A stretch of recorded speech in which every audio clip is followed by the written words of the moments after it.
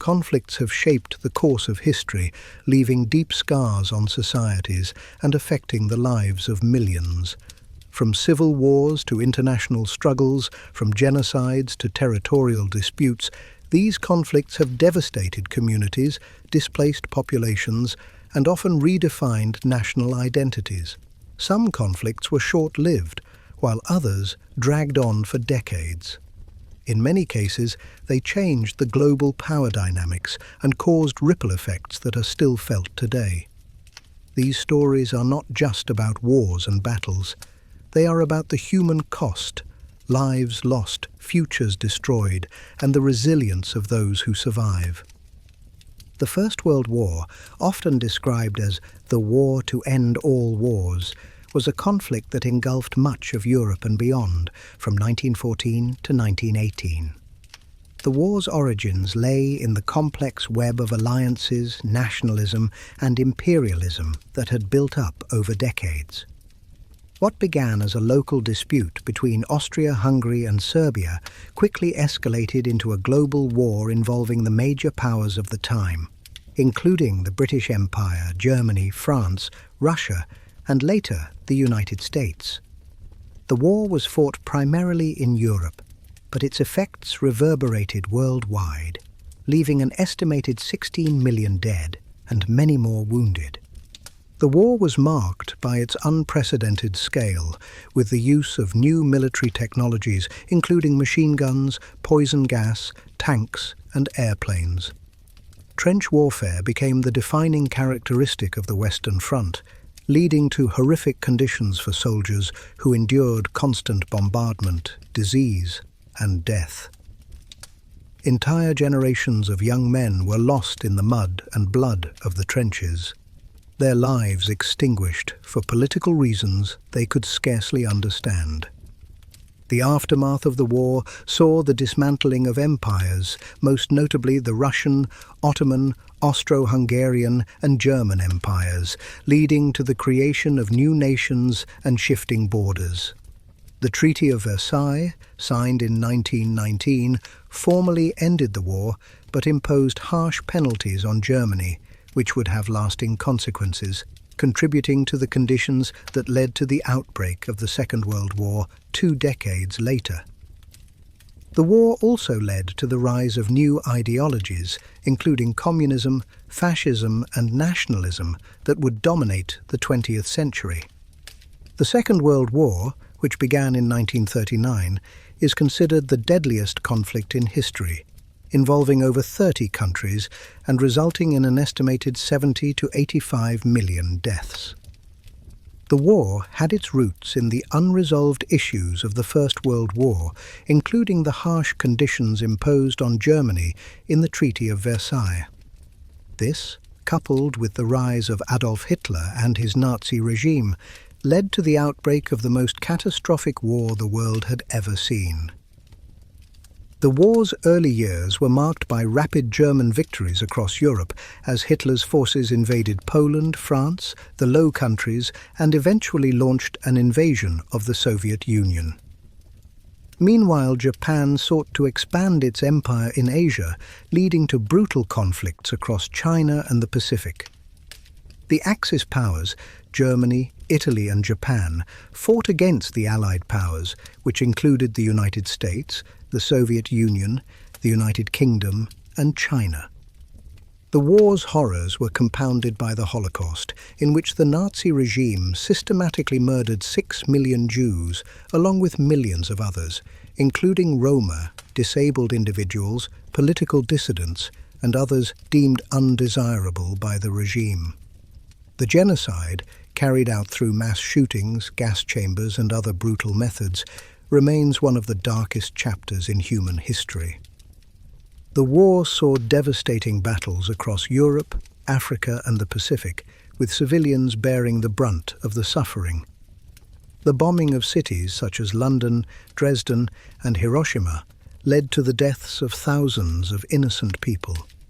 The war's conclusion in 1945 marked the defeat of the Axis powers, but it left much of Europe in ruins and a divided world, setting the stage for the Cold War that would dominate the second half of the 20th century. The Vietnam War, fought from 1955 to 1975, was a conflict that pitted communist North Vietnam, supported by the Soviet Union and China, against the South Vietnamese government, which was backed by the United States and other Western allies. The war became a symbol of Cold War-era proxy conflicts, where superpowers fought indirectly through smaller nations. The war's early roots lay in the French colonization of Indochina, followed by the rise of communism in Vietnam after World War II. In the 1960s, the United States, fearing the spread of communism in Southeast Asia, began sending military advisors and later troops to support the South Vietnamese government. However, the war quickly became a quagmire, with the North Vietnamese and the Viet Cong, a communist insurgency group in the South, employing guerrilla tactics to outmaneuver the technologically superior American forces. The war was marked by brutality on both sides, with widespread use of chemical defoliants like Agent Orange, leading to severe health consequences for both soldiers and civilians. The United States bombings of North Vietnam, as well as its incursions into neighboring Laos and Cambodia, further escalated the conflict. The war led to the deaths of over 3 million people, with millions more wounded and displaced. The brutality of the war, along with the anti-war protests that grew in the United States, led to a significant loss of public support for the conflict. In 1973, the Paris Peace Accords were signed, and US troops withdrew from Vietnam. But the war continued for 2 more years. In 1975, Saigon fell to North Vietnamese forces, and the country was unified under communist rule, with devastating consequences for those who had supported the South. The war left deep scars on Vietnam, the United States, and the wider region, with the effects of the conflict still being felt today. The Khmer Rouge regime in Cambodia, 1975 to 1979, remains one of the most brutal and devastating regimes in modern history. Led by Pol Pot, the Khmer Rouge sought to create an agrarian utopia by forcibly removing people from cities and implementing radical policies. The regime's purges, forced labor camps, and executions led to the deaths of an estimated 2 million people, roughly a quarter of Cambodia's population.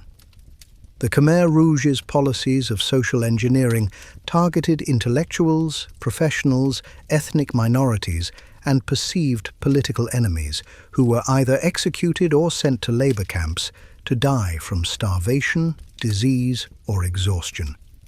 The regime's brutal tactics, including torture and mass killings, left a lasting scar on Cambodian society.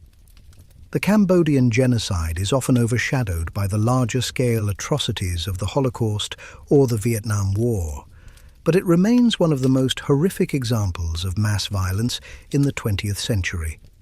Pol Pot's regime came to an end in 1979 when Vietnam invaded Cambodia, but the damage had already been done. The country was left in ruins, and millions were left to rebuild their lives in the aftermath of the genocide.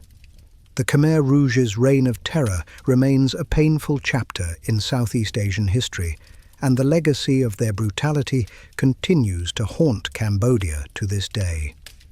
The conflict in the Congo, particularly the 2 Congo Wars, known as the First and Second Congo Wars, has been one of the deadliest and most prolonged conflicts in Africa.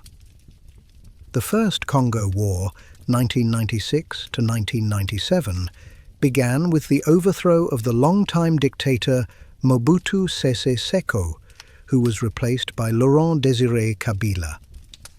However, the struggle for power continued, and the Second Congo War, 1998 to 2003, erupted, drawing in multiple African nations and resulting in widespread violence and devastation.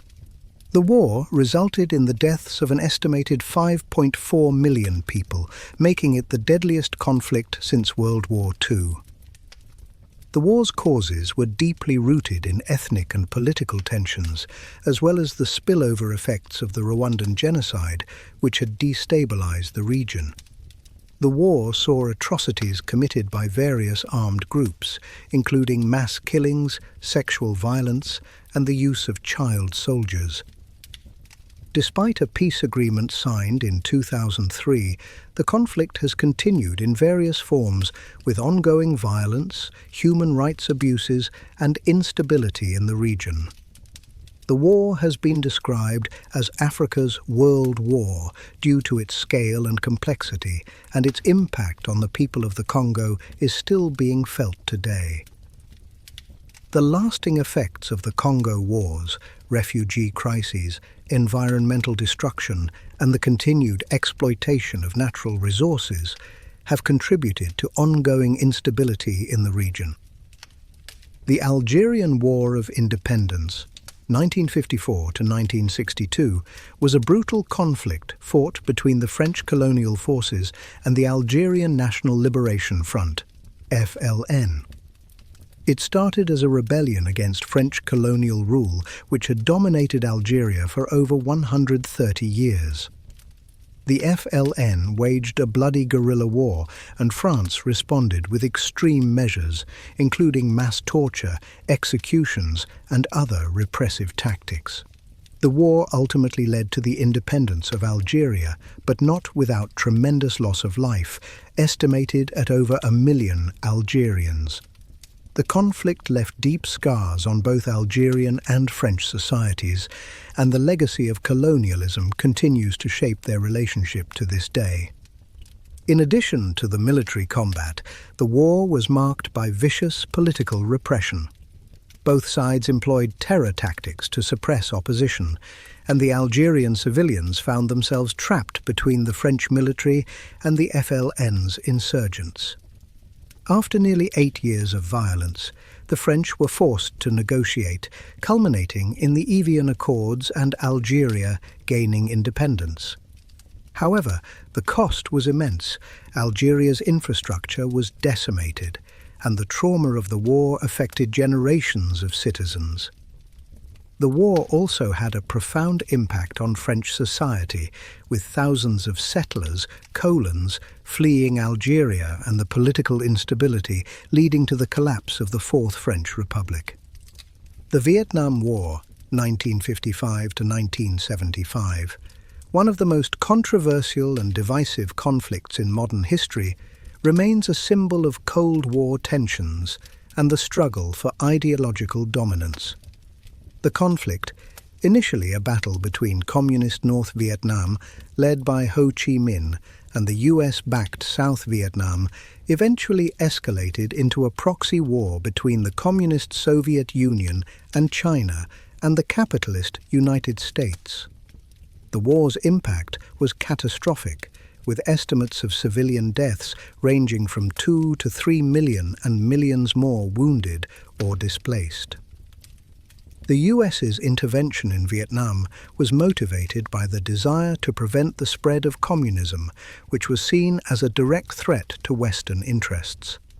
However, what followed was a grueling war of attrition, characterized by guerrilla warfare, widespread bombing campaigns, and chemical defoliants like Agent Orange. Despite the technological superiority of the US military, the North Vietnamese and Viet Cong forces used their knowledge of the terrain to fight an asymmetric war that ultimately wore down American forces. The war divided American society, with widespread protests against the government's policies and the increasing toll of the war. The war ended in 1975 with the fall of Saigon and the reunification of Vietnam under communist rule. The cultural and psychological effects of the Vietnam War on both the US and Vietnam are still felt today. In the US, it led to a reassessment of American foreign policy and the beginning of the end for the post-WW II American imperialist mindset. For Vietnam, the war resulted in tremendous loss and hardship. Not only did it devastate the population, but the war's aftermath saw decades of rebuilding, with the country struggling to recover from the long-term effects of warfare and division. The Cambodian Civil War, 1967 to 1975, was closely tied to the broader Vietnam War, as it involved the Khmer Rouge, a communist guerrilla group, fighting against the US-backed Cambodian government.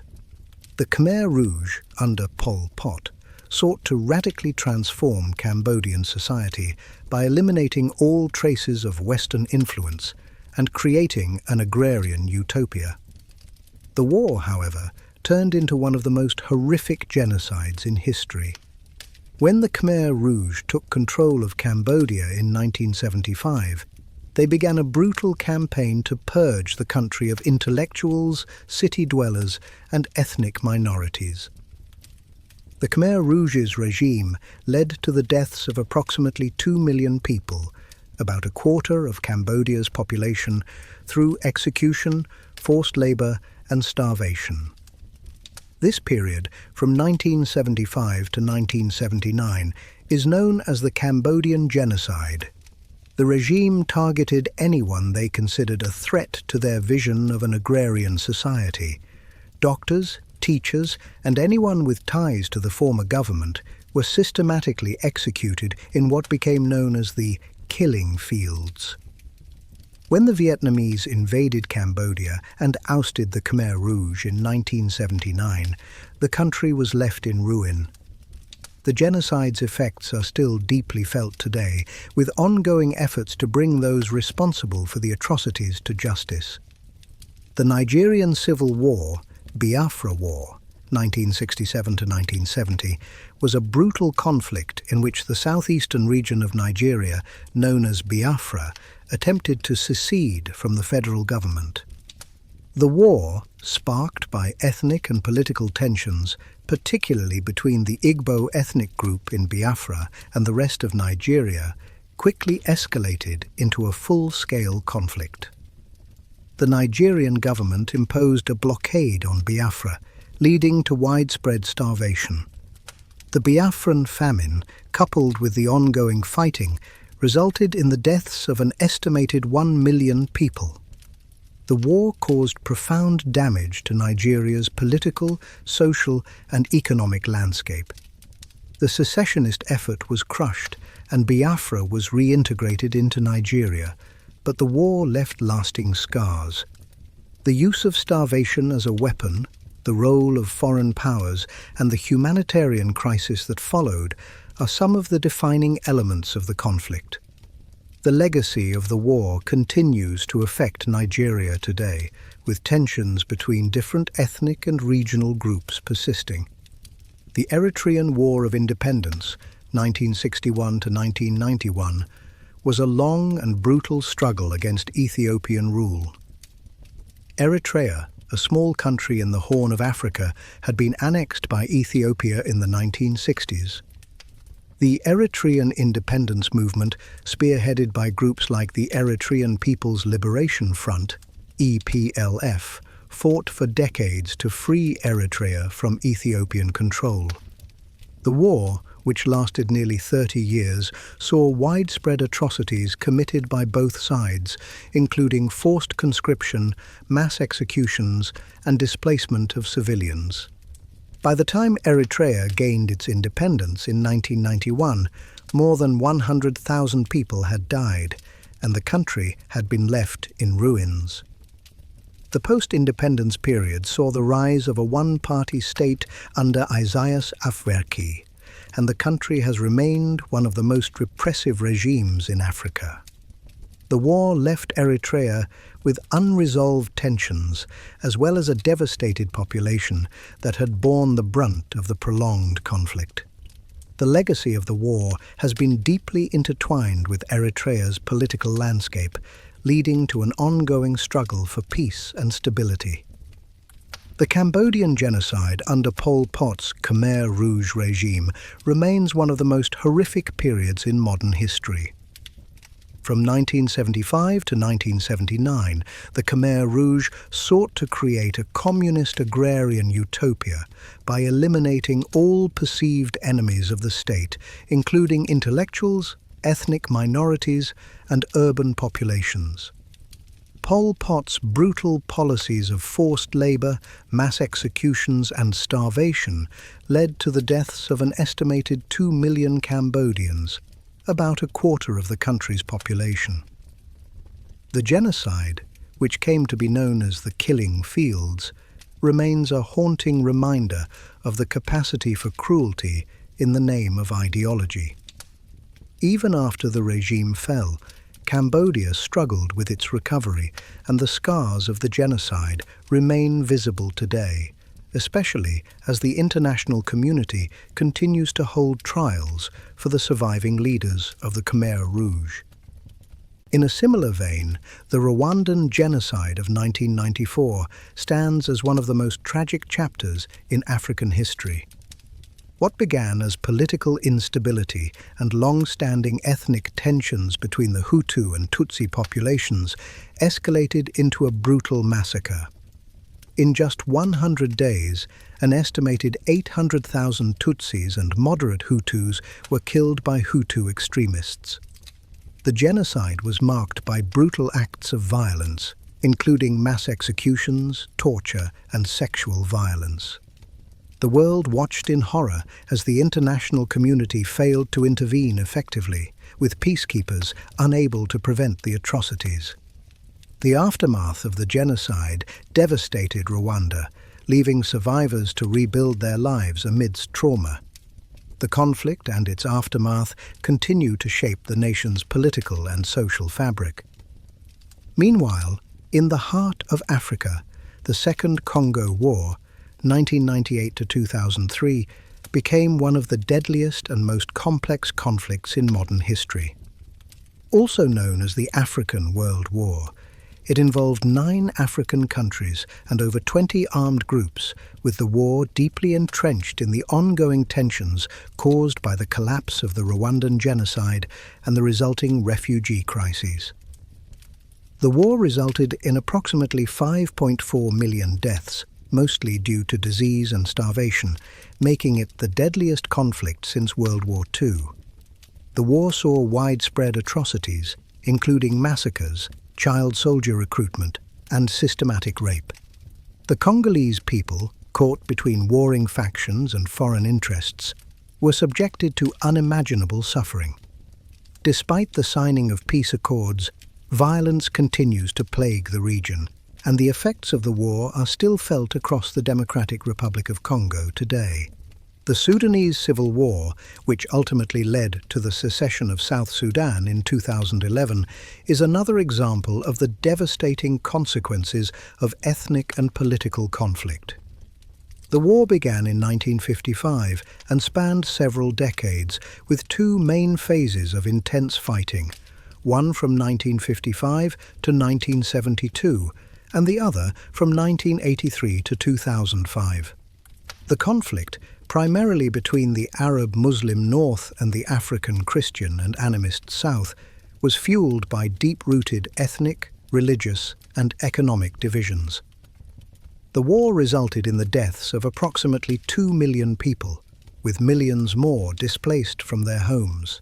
The peace agreement signed in 2005, which led to the creation of South Sudan, did not bring an end to violence, as ethnic tensions and political struggles continued to plague the new nation, which has seen a resurgence of conflict and instability. The impact of the war is still felt in Sudan and South Sudan, with both nations struggling to find lasting peace. The Yugoslav Wars, 1991 to 2001, stemming from the breakup of Yugoslavia, were marked by some of the most horrific ethnic cleansing and atrocities in Europe since World War II. The wars, particularly in Bosnia, Croatia, and Kosovo, were fueled by nationalistic fervor, religious divisions, and historical grievances. The Bosnian War, 1992 to 1995, is infamous for the Srebrenica massacre, in which over 8,000 Bosniak Muslim men and boys were systematically killed by Bosnian Serb forces. Ethnic cleansing, widespread rape, and forced displacement became common tactics, with civilians bearing the brunt of the violence. The war in Kosovo, part of the broader Yugoslav conflict, saw further ethnic conflict, with the Serbian forces targeting ethnic Albanians. The international community, including NATO, intervened in Kosovo to stop the atrocities, but not before thousands had been killed and displaced.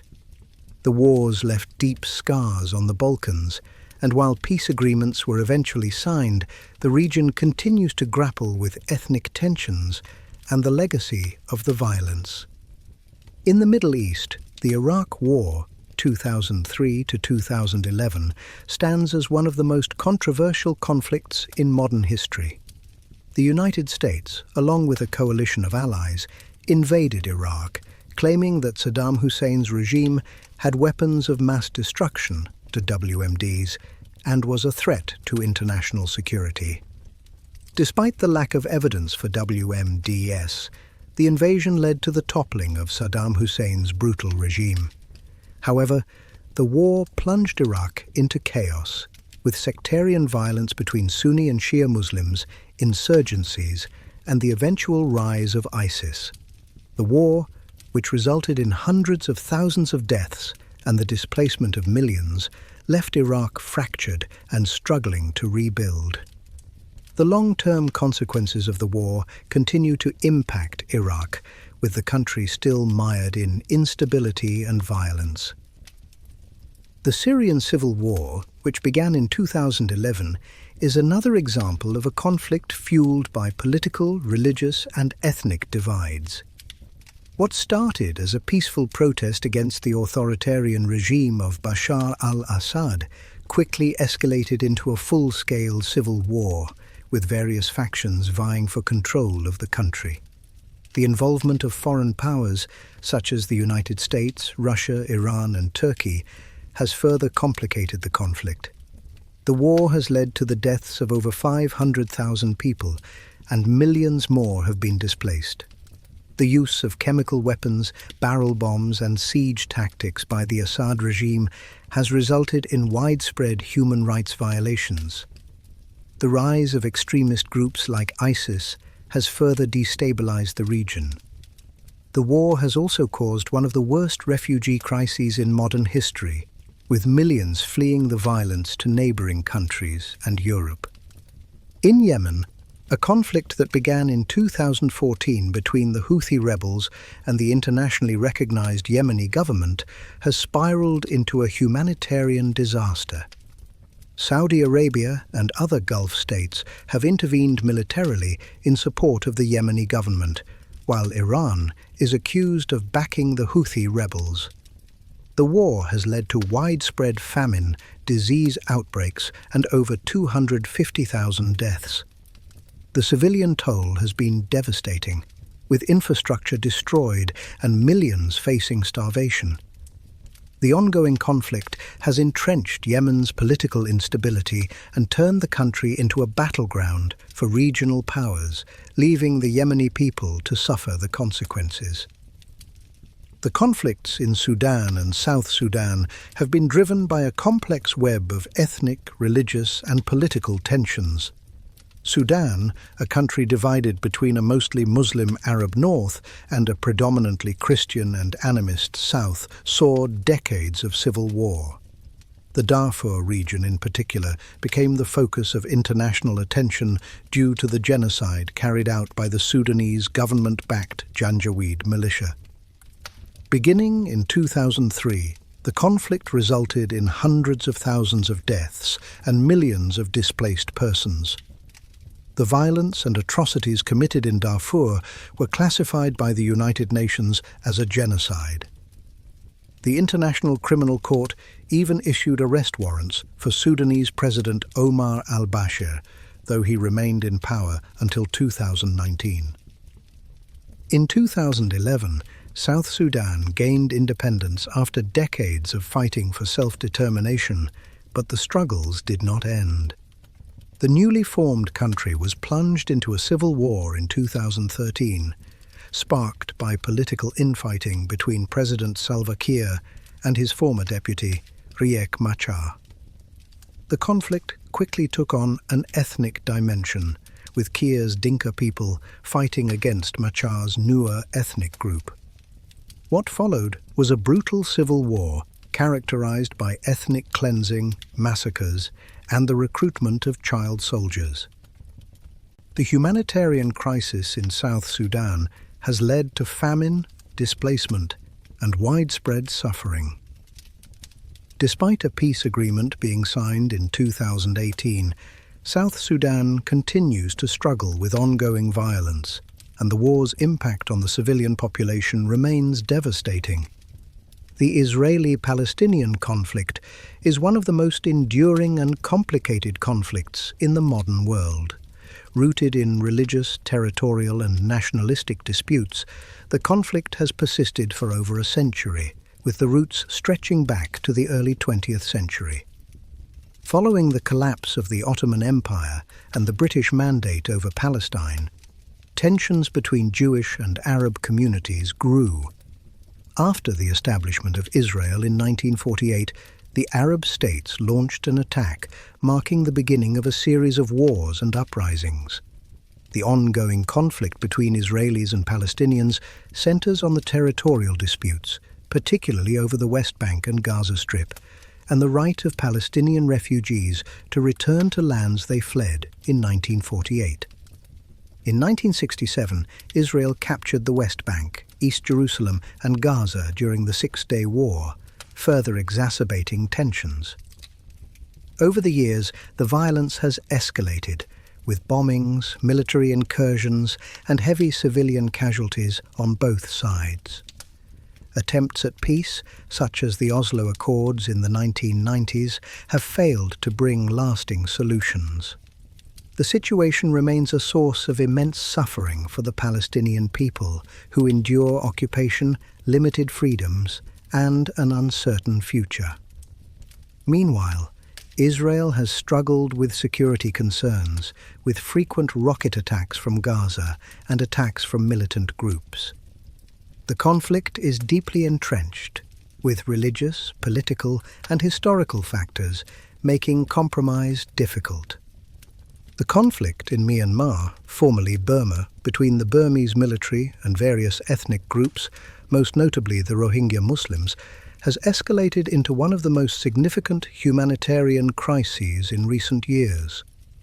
Myanmar's military, known as the Tatmadaw, has targeted ethnic minorities, particularly the Rohingya, in a campaign of violence that has included mass killings, rape, and the destruction of villages.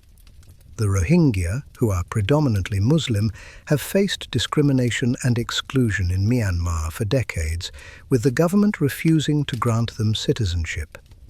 In 2017, violence erupted on a large scale when the military launched a clearance operation in Rakhine State, sending over 700,000 Rohingya to flee into neighboring Bangladesh.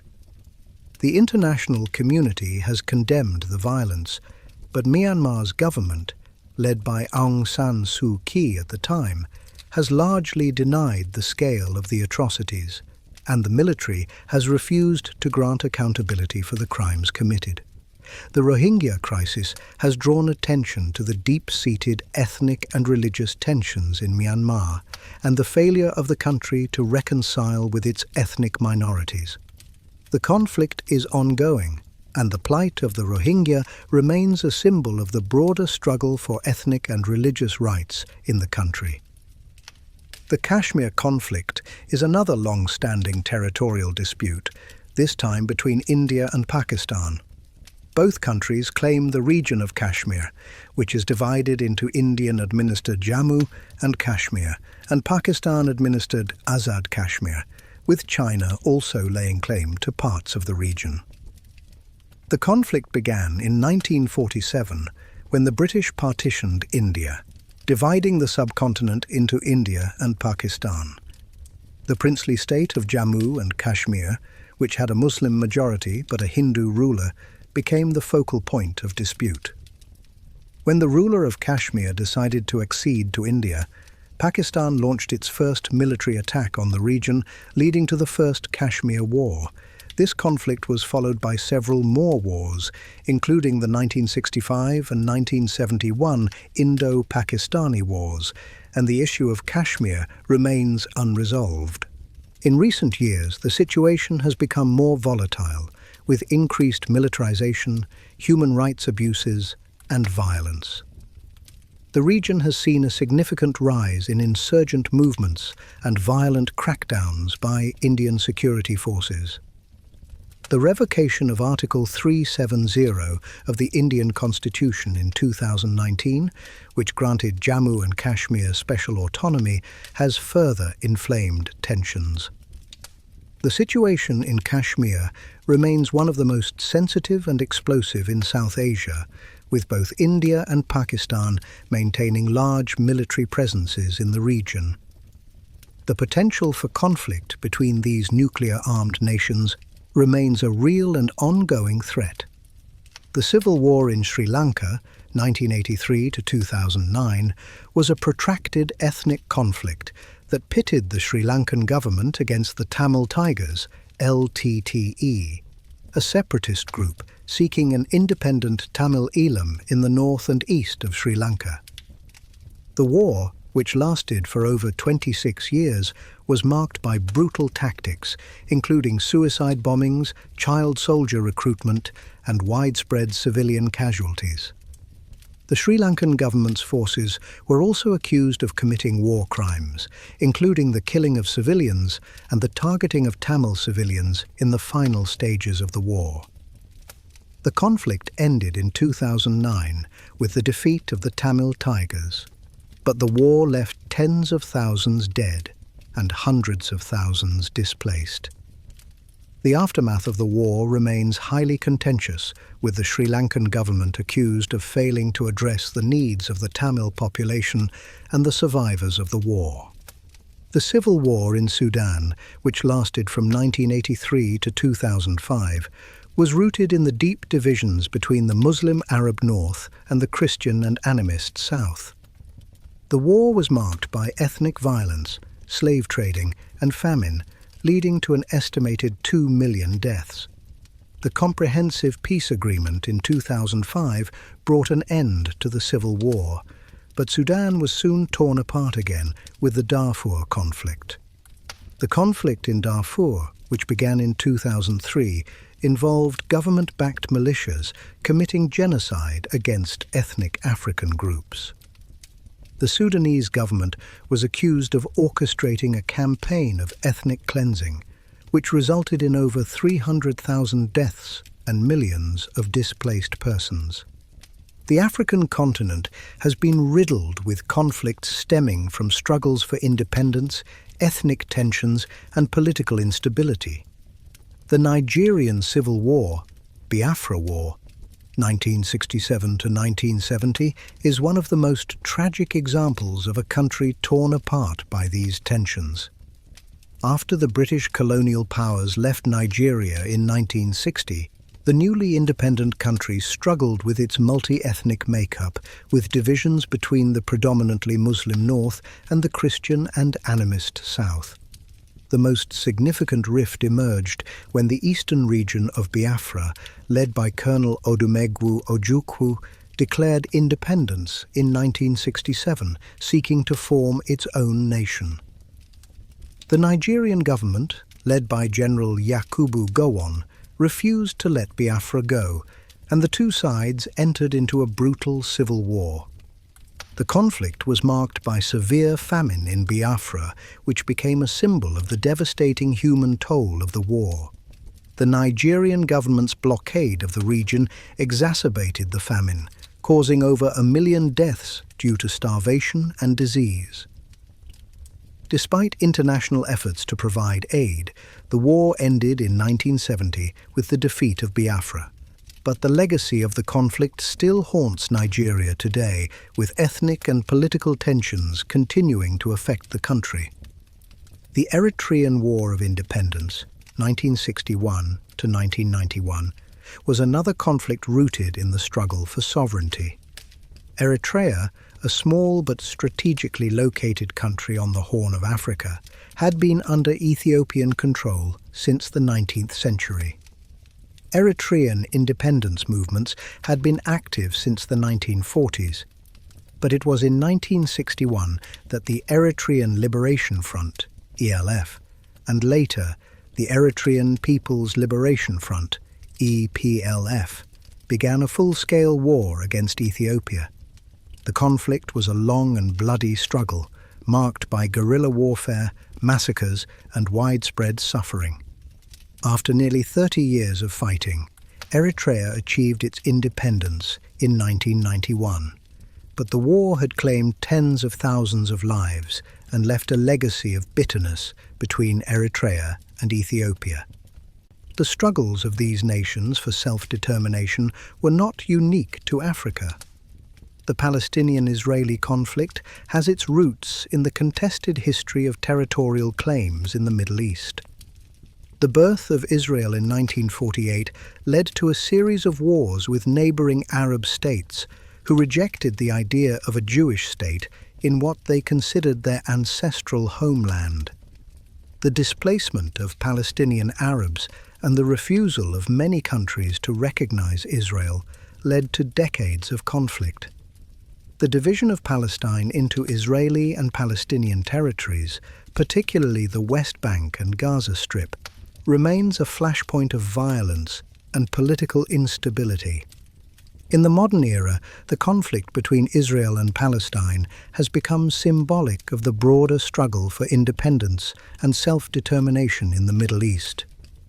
Attempts at peace, including the Oslo Accords and the Camp David Summit, have failed to bring lasting solutions. The ongoing violence, including military operations, suicide bombings, and settlement expansions, continues to claim the lives of civilians on both sides. The status of Jerusalem, the recognition of a Palestinian state, and the issue of refugees remain the primary unresolved issues. The international community remains divided on how to resolve the conflict, with both sides deeply entrenched in their positions. The Mexican Revolution, 1910 to 1920, was a social and political conflict that led to major changes in Mexican society. The revolution was sparked by a combination of economic inequality, political corruption, and the concentration of land in the hands of a few wealthy elites. It began as a rebellion against the dictatorship of Porfirio Diaz, who had ruled Mexico for over 30 years. Initially, the revolution was led by figures like Francisco Madero, Emiliano Zapata, and Pancho Villa, who sought to create a more democratic and just society. The revolution saw massive peasant uprisings, military clashes, and the eventual overthrow of Diaz's regime. While the revolution led to the establishment of a more democratic government, it also resulted in widespread violence and the deaths of hundreds of thousands. The revolution's impact on Mexico's political landscape was profound, and it brought about sweeping land reforms and the redistribution of wealth. But it also left a legacy of political instability that would continue to shape Mexican society for decades. The Iranian Revolution of 1979 was a pivotal moment in the Middle East, leading to the overthrow of the Pahlavi monarchy and the establishment of an Islamic republic under the leadership of Ayatollah Khomeini. The revolution was fueled by widespread discontent with the regime, which was seen as corrupt, authoritarian, and excessively westernized. The revolution saw mass protests and demonstrations, and eventually the Shah, Mohammad Reza Pahlavi, was forced to flee the country. Khomeini, a Shiite cleric, returned from exile and assumed leadership. The revolution marked the beginning of a new era in Iran as the country shifted from a Western-backed monarchy to an Islamic state.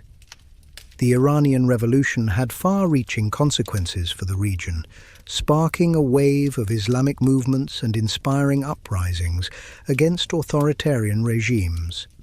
However, it also led to decades of political repression, human rights violations, and the establishment of a theocratic government that remains in power to this day. The Spanish Civil War, 1936 to 1939, was a bloody conflict between the Republicans, a coalition of left-wing groups, and the Nationalists, led by General Francisco Franco.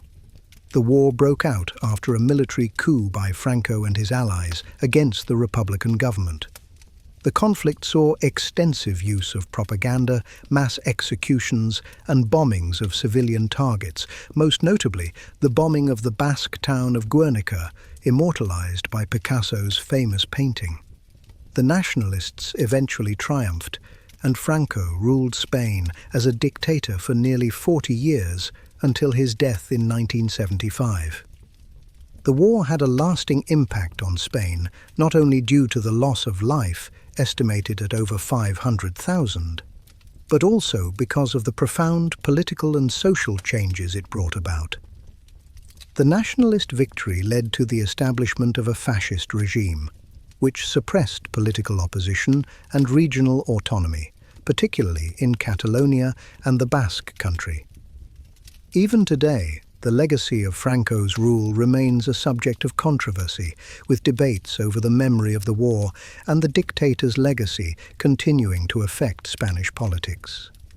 The Khmer Rouge's genocidal reign in Cambodia, 1975 to 1979, under Pol Pot, remains one of the most horrifying examples of the brutality that can emerge from radical political ideologies. The Khmer Rouge, a communist revolutionary group, sought to create an agrarian utopia by eliminating all perceived enemies of the state, including intellectuals, religious groups, and ethnic minorities. Over the course of 4 years, an estimated 2 million Cambodians, about a quarter of the population, were executed or died from starvation, forced labor, and disease. Pol Pot's regime aimed to erase Cambodia's modern infrastructure and create a self-sufficient peasant society, but the reality was a nightmare of death, torture, and suffering. Even after the Khmer Rouge was overthrown in 1979 by Vietnamese forces, the legacy of the genocide continues to haunt Cambodia, with survivors and families of the victims still struggling to find justice. Trials for the surviving leaders of the Khmer Rouge regime, conducted by the extraordinary chambers in the courts of Cambodia, have been one of the few instances of accountability for the genocide. The global war on terror, initiated by the United States after the September 11, 2001 attacks, has been one of the defining conflicts of the 21st century. What began as a targeted military response to al-Qaeda's terrorism has evolved into a broad, multifaceted campaign that has spanned decades, with military interventions in Afghanistan, Iraq, and Syria. The war on terror saw the invasion of Afghanistan in 2001, with the goal of dismantling the Taliban regime that had sheltered al-Qaeda terrorists. The US and its NATO allies quickly ousted the Taliban, but the conflict morphed into a long-term insurgency, with the Taliban continuing to wage a brutal guerrilla war against Afghan forces and foreign troops. The war also resulted in the rise of ISIS, a jihadist group that seized large portions of Iraq and Syria, declaring a self-proclaimed caliphate in 2014. ISIS committed horrific atrocities, including mass executions, beheadings, and sexual enslavement, in its quest for territorial control. The US-led coalition fought against ISIS, ultimately reclaiming most of its territory by 2019. But the conflict continues to shape the Middle East, with insurgent groups and sectarian violence still widespread. While the war on terror aimed to eliminate the threat of global terrorism, its aftermath has been devastating. Millions of people have been killed, injured, or displaced. Iraq, Afghanistan, and Syria have been left in ruins, with their infrastructure destroyed and millions of refugees fleeing to neighboring countries or attempting to reach Europe. The long-term effects of the conflict on global security, the economy and geopolitics remain profound, with the rise of radical Islamist terrorism and ongoing instability in many parts of the Middle East. In Yemen, the war has become a humanitarian crisis, where the government forces, backed by a Saudi-led coalition, fight against the Houthi rebels who are supported by Iran. This conflict has turned Yemen into one of the poorest and most war-torn countries in the world. Widespread bombings, blockades and ground assaults have killed over 250,000 people, with millions displaced and in dire need of food, water and medical assistance. The war has been marked by airstrikes on civilian targets, including hospitals and markets, and has led to one of the worst humanitarian disasters of the 21st century. The war in Yemen has its roots in the Arab Spring of 2011, which led to the ousting of Yemen's longtime president, Ali Abdullah Saleh. His departure left a power vacuum that led to a political crisis and ultimately civil war. As regional powers like Saudi Arabia and Iran became involved, Yemen was caught in a brutal proxy struggle, with the civilian population paying the ultimate price. Despite international calls for a ceasefire and peace talks, the conflict drags on with no clear resolution in sight. The human cost of the war is incalculable, and the international community's failure to bring a lasting peace to Yemen remains a tragic example of the inability to resolve conflicts through diplomacy. The Israeli-Palestinian conflict, which has spanned more than 7 decades, remains one of the most intractable and violent struggles of the modern era. At its heart, the conflict is a territorial dispute over land. Both Israelis and Palestinians claim historical and religious rights to the same territory, leading to violent clashes and wars. Since the establishment of Israel in 1948, the conflict has been marked by a series of wars, uprisings, known as intifadas, and military operations, all of which have caused widespread death, destruction and displacement. One of the most significant moments in the conflict was the 1967 Six-Day War, in which Israel captured the West Bank, Gaza Strip and East Jerusalem, territories that Palestinians seek for their own future state. Despite numerous attempts at peace, including the Oslo Accords in the 1990s, a lasting solution has remained elusive. The ongoing violence, with rocket attacks from Gaza and military operations by Israel, continues to result in the deaths of civilians on both sides. The situation is further complicated by the political divide between the Palestinian Authority, which governs the West Bank, and Hamas, which controls Gaza. The peace process remains stalled, and the lives of ordinary Palestinians and Israelis continue to be caught in the crossfire. The conflict in the Democratic Republic of Congo, DRC, has been one of the most devastating and prolonged conflicts in Africa. The First Congo War, 1996 to 1997, was triggered by the Rwandan genocide, as millions of refugees, including perpetrators of the genocide, fled into neighboring Congo. The Rwandan government, along with other regional actors, invaded Congo to stop the refugee camps from being used as bases for armed militias. This intervention ultimately led to the overthrow of the brutal dictator Mobutu Sese Seko, but the war did not end with Mobutu's fall. Instead, it triggered the Second Congo War, 1998 to 2003, which drew in multiple African countries and rebel groups. The Second Congo War is often referred to as Africa's World War due to the sheer number of nations involved. It has led to an estimated 5.4 million deaths, mostly from disease and hunger. The conflict has left the DRC deeply destabilized, with armed groups still operating in the eastern regions of the country. The war has resulted in widespread human rights abuses, including sexual violence, the recruitment of child soldiers, and the plundering of natural resources. Despite several peace agreements, the DRC remains plagued by violence, and its population continues to suffer from the war's aftermath. The war in Afghanistan, which began in 2001 with the US-led invasion, has been one of the longest military conflicts in modern history.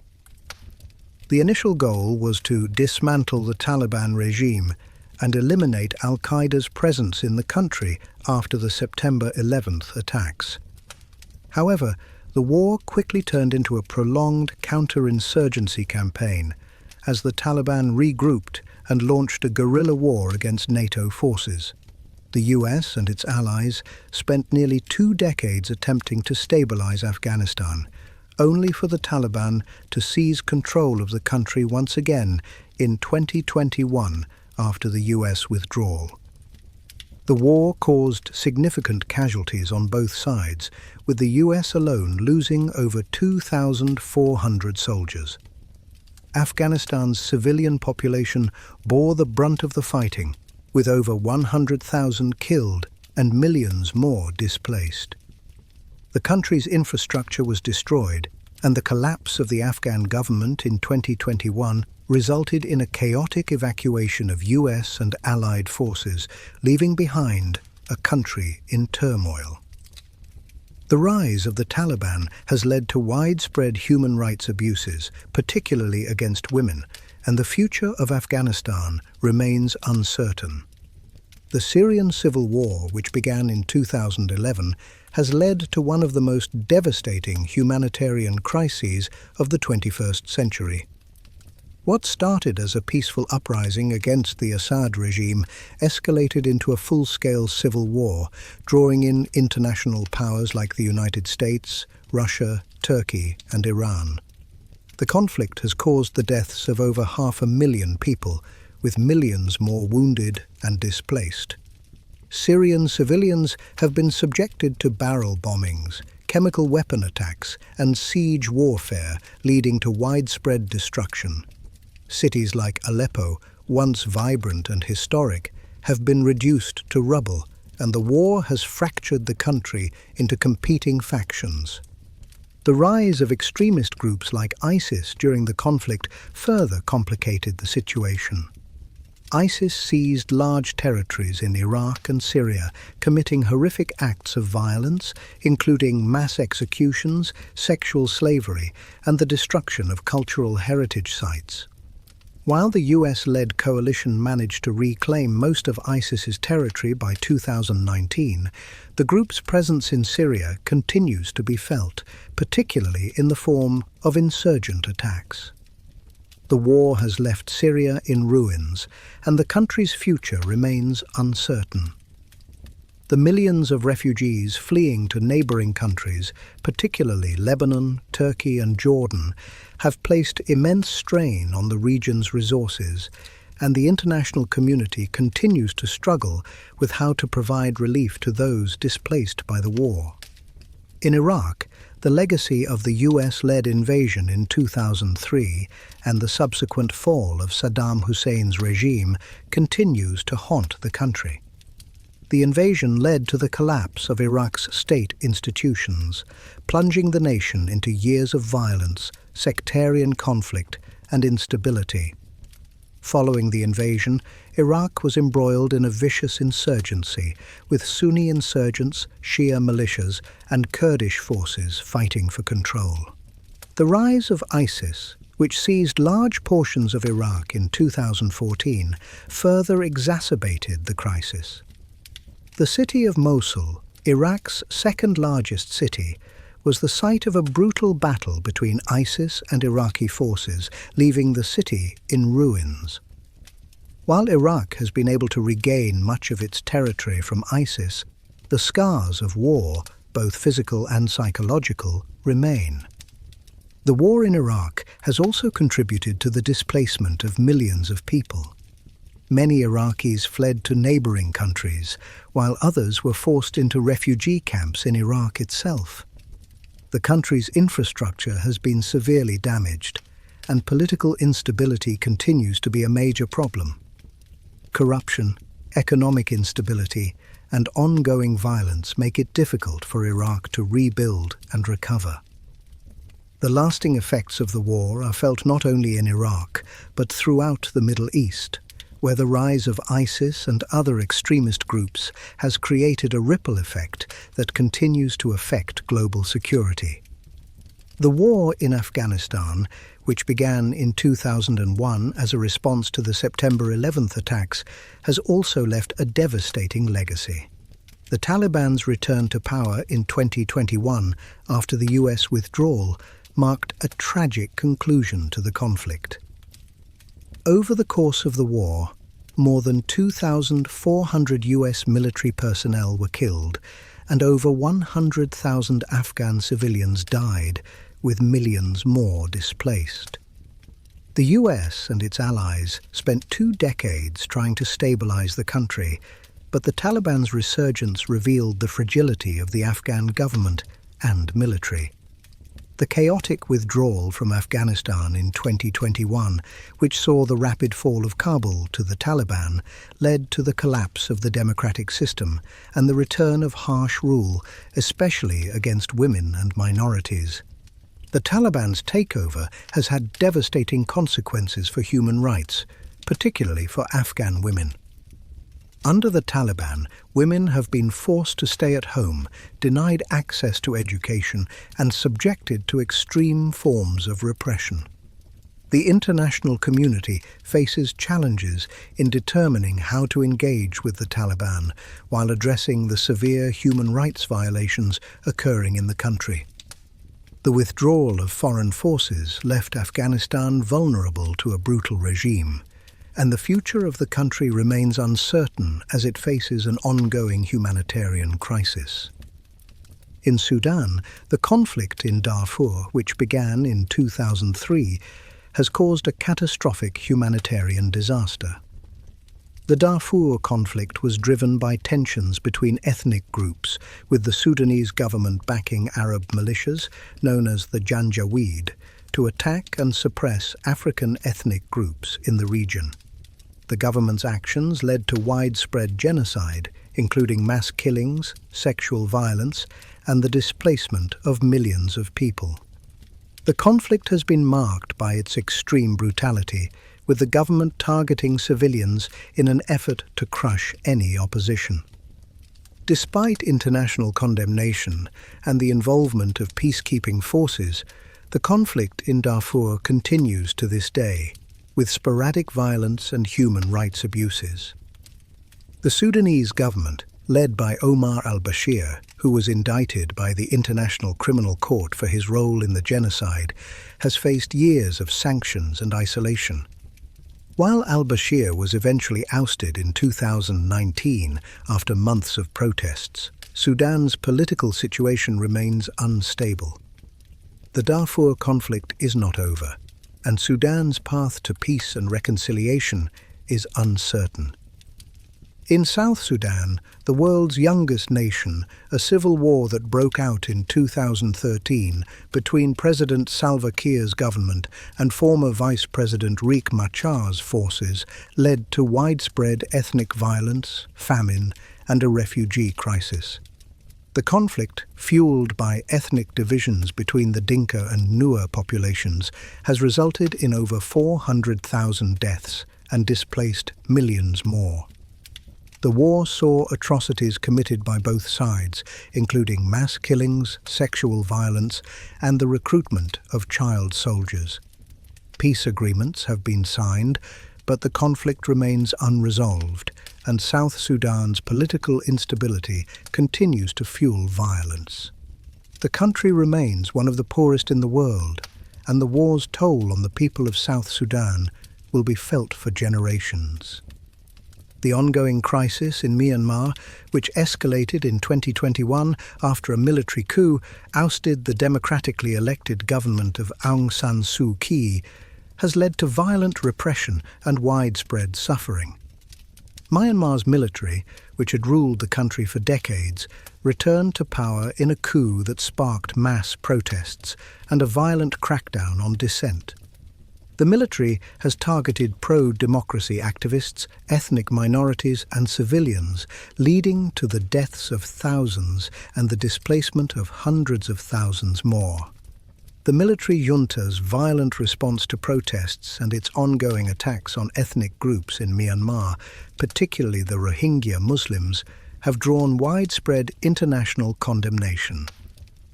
The Rohingya crisis, which began in 2017, saw over 700,000 Rohingya refugees flee to Bangladesh after the military launched a brutal crackdown, which included mass killings, rape and arson. The Myanmar military's disregard for human rights has left the country in turmoil, and the people of Myanmar continue to struggle for their freedom under a repressive military regime. The Congo Wars, particularly the Second Congo War, 1998 to 2003, are among the most tragic and complex conflicts in modern history. Known as Africa's World War, this conflict involved not only the Democratic Republic of Congo, DRC, but also 8 other African countries and over 20 armed groups. The war was a result of long-standing ethnic, political and economic tensions that were exacerbated by the collapse of the Rwandan government in 1994 and the subsequent refugee crisis. The war led to an estimated 5.4 million deaths, mostly from disease and starvation, and displaced millions more.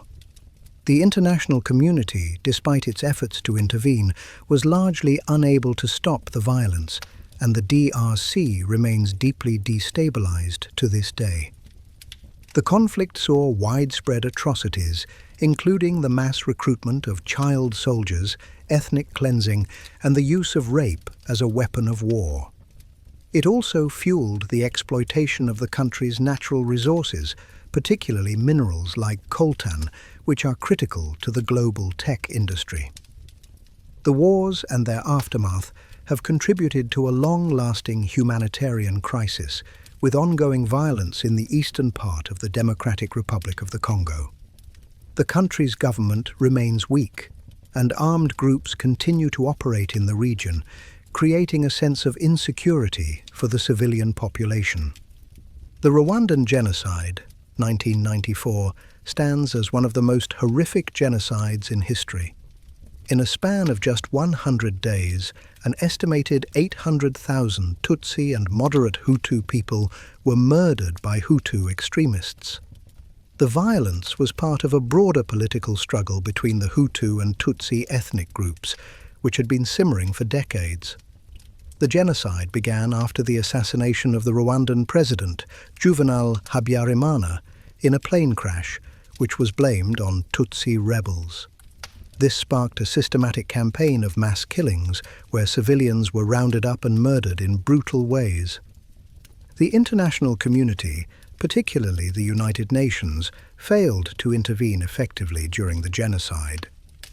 While some peacekeepers were on the ground, they were hampered by a lack of support and a mandate that restricted their actions. It was only after the genocide was over and the Tutsi-led Rwanda Patriotic Front, RPF, led by Paul Kagame, took control of the country that international attention turned to the horror that had unfolded. The genocide left deep scars in Rwanda's social fabric, and the country continues to heal, although tensions remain. The aftermath also led to the refugee crisis in neighboring countries, as millions of Hutus fled the country, fearing retribution from the RPF. The Iranian Revolution of 1979 was a defining moment in the Middle East.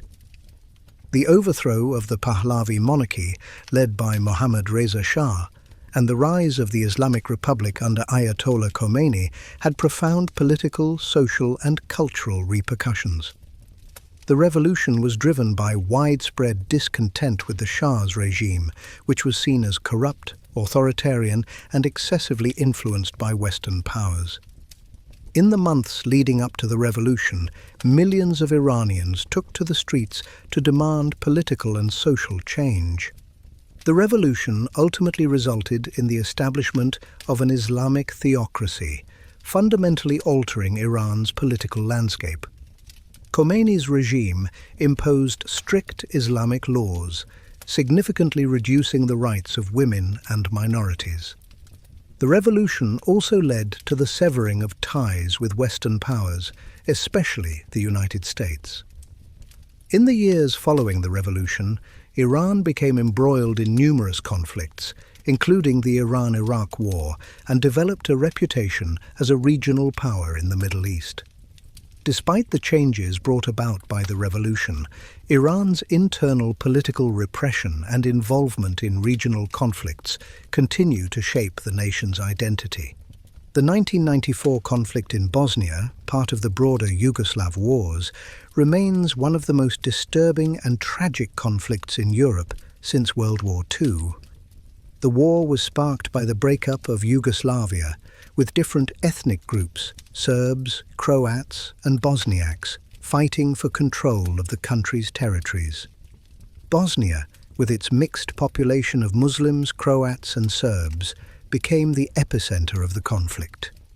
The war saw horrific acts of ethnic cleansing, particularly by Serbian forces, who sought to eliminate Bosniak Muslims from the region. The Srebrenica massacre in 1995, where over 8,000 Bosniak men and boys were systematically killed by Serbian forces, became the symbol of the ethnic violence that occurred during the war. Despite the presence of UN peacekeepers, the international community was unable to prevent the massacre, leading to widespread criticism of the UN's role. The war ended with the signing of the Dayton Agreement in 1995, but the legacy of ethnic divisions and political instability continues to affect Bosnia and the wider Balkans. In East Timor, the struggle for independence from Indonesia became one of the most heart-wrenching conflicts in Southeast Asia. East Timor had been a Portuguese colony until 1975, after which Indonesia invaded and annexed the region. The Indonesian military waged a brutal campaign to suppress East Timorese independence movements, leading to widespread atrocities, including mass killings, forced displacement, and sexual violence. Despite international condemnation, Indonesia continued its occupation, with the United Nations failing to intervene effectively. In 1999, after years of resistance and calls for independence, a referendum was held, and East Timor overwhelmingly voted for independence. In response, Indonesian-backed militias launched a final wave of violence, destroying much of the country's infrastructure and killing thousands of civilians. The international community finally intervened, with a UN peacekeeping force sent to stabilize the region. East Timor achieved full independence in 2002, but the scars of the violence endured, and the country continues to struggle with economic challenges and political instability. The conflict in the Central African Republic, CAR, which began in 2012, has been marked by extreme violence, religious and ethnic divisions, and the involvement of foreign forces. The conflict started when the Seleka rebels, a mostly Muslim militia, seized control of the country, ousting the government. In response, Christian militias, known as the Anti-Balaka, launched violent reprisals, leading to a brutal cycle of revenge killings and mass atrocities. The CAR's instability has been further exacerbated by the involvement of neighboring countries and the international community. French forces intervened in 2013 under the banner of Operation Sangaris, and the UN deployed peacekeeping troops to the region. Despite these efforts, the violence has continued, with the population enduring displacement, hunger, and the destruction of their communities. The ongoing conflict in the CAR remains a devastating reminder of the challenges faced by African nations in maintaining peace and stability amidst political and ethnic strife. Colonialism left a lasting mark on the global landscape, creating boundaries that did not reflect the ethnic, cultural, or religious realities on the ground.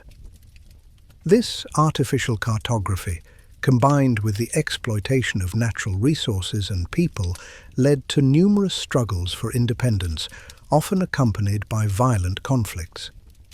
The Belgian Congo, now the Democratic Republic of the Congo, DRC, stands as a tragic example of how colonial rule exacerbated tensions and set the stage for decades of violence. When King Leopold II of Belgium took control of the Congo Free State in 1885, he instituted a brutal regime that subjected the Congolese population to forced labor, mutilation, and death. The exploitation of rubber and ivory caused the deaths of millions of Congolese, though the true scale of the atrocities remained largely hidden until later. In 1908, after international outcry, Belgium took control of the region from Leopold, but the legacy of exploitation remained. The Congolese people fought for independence throughout the 20th century, and in 1960, the DRC became independent. However, the new nation was immediately thrown into political turmoil, marked by military coups and the assassination of the first Prime Minister, Patrice Lumumba. The years that followed saw the rise of Mobutu Sese Seko's dictatorship, which lasted for over 3 decades. Mobutu's regime was marked by corruption, the suppression of opposition, and a cult of personality that left the country in ruin. The Democratic Republic of the Congo became embroiled in numerous conflicts, including the First and Second Congo Wars, which devastated the region and caused millions of deaths. Despite independence, the DRC's political instability, largely a result of its colonial past, continues to fuel conflicts today.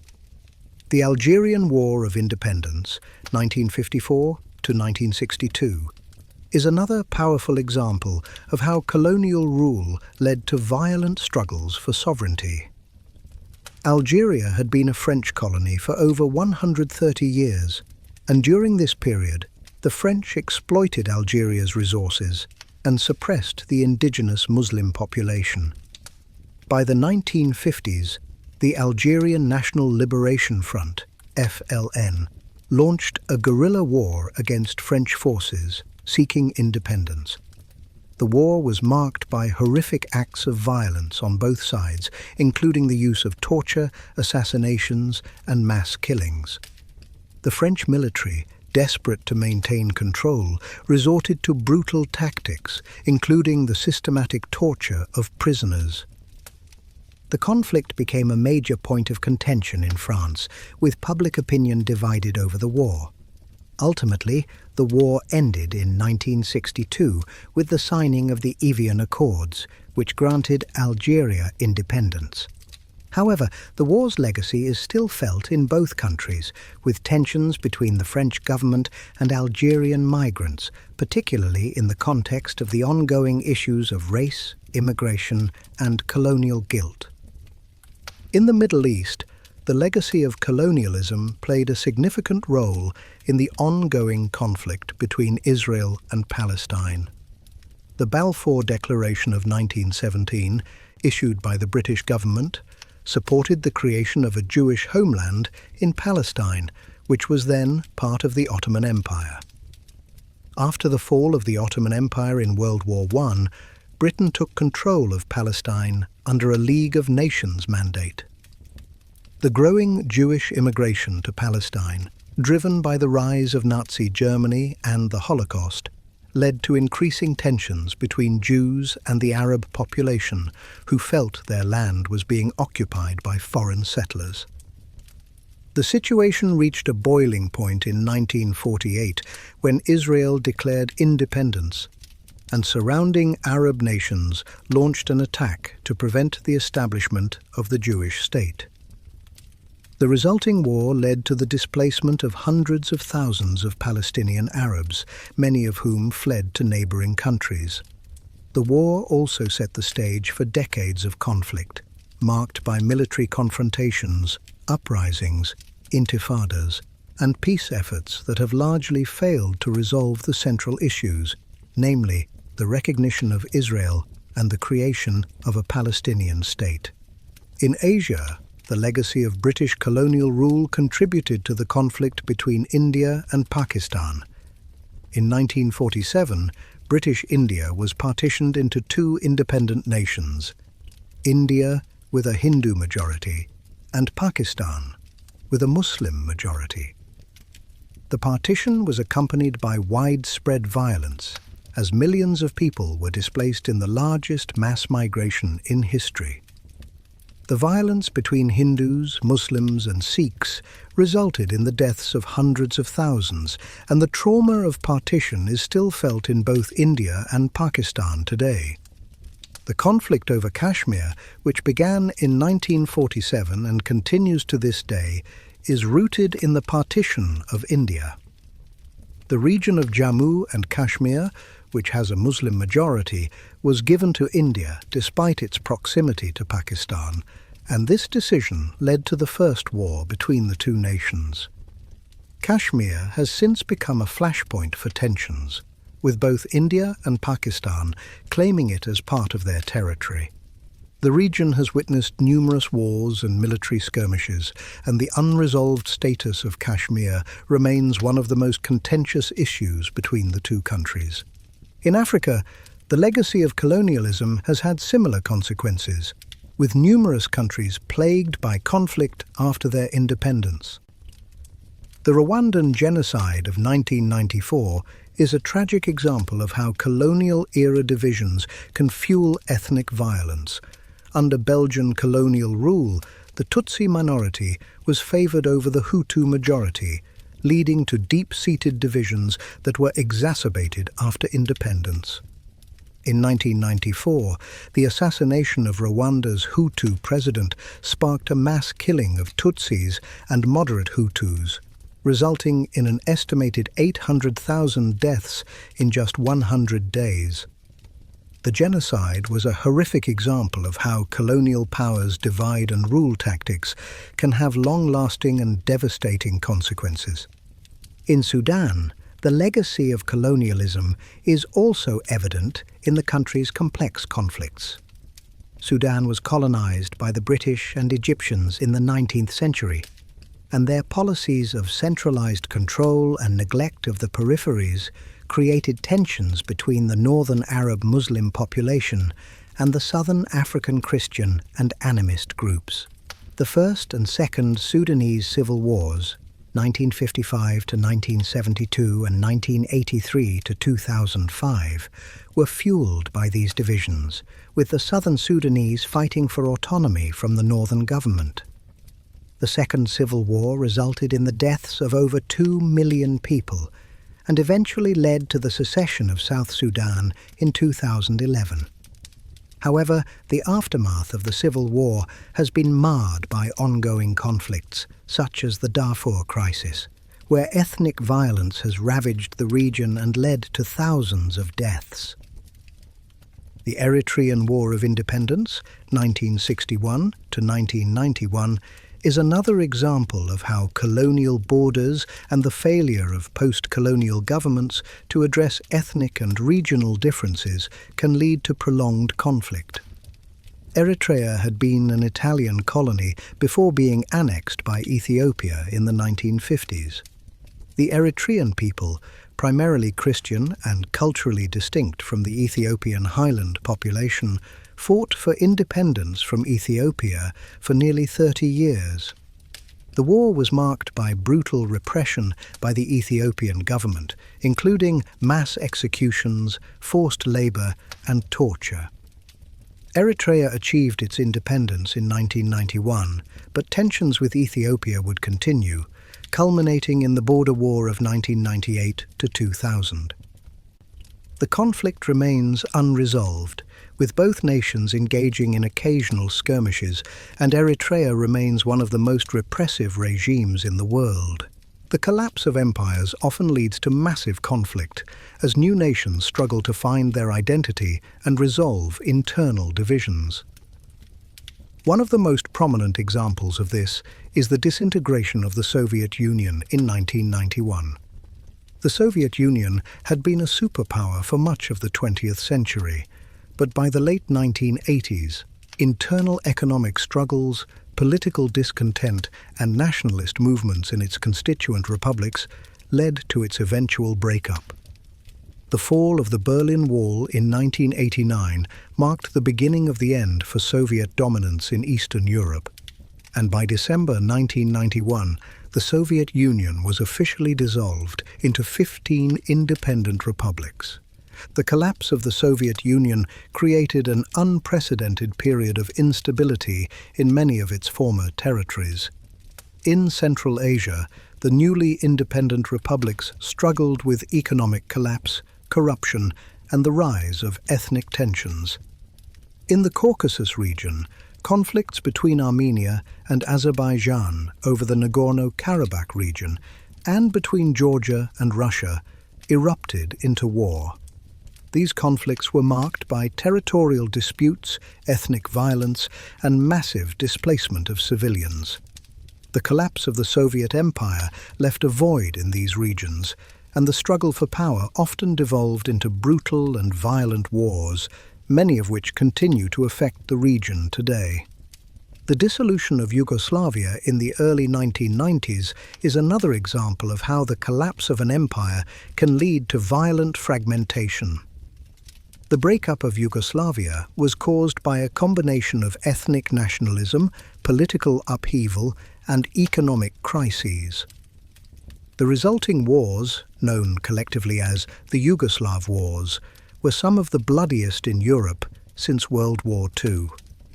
The wars were characterized by brutal ethnic cleansing, with Serb forces targeting Bosniak Muslims and Croats, and later the Kosovo War saw Serbian forces committing atrocities against ethnic Albanians. The Bosnian War, 1992 to 1995, was perhaps the most devastating of these conflicts. After Bosnia and Herzegovina declared independence from Yugoslavia, Bosnian Serbs, backed by the Yugoslav army, launched a campaign of ethnic cleansing against the Bosniak population. The city of Srebrenica became the symbol of the war's brutality, where more than 8,000 Bosniak men and boys were killed by Serb forces in what is considered the worst genocide in Europe since the Holocaust. The war ended in 1995 with the signing of the Dayton Agreement, but the region remains divided and ethnic tensions continue to flare. The genocide in Rwanda in 1994 marked another instance of ethnic violence fueled by colonial legacies and long-standing tensions. The Hutu majority government, backed by extremists, launched a systematic campaign to exterminate the Tutsi minority, resulting in the deaths of around 800,000 people. The genocide was brutal, with men, women and children being hacked to death with machetes or bludgeoned to death. The international community failed to intervene in time, and the world watched in horror as the genocide unfolded. The aftermath of the genocide left Rwanda deeply scarred, and while the country has made significant progress in rebuilding, the psychological and social scars remain. Similarly, the Darfur conflict in Sudan, which began in 2003, is another example of ethnic violence that spiraled into genocide. The conflict started when rebel groups from Darfur, primarily made up of non-Arab African ethnic groups, began fighting the Sudanese government over political and economic marginalization. In response, the Sudanese government armed Arab militias, known as the Janjaweed, who carried out widespread atrocities, including mass killings, rapes, and the destruction of villages. The conflict has caused the deaths of hundreds of thousands and the displacement of millions, and the international community's failure to effectively intervene has led to calls for justice for the perpetrators of war crimes. The Rwandan and Darfur genocides highlight the dangerous intersection of ethnic identity, political power, and the use of violence to achieve political goals. In both cases, the international community's failure to act in a timely manner exacerbated the death toll, and the long-term consequences of these genocides continue to haunt both Rwanda and Sudan. Ethnic violence remains a major challenge in many parts of the world, with ongoing conflicts in places like South Sudan, Myanmar, and the Central African Republic. In the aftermath of the Iraq War, 2003 to 2011, the Middle East found itself in a state of turmoil, with sectarian conflicts and terrorist movements destabilizing the region. The invasion of Iraq by the US and its allies, based on the false claim that Saddam Hussein had weapons of mass destruction, led to the collapse of the Iraqi state and the rise of insurgent groups, most notably Al-Qaeda in Iraq. The war created a power vacuum that allowed for the rise of ISIS, which declared a caliphate in 2014 and sought to expand its influence across Iraq and Syria. The Syrian civil war, which began in 2011 as a peaceful uprising against President Bashar al-Assad's regime, quickly spiraled into a bloody civil war, drawing in multiple international powers and non-state actors. The conflict has resulted in the deaths of over 500,000 people and has displaced millions, creating one of the largest refugee crises in modern history. The war has become a proxy battle for regional powers, with the US, Russia, Iran, and Turkey all supporting different factions in the conflict. The rise of ISIS in Syria has further complicated the situation, as the group carried out horrific acts of violence, including beheadings, mass executions, and ethnic cleansing. The war has also seen the use of chemical weapons by the Assad regime, leading to widespread international condemnation but limited intervention. While the Syrian government has managed to regain much of the territory it lost to rebels, the war's long-term effects on the country are devastating. Cities like Aleppo and Homs lie in ruins, and the Syrian people continue to endure hardship as they try to rebuild their lives. The ongoing conflict also leaves Syria vulnerable to future instability as various rebel groups, ISIS cells, and foreign powers continue to vie for control of the region. The war in Afghanistan, 2001 to 2021, is another conflict that began with high hopes of bringing democracy and stability, but ended in failure.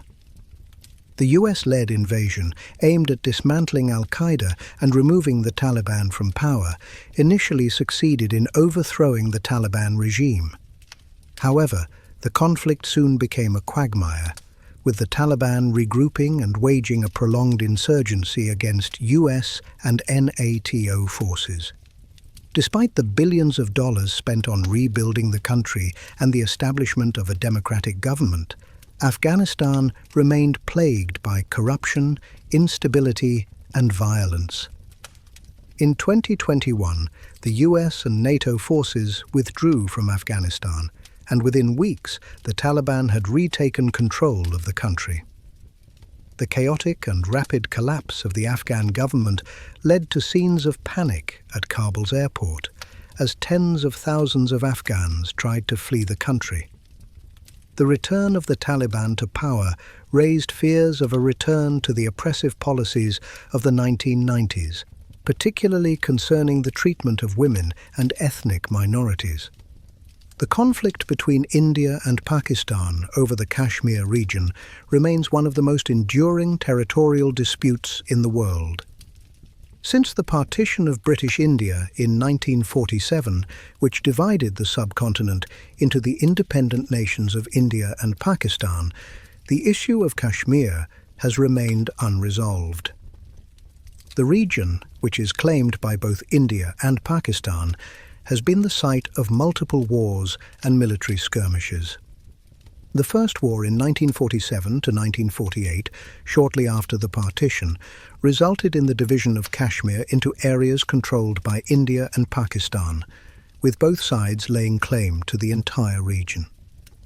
In 1965, another war broke out between India and Pakistan over Kashmir, which ended in a ceasefire brokered by the United Nations. However, the issue remained unresolved and tensions continued to simmer. The most significant conflict came in 1999 with the Kargil War, fought between the two countries in the Kargil district of Indian-administered Kashmir. The war lasted for several months and resulted in hundreds of deaths on both sides. The region remains heavily militarized, with both India and Pakistan maintaining a significant military presence in Kashmir. The dispute has led to a number of crises, including the potential for nuclear conflict between the two nuclear-armed nations. The situation in Kashmir remains tense, and the human toll has been immense, with thousands of lives lost, particularly in the conflict between Indian forces and Kashmiri separatists. The Israeli-Palestinian conflict, which has spanned more than 70 years, remains one of the most contentious territorial disputes in the world. The conflict traces its origins to the late 19th century, with the rise of Jewish nationalism and the influx of Jewish immigrants to Palestine. After the collapse of the Ottoman Empire and the establishment of the British Mandate over Palestine, tensions between Jewish and Arab communities began to escalate.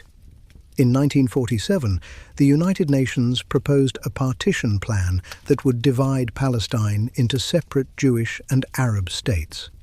But this was rejected by the Arab states. In 1948, Israel declared independence, and neighboring Arab countries launched an invasion in an attempt to prevent the establishment of the Jewish state. The war ended with an Israeli victory, and the territory was divided, with Israel controlling much of the land and the West Bank and Gaza coming under Jordanian and Egyptian control, respectively. Since then, Israel and the Palestinians have been locked in a bitter conflict over land, resources, and political autonomy. The conflict has led to multiple wars, uprisings, known as intifadas, and a cycle of violence and peace attempts. The establishment of Israeli settlements in the West Bank and the blockade of Gaza by Israel have only heightened tensions. The political division between the Palestinian Authority in the West Bank and Hamas in Gaza has further complicated the situation. While there have been numerous attempts to broker peace, the issue of Palestinian statehood, the status of Jerusalem, and the right of return for Palestinian refugees remain the key obstacles to a lasting resolution. The ethnic and religious divides in Myanmar have resulted in some of the most brutal conflict in recent years. The Rohingya conflict, in particular, has captured global attention due to the mass atrocities committed by the Myanmar military against the Rohingya Muslim population. The Rohingya, who are a stateless ethnic group in Myanmar, have long been marginalized by the predominantly Buddhist population. In 2017, the Myanmar military launched a brutal crackdown in the Rakhine state, allegedly in response to attacks by Rohingya militants. The crackdown, which included mass killings, sexual violence, and the burning of villages, has been widely recognized as a genocide by the international community. An estimated 700,000 Rohingya fled to neighboring Bangladesh to escape the violence, and the United Nations has called for justice for the victims. However, Myanmar's military has denied the scale of the atrocities, and the country's civilian government, led by Aung San Suu Kyi, initially defended the military's actions.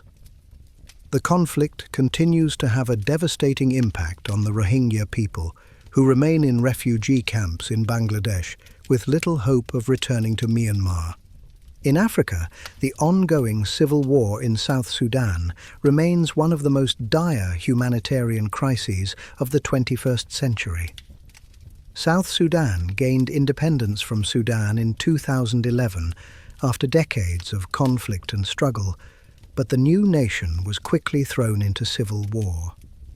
The war began in 2013 after President Salva Kiir accused his deputy, Riek Machar, of plotting a coup. The conflict quickly escalated into a brutal civil war, with ethnic violence between the Dinka and Nuer communities. Both sides committed widespread atrocities, including mass killings, sexual violence, and the recruitment of child soldiers. The war has left over 400,000 people dead, and millions more have been displaced. Despite the signing of a peace agreement in 2015, the conflict has persisted, with sporadic fighting and a fragile ceasefire in place. South Sudan remains one of the poorest and most war-torn countries in the world, with much of the population living in dire conditions. The long-term impact of the civil war will be felt for generations, and the struggle for peace and stability in South Sudan remains an ongoing challenge for both the international community and the South Sudanese people. In the Democratic Republic of Congo, the conflict over control of mineral-rich territories has continued to drive violence for decades.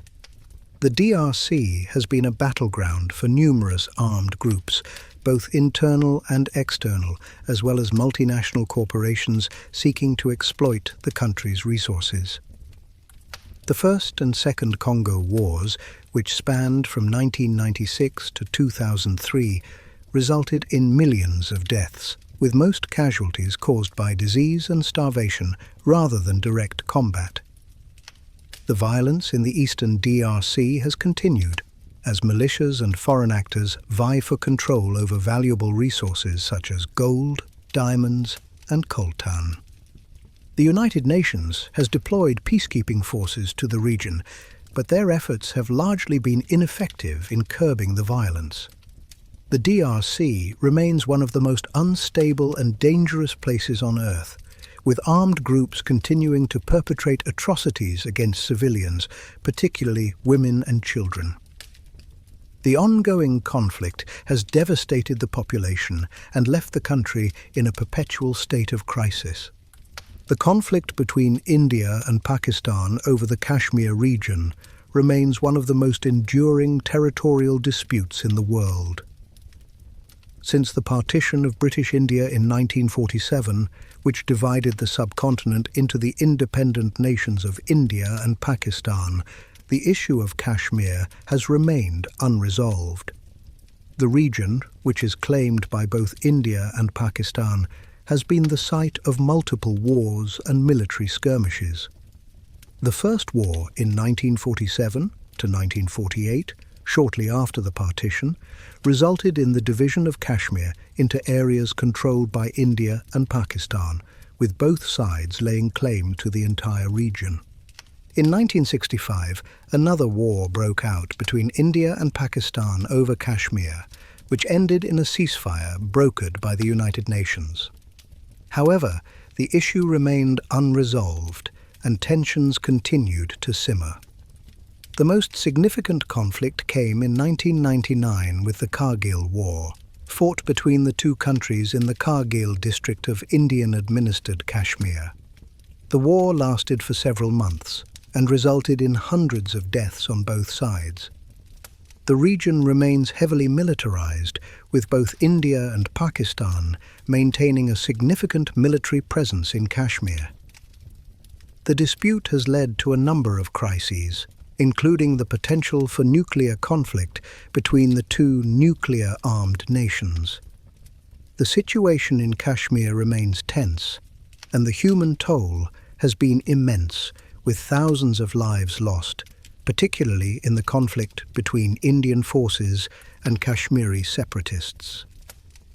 The Israeli-Palestinian conflict, which has spanned more than 70 years, remains one of the most contentious territorial disputes in the world. The conflict traces its origins to the late 19th century, with the rise of Jewish nationalism and the influx of Jewish immigrants to Palestine.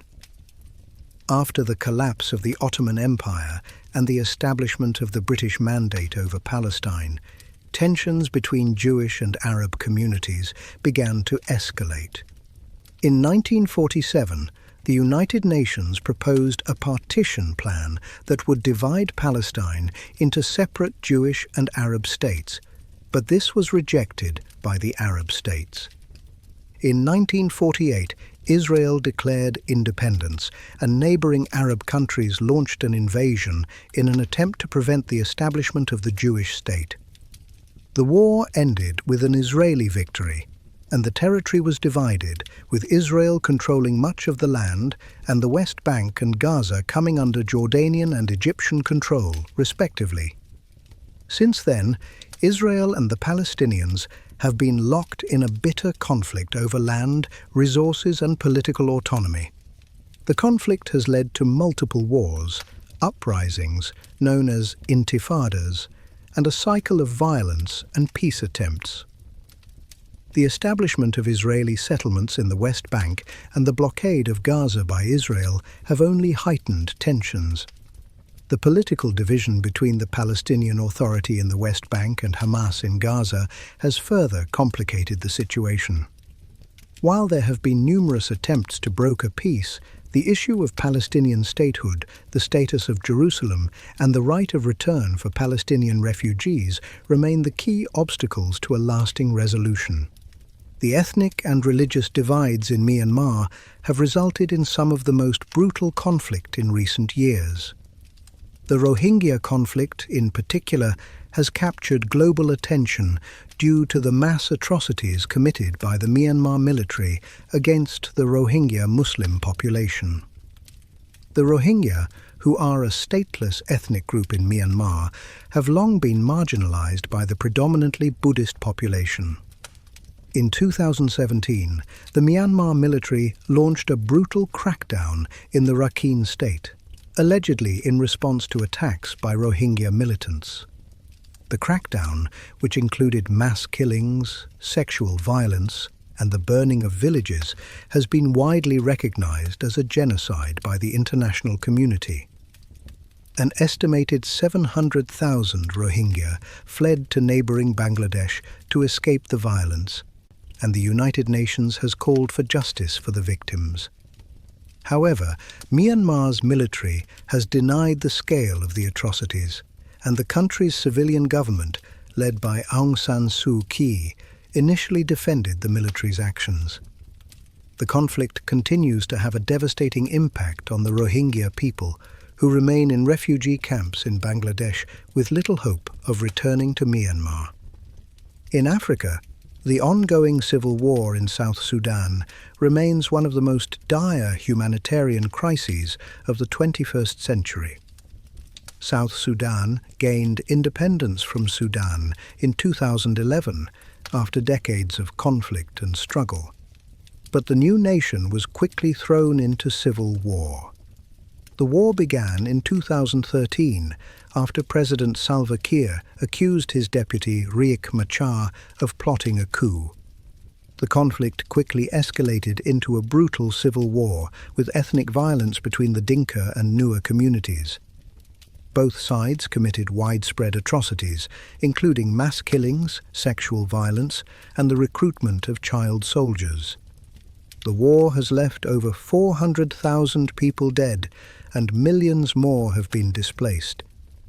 Despite the signing of a peace agreement in 2015, the conflict has persisted, with sporadic fighting and a fragile ceasefire in place.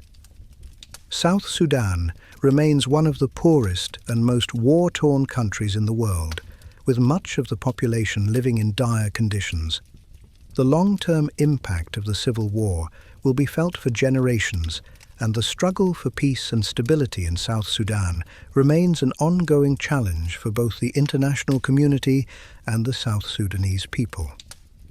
In the Democratic Republic of Congo, the conflict over control of mineral-rich territories has continued to drive violence for decades.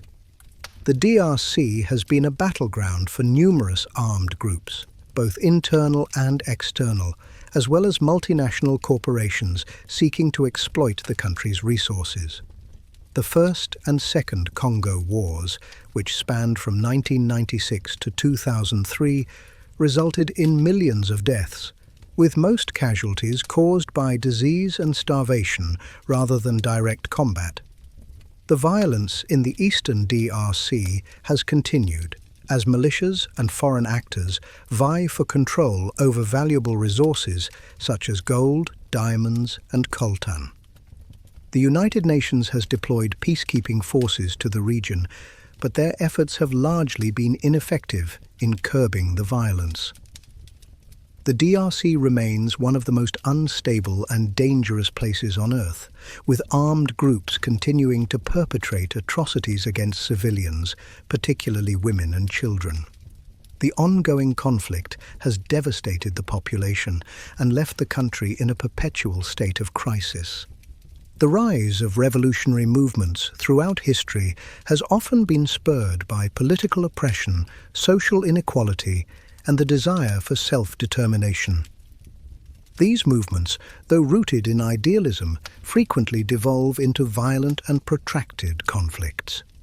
One of the most significant and disturbing revolutions of the 20th century was the Cuban Revolution, 1953 to 1959, led by Fidel Castro and Ernesto Che Guevara.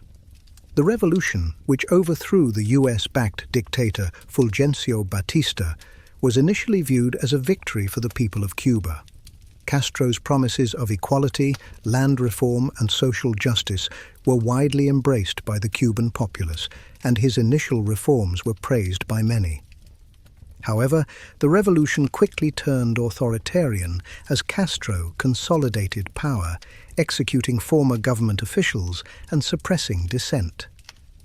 The Cuban government implemented harsh repression against perceived counter-revolutionaries, and the economy, once dependent on sugar exports, was redirected toward the Soviet Union.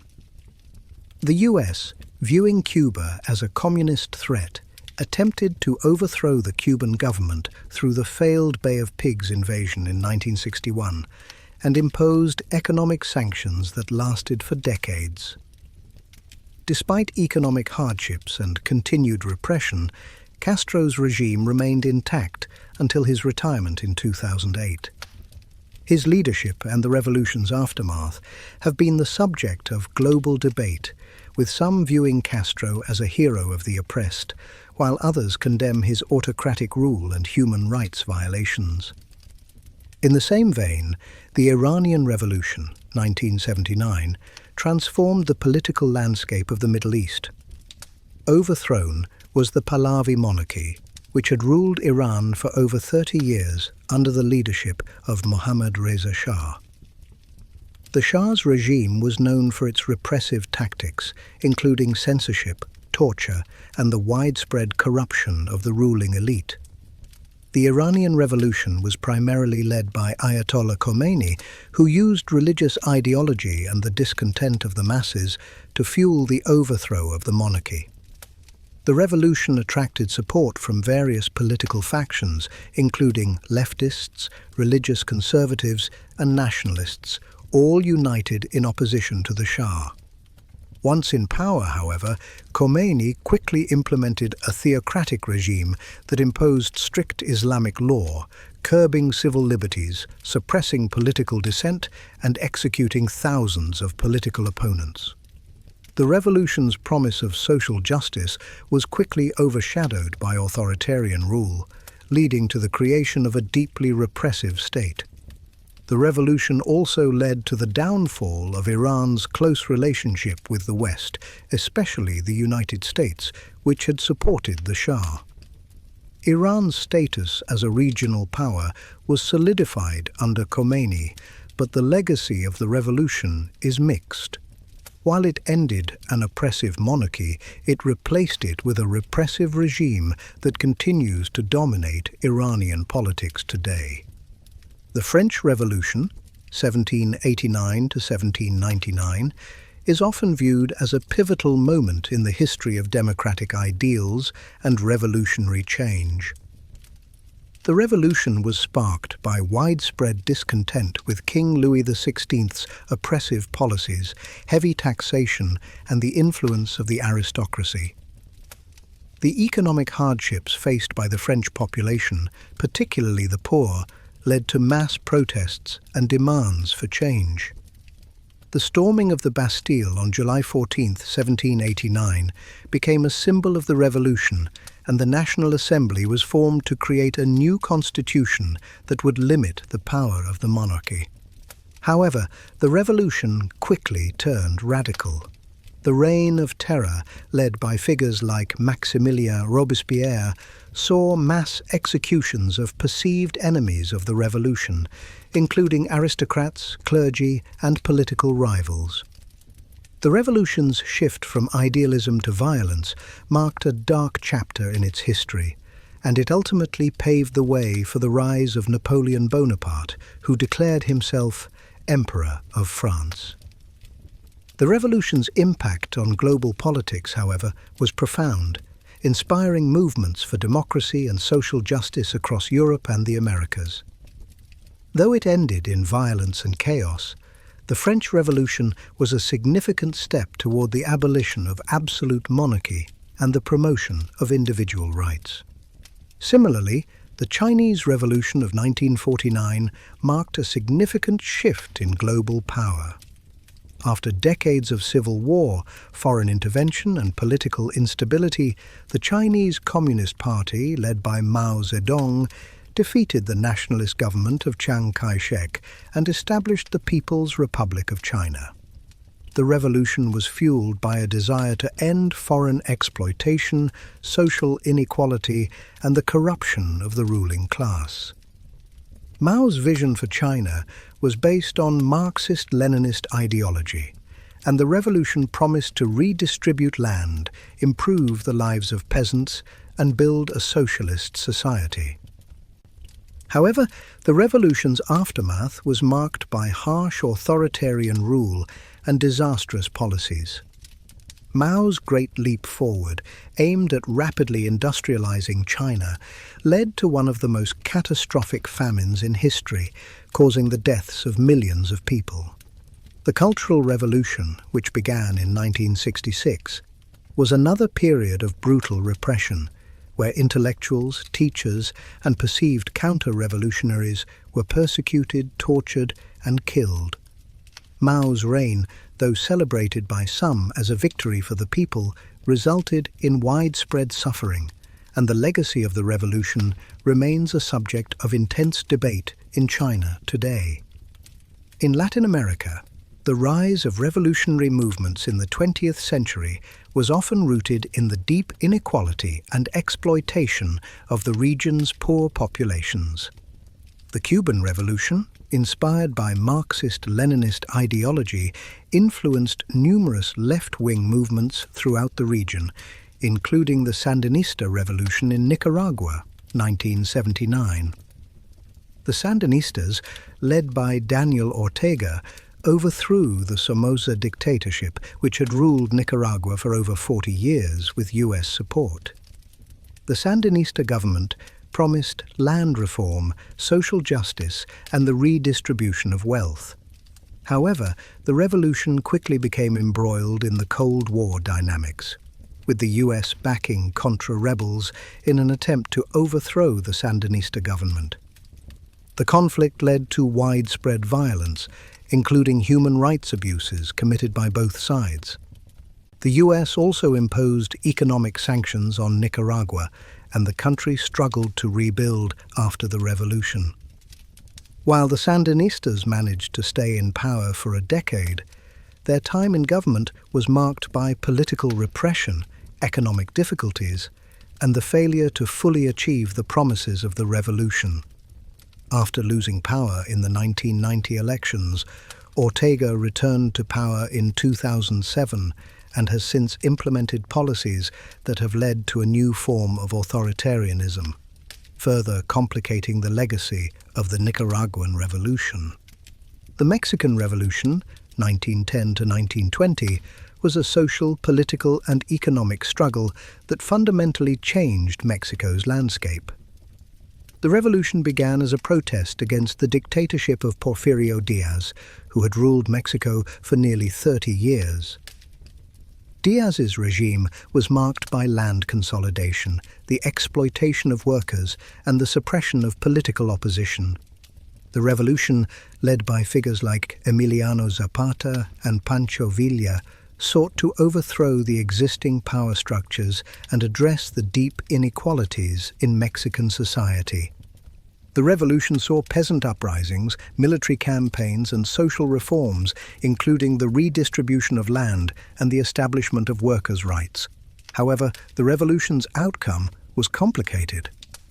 After a decade of fighting, the revolutionary factions failed to fully unite, and the resulting government, though more democratic than the dictatorship it replaced, became increasingly centralized and authoritarian.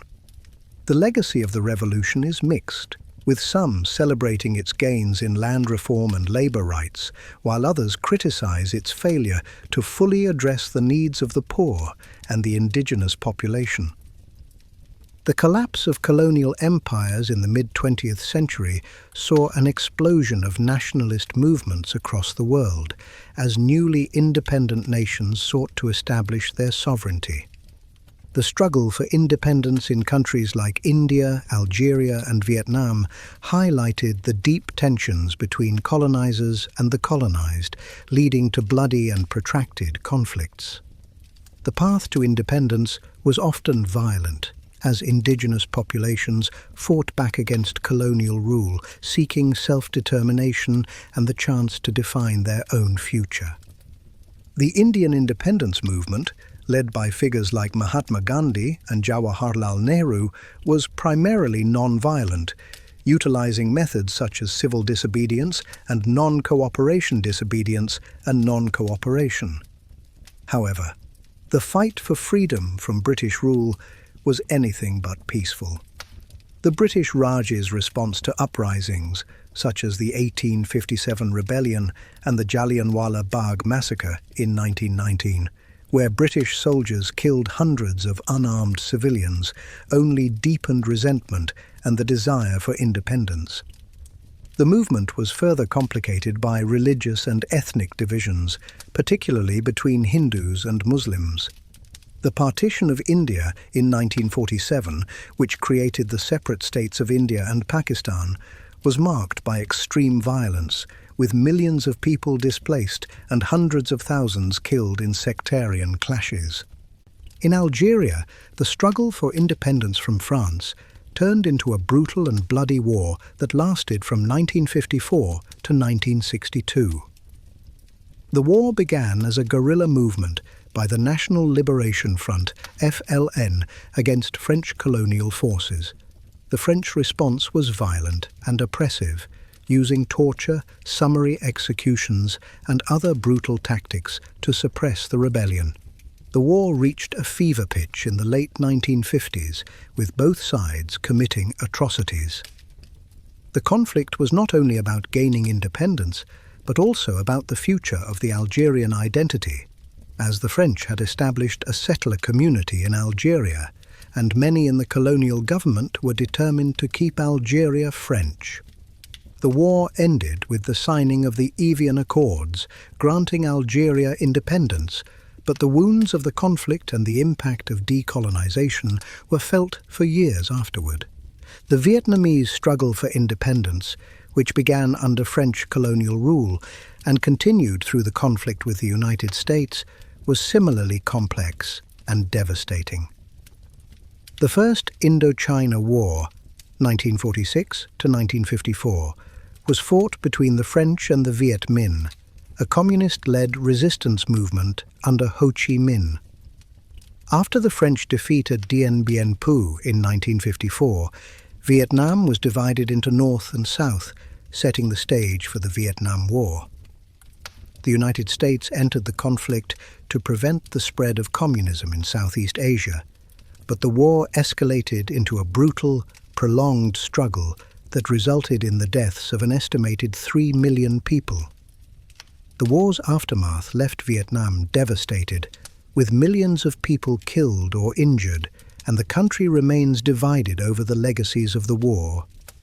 The Israeli-Palestinian conflict, rooted in nationalism and territorial disputes, has been one of the most enduring and complex conflicts in modern history.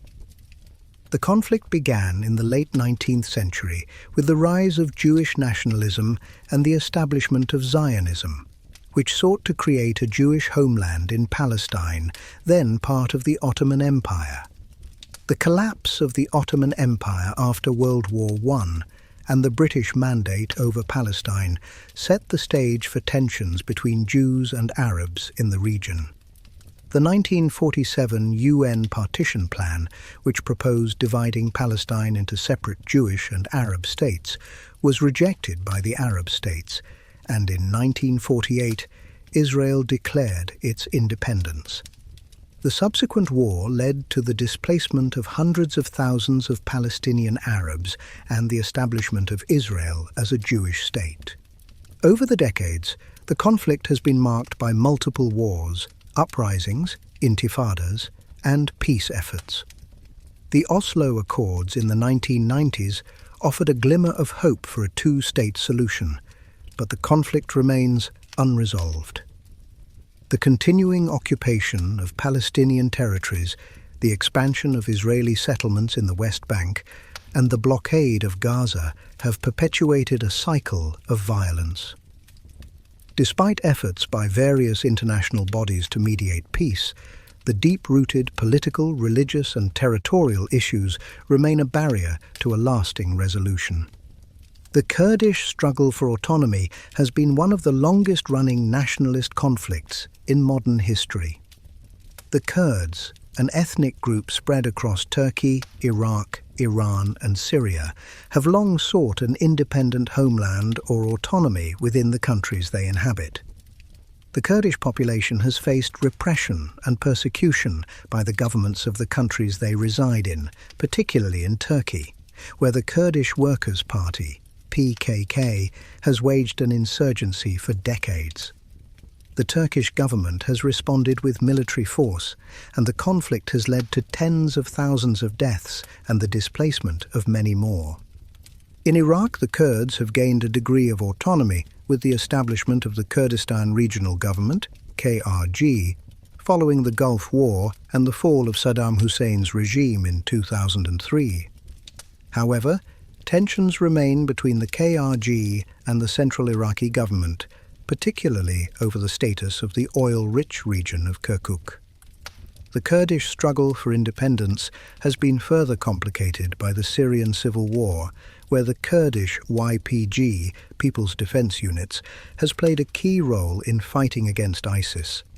Despite gaining international support, the Kurds remain caught between competing powers in the region, with their fight for autonomy constantly challenged by the interests of larger nations. In the Democratic Republic of the Congo, the ongoing conflict in the eastern part of the country is deeply rooted in ethnic and political struggles. The DRC has been plagued by instability since the fall of Mobutu Sese Seko in 1997, and the conflict has been marked by the rise of numerous armed groups, each seeking control over valuable mineral resources in the region. The First and Second Congo Wars, which spanned from 1996 to 2003, involved multiple African countries and resulted in millions of deaths, primarily from disease and starvation. While the wars officially ended with the signing of peace accords, violence continues in the eastern DRC, with armed groups exploiting the population and perpetuating a cycle of conflict. The international community, including UN peacekeepers, has struggled to bring stability to the region, and the people of the DRC continue to suffer from the long-term effects of the wars.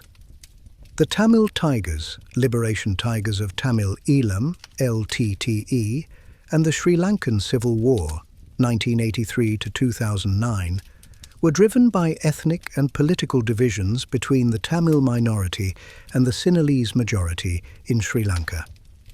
The LTTE, which sought an independent Tamil Eelam, fought against the Sri Lankan government in one of Asia's longest-running conflicts. The war was marked by brutal tactics on both sides, including suicide bombings, forced recruitment of child soldiers, and widespread human rights abuses. The final years of the war saw the Sri Lankan military accused of committing war crimes, including the mass killing of Tamil civilians in the final stages of the conflict. The war ended in 2009 with the defeat of the LTTE, but the legacy of the conflict continues to affect Sri Lanka, with ongoing tensions between the Tamil minority and the Sinhalese majority government. The ongoing conflict in South Sudan is a tragic reminder of the complexities and brutalities that can emerge in the aftermath of independence. After gaining its independence from Sudan in 2011, South Sudan was initially hopeful about its future. However, political struggles between President Salva Kiir and his former vice president, Riek Machar, led to a full-scale civil war in 2013. The conflict quickly became ethnically driven, with Kiir's Dinka ethnic group fighting against Machar's Nuer ethnic group, resulting in widespread violence. The war has led to more than 400,000 deaths and displaced millions, with both sides committing atrocities, including mass killings, sexual violence, and forced recruitment of child soldiers. Despite a peace agreement in 2015 and another in 2018, South Sudan remains in turmoil. While the country has made some progress towards a transitional government, the root causes of the conflict, ethnic divisions, political power struggles, and competition for resources, remain unresolved. The South Sudanese people continue to endure immense suffering, with many living in refugee camps or facing the daily threat of violence. The failure to achieve lasting peace in South Sudan serves as a stark reminder of how fragile new nations can be, particularly when built on shaky foundations of ethnic and political rivalries. In the Democratic Republic of Congo, the protracted conflict in the east of the country continues to wreak havoc on its civilian population. The First and Second Congo Wars, which involved numerous African countries and rebel groups, are considered some of the deadliest conflicts since World War II, with an estimated 5.4 million deaths. While the wars technically ended with peace agreements in 2003, the eastern DRC remains a hotbed of violence, with various militias fighting for control of the region's mineral resources. These militias target civilians in an effort to dominate lucrative mining territories with no clear end to the conflict in sight. The humanitarian toll in the DRC has been immense, with millions of people displaced and forced to live in unsafe conditions. Widespread sexual violence, including the use of rape as a weapon of war, remains a horrifying aspect of the conflict. Despite the presence of UN peacekeepers, the situation remains dire as the local government struggles to maintain control in a region rife with armed groups. The failure of the international community to bring about peace and the inability of the DRC's government to control its own territory highlight the challenges of rebuilding a country torn apart by years of violence. The Yemen civil war, which began in 2014, is another example of a conflict fueled by political and sectarian divisions. The war pits the Houthi rebels, who are supported by Iran, against the internationally recognized Yemeni government, which is backed by a Saudi-led coalition. The conflict began when the Houthis seized control of the capital, Sana'a, and later expanded their territory. The Saudi-led coalition intervened in support of the Yemeni government, leading to a brutal war that has resulted in tens of thousands of deaths and created one of the worst humanitarian crises in the world. The war has been marked by widespread airstrikes on civilian targets, including hospitals and schools, and has left millions of people without access to basic necessities like food, water, and healthcare. The humanitarian situation is further exacerbated by the blockade imposed by the Saudi-led coalition, which has restricted the flow of aid into the country.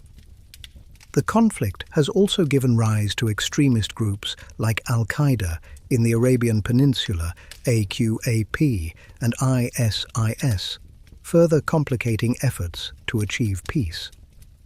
The war in Yemen remains unresolved, with no clear path to peace, and the international community's failure to end the conflict has led to ongoing suffering for the Yemeni people. The Israeli-Palestinian conflict, which has spanned over a century, remains one of the most enduring and contentious territorial disputes in modern history. Rooted in religious, political, and territorial disputes, the conflict began with the establishment of the State of Israel in 1948, following the partition of Palestine by the United Nations.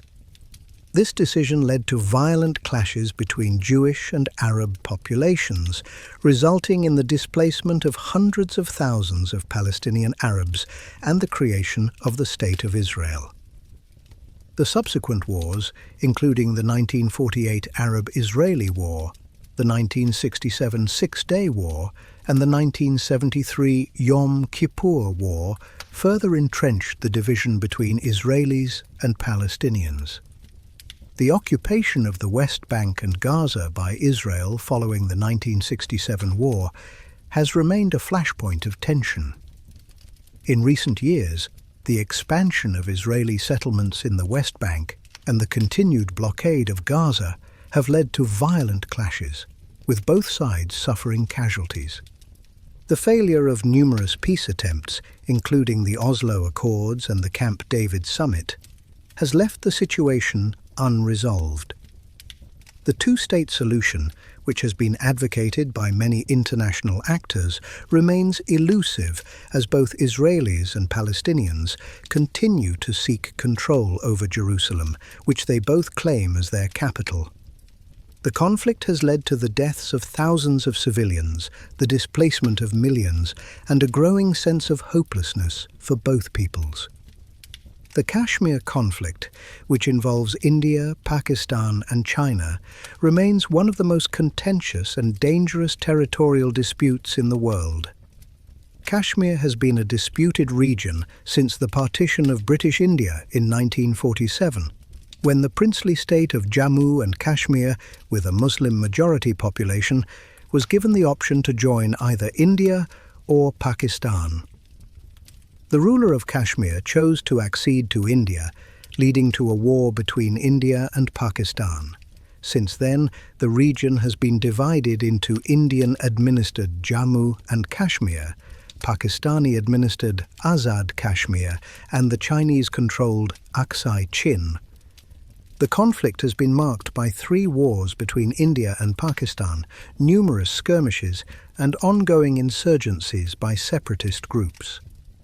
Both India and Pakistan maintain large military presences in Kashmir, and the region remains heavily militarized.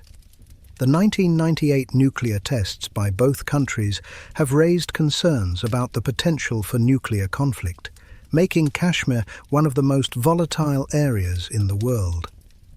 The situation remains unresolved, with both India and Pakistan refusing to back down on their claims to the region. The Somali Civil War, which began in 1991, has left Somalia in a state of permanent instability. The conflict began after the overthrow of dictator Siad Barre's regime, leading to a power vacuum and the rise of clan-based militias. The war has been further complicated by the rise of extremist groups like Al-Shabaab, which has carried out numerous terrorist attacks in Somalia and neighboring countries. The conflict has resulted in over 1 million deaths and displaced millions more, with no end in sight. Somalia has become a failed state, with the central government struggling to assert control over the country.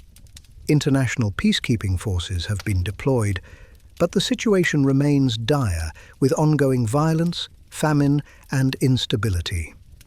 The conflict in Somalia is a stark reminder of the challenges faced by nations attempting to rebuild after civil war, especially when powerful factions vie for control over resources and territory. Proxy wars, where nations support opposing factions in a third country rather than directly engaging in battle, have been a hallmark of global conflicts, particularly during the Cold War.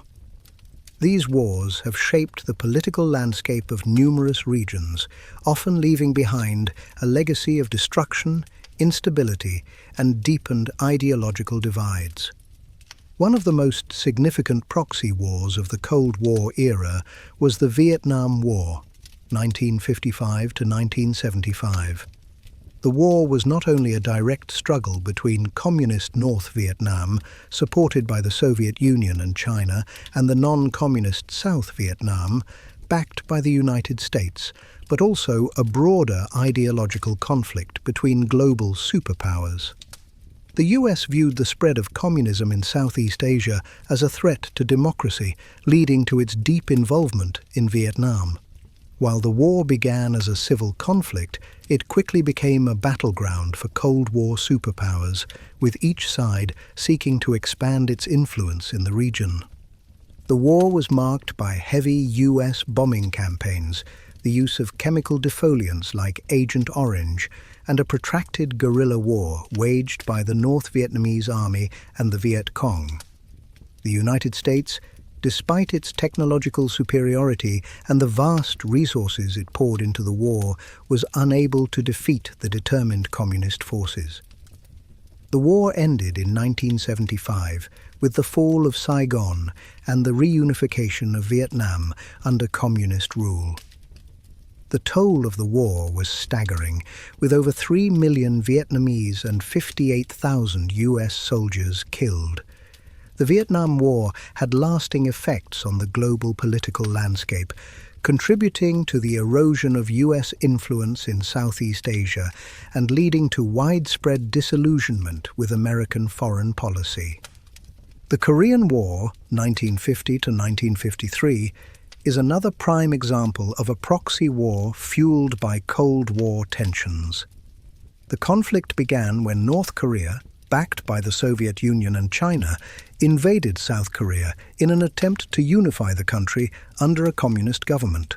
The United States, along with its allies, intervened in support of South Korea. The war became a direct confrontation between communism and democracy, with the US seeking to prevent the spread of communism in Asia. After 3 years of brutal fighting, the war ended in a stalemate, with the Korean peninsula divided at the 38th parallel and the creation of 2 separate states, North Korea and South Korea. Despite the ceasefire, the Korean War did not lead to lasting peace.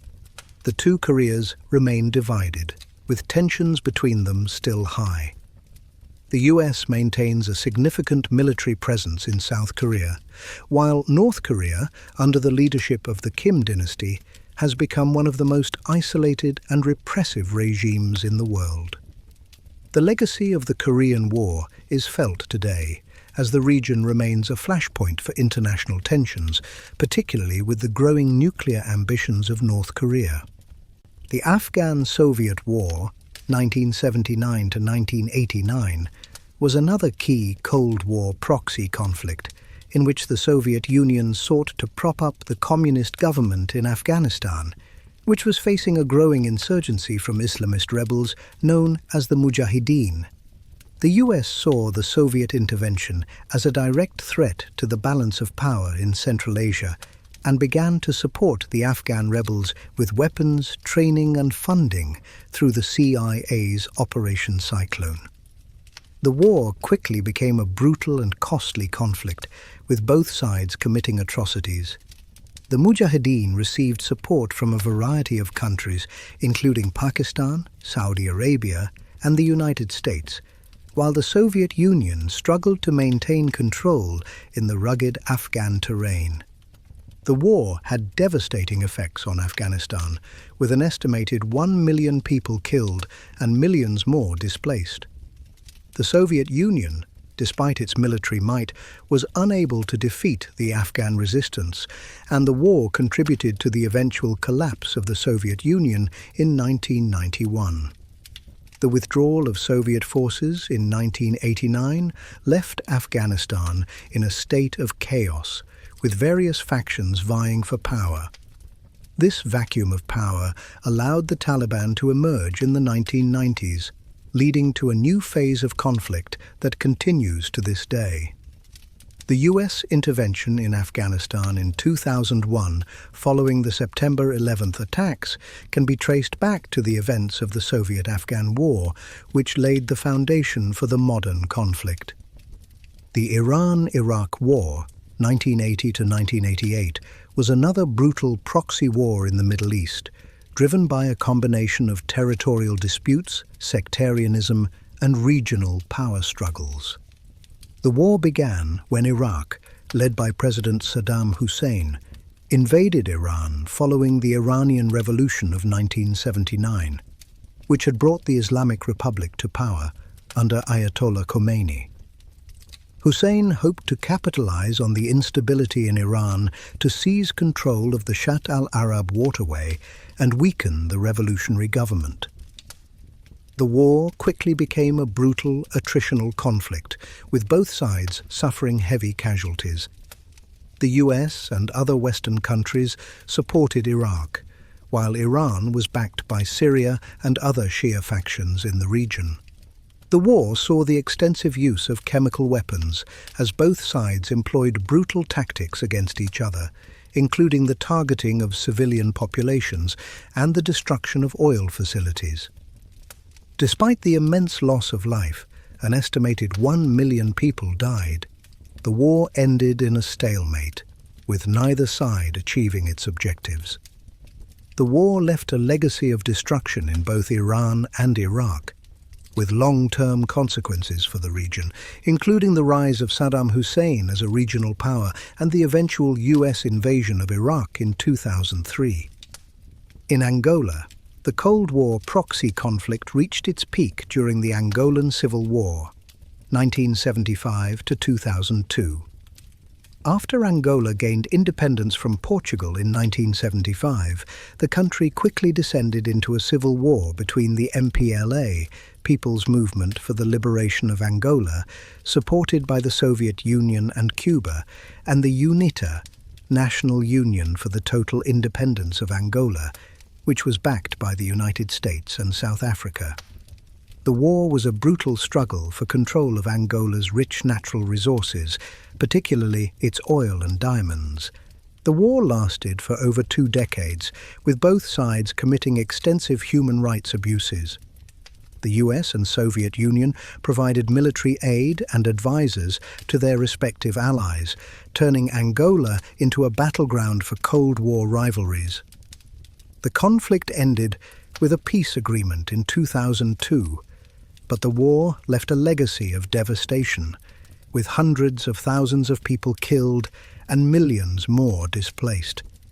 The country's infrastructure was destroyed, and the political and social divisions caused by the war continue to affect Angola today. The rise of extremist ideologies has been one of the defining features of global conflict in the 21st century.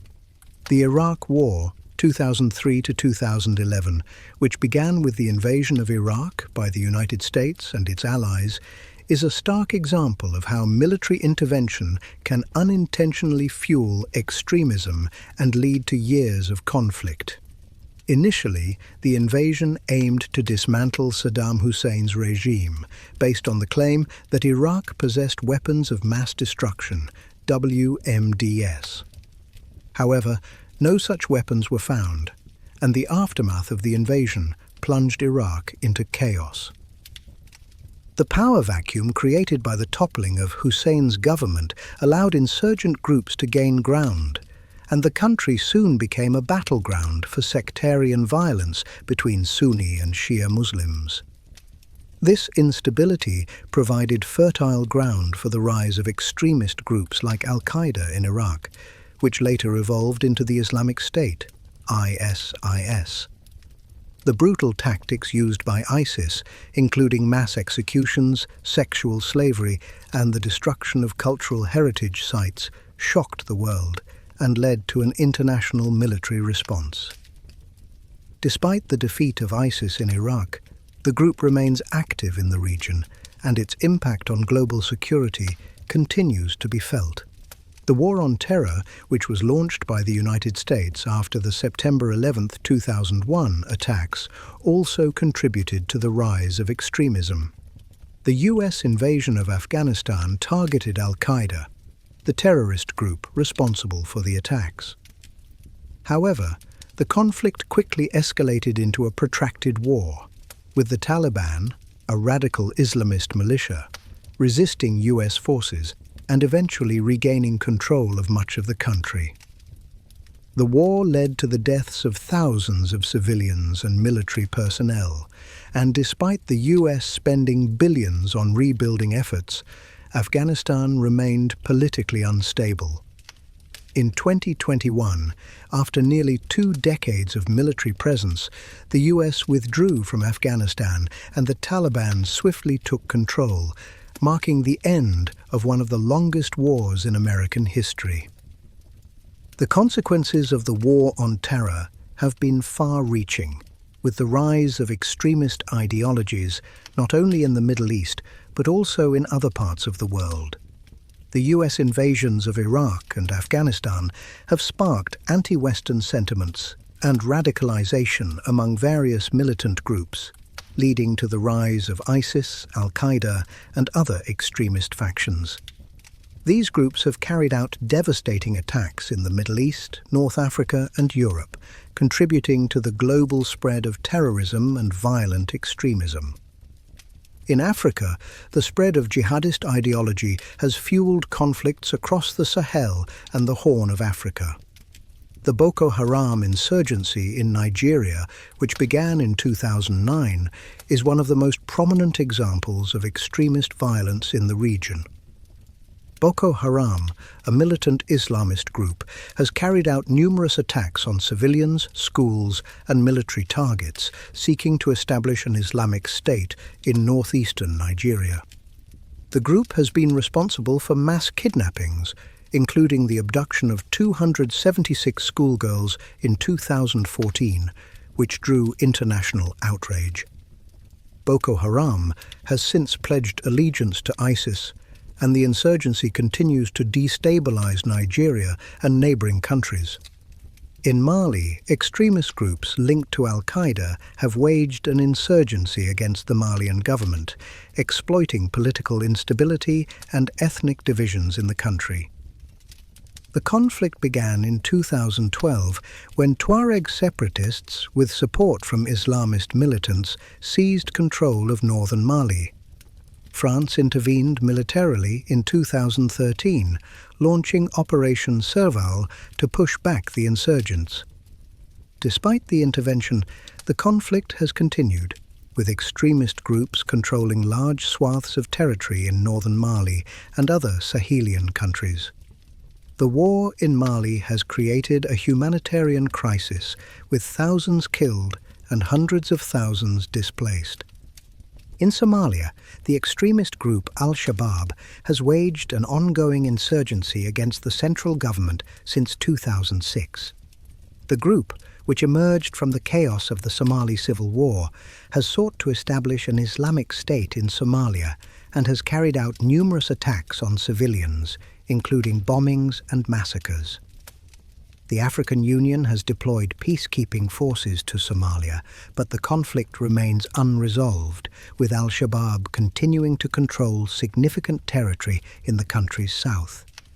The war in Somalia has had far-reaching consequences, destabilizing the Horn of Africa and contributing to the rise of piracy and terrorism in the region.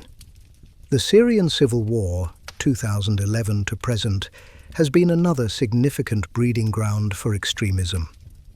The war began as a peaceful uprising against President Bashar al-Assad's regime, but it quickly escalated into a full-scale civil war, drawing in foreign powers such as Russia, Iran, Turkey, and the United States. The war also saw the rise of extremist groups, most notably ISIS, which seized vast territories in Syria and Iraq at the height of its power. ISIS carried out mass executions, destroyed cultural heritage sites, and enslaved women and children in the areas it controlled. Although ISIS has been largely defeated in Syria, the group continues to pose a threat through insurgent attacks, and the legacy of its violence is still felt in the region. The rise of extremist ideologies has also been fueled by the globalization of jihadism. The internet and social media platforms have provided terrorist groups with a way to spread their propaganda, recruit new members, and coordinate attacks.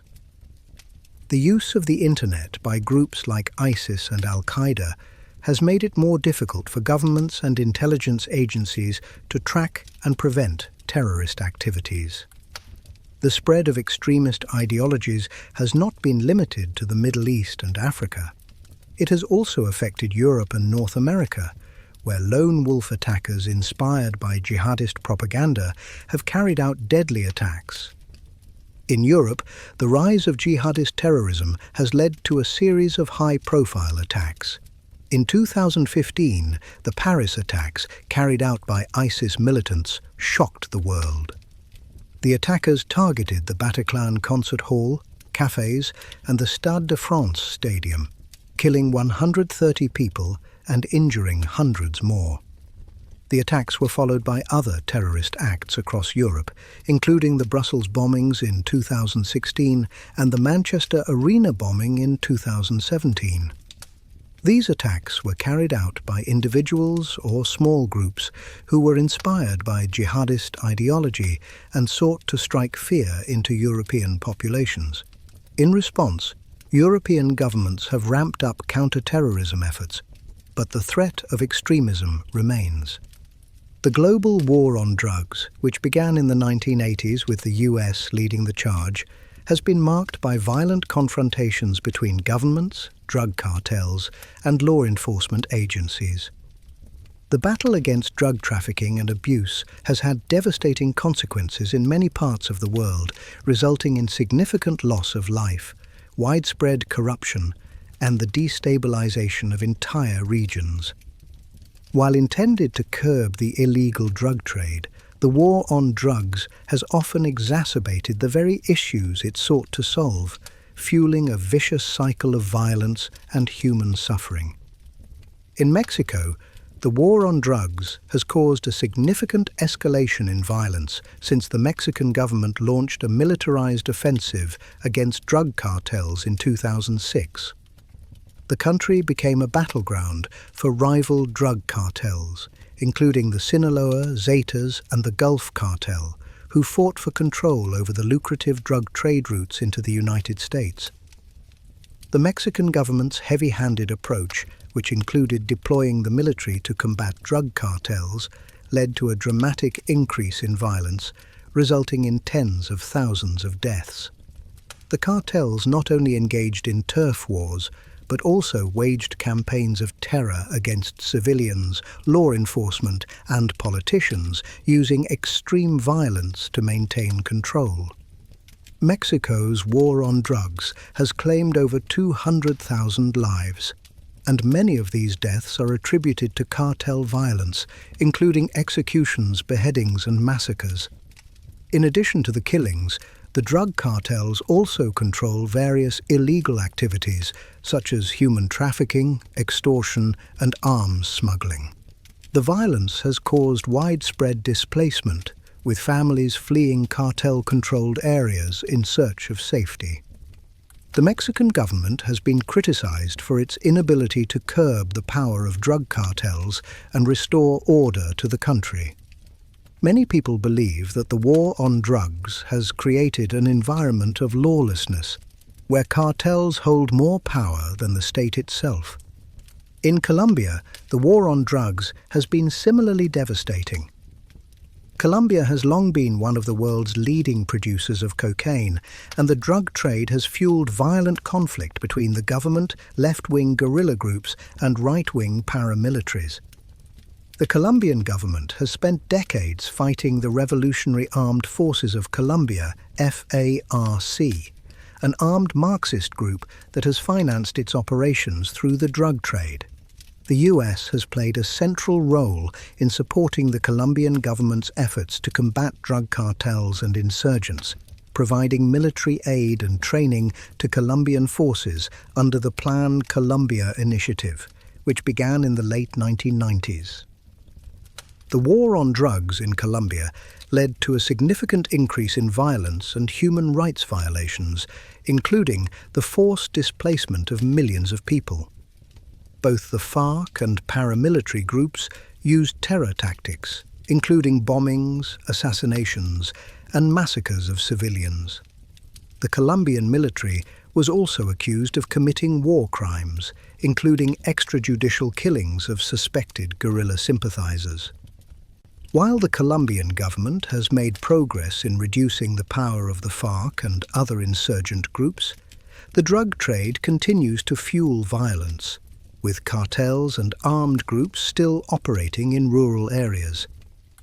The war on drugs in Colombia has had a devastating impact on the country, with the legacy of violence continuing to affect the civilian population. In Central America, the war on drugs has similarly destabilized nations like Honduras, El Salvador, and Guatemala, which have become transit points for drugs heading to the United States. These countries have seen a rise in drug-related violence as cartels and gangs engage in violent turf wars and challenge weak governments. The brutal violence has turned many parts of Central America into some of the most dangerous places on Earth. In particular, Honduras has seen an explosion of gang-related violence, with powerful drug trafficking organizations operating with near impunity. The violence in these countries has led to widespread fear, displacement, and a refugee crisis, with people fleeing violence in search of safety. One of the most disturbing aspects of the war on drugs in Central America has been the recruitment of children and young people into gangs and cartels. Gangs, often associated with drug trafficking, exploit the poverty and lack of opportunities in the region to lure young people into their ranks. These youth are often coerced into committing violent acts, including murders, robberies, and other criminal activities. As a result, these countries have seen an increase in gang violence, which further exacerbates the cycle of poverty and violence. In the Philippines, the war on drugs has become a deeply controversial issue. President Rodrigo Duterte's campaign against illegal drugs, which began in 2016, has been characterized by extrajudicial killings, with police and vigilantes carrying out summary executions of suspected drug dealers and users. The Philippines' war on drugs has been marked by a disregard for human rights, with thousands of people killed in the name of law enforcement. The government's aggressive stance has sparked widespread condemnation from international human rights organizations, but Duterte has continued to defend the campaign, claiming that it is necessary to eliminate the drug problem and restore order to the country. The war on drugs in the Philippines has led to a climate of fear, with many people living in constant danger of being targeted by the police or vigilantes. Human rights organizations have documented numerous instances of police planting evidence and killing innocent people.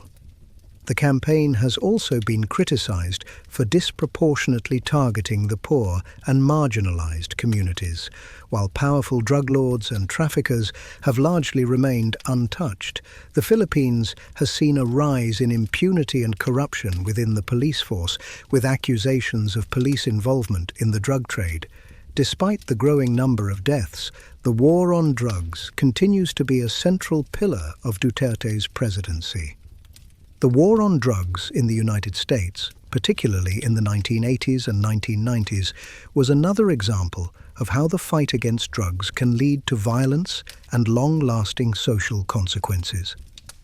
The US government declared a war on drugs, focusing on crack cocaine and other illicit substances that were spreading through urban neighborhoods. The US response was heavily militarized, with law enforcement agencies like the Drug Enforcement Administration, DEA, and the FBI conducting mass arrests and drug busts. The government's heavy-handed tactics, including the use of SWAT teams and no-knock warrants, led to widespread civil rights violations.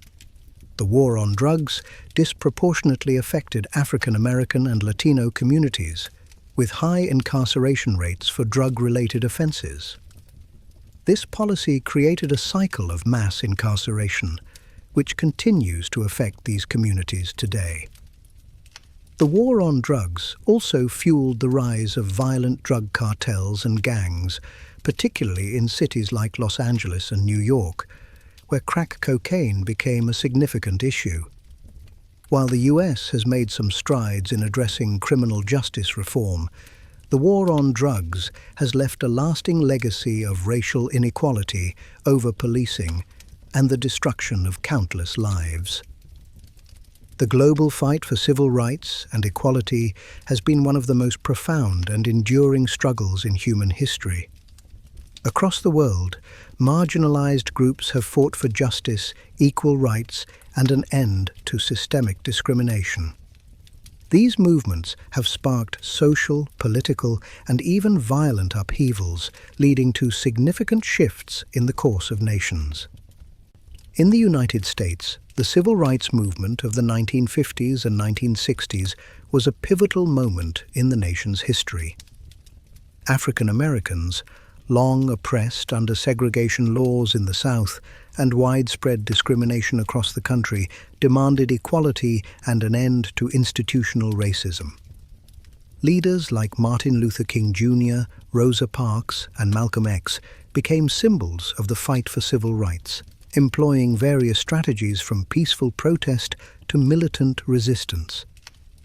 The Montgomery bus boycott of 1955, sparked by Rosa Parks' refusal to give up her seat to a white man, was a landmark event that mobilized African Americans and led to the desegregation of public buses in Montgomery, Alabama. The March on Washington in 1963, where King delivered his famous "I Have a Dream" speech, became a defining moment in the movement, drawing attention to the racial injustices facing African Americans. The Civil Rights Act of 1964 and the Voting Rights Act of 1965 were significant legislative victories, but the movement also faced violent resistance from white supremacists and government agencies, leading to countless arrests, attacks, and deaths. Despite the passage of key civil rights legislation, the struggle for racial equality in the US continues to this day. Police brutality, systemic inequality, and racial profiling are still pervasive in American society, as exemplified by the rise of the Black Lives Matter movement in the 2010s. The fight for justice and equality remains ongoing, with the legacy of the civil rights movement continuing to inspire global struggles for equality. Similarly, in South Africa, the anti-apartheid movement became a global cause.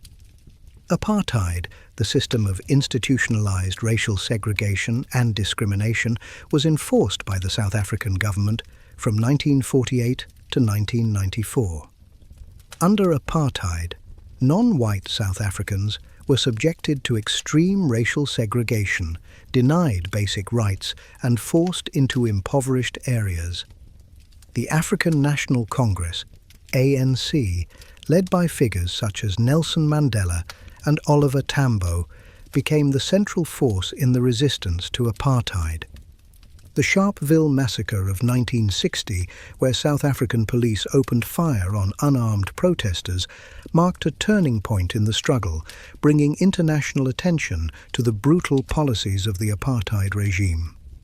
The movement was supported by global sanctions, boycotts, and the growing solidarity of civil rights groups worldwide.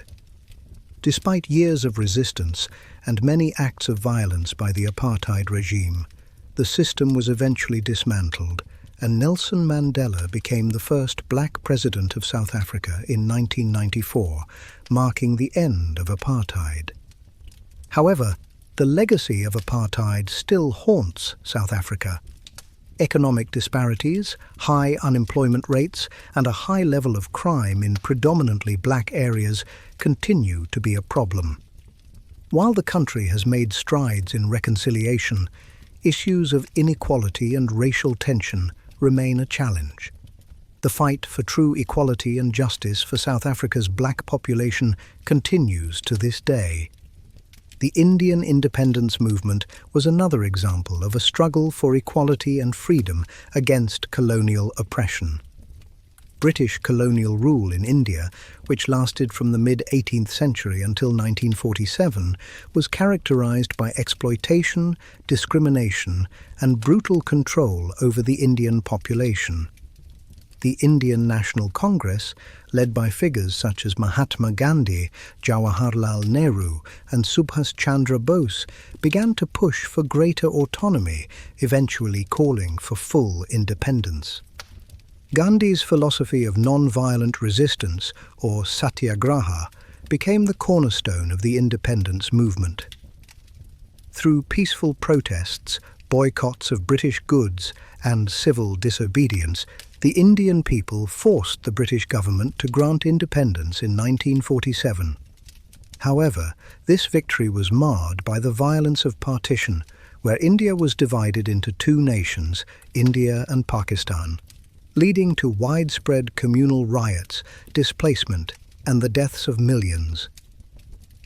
While India gained independence, the struggle for equality did not end with the end of British rule.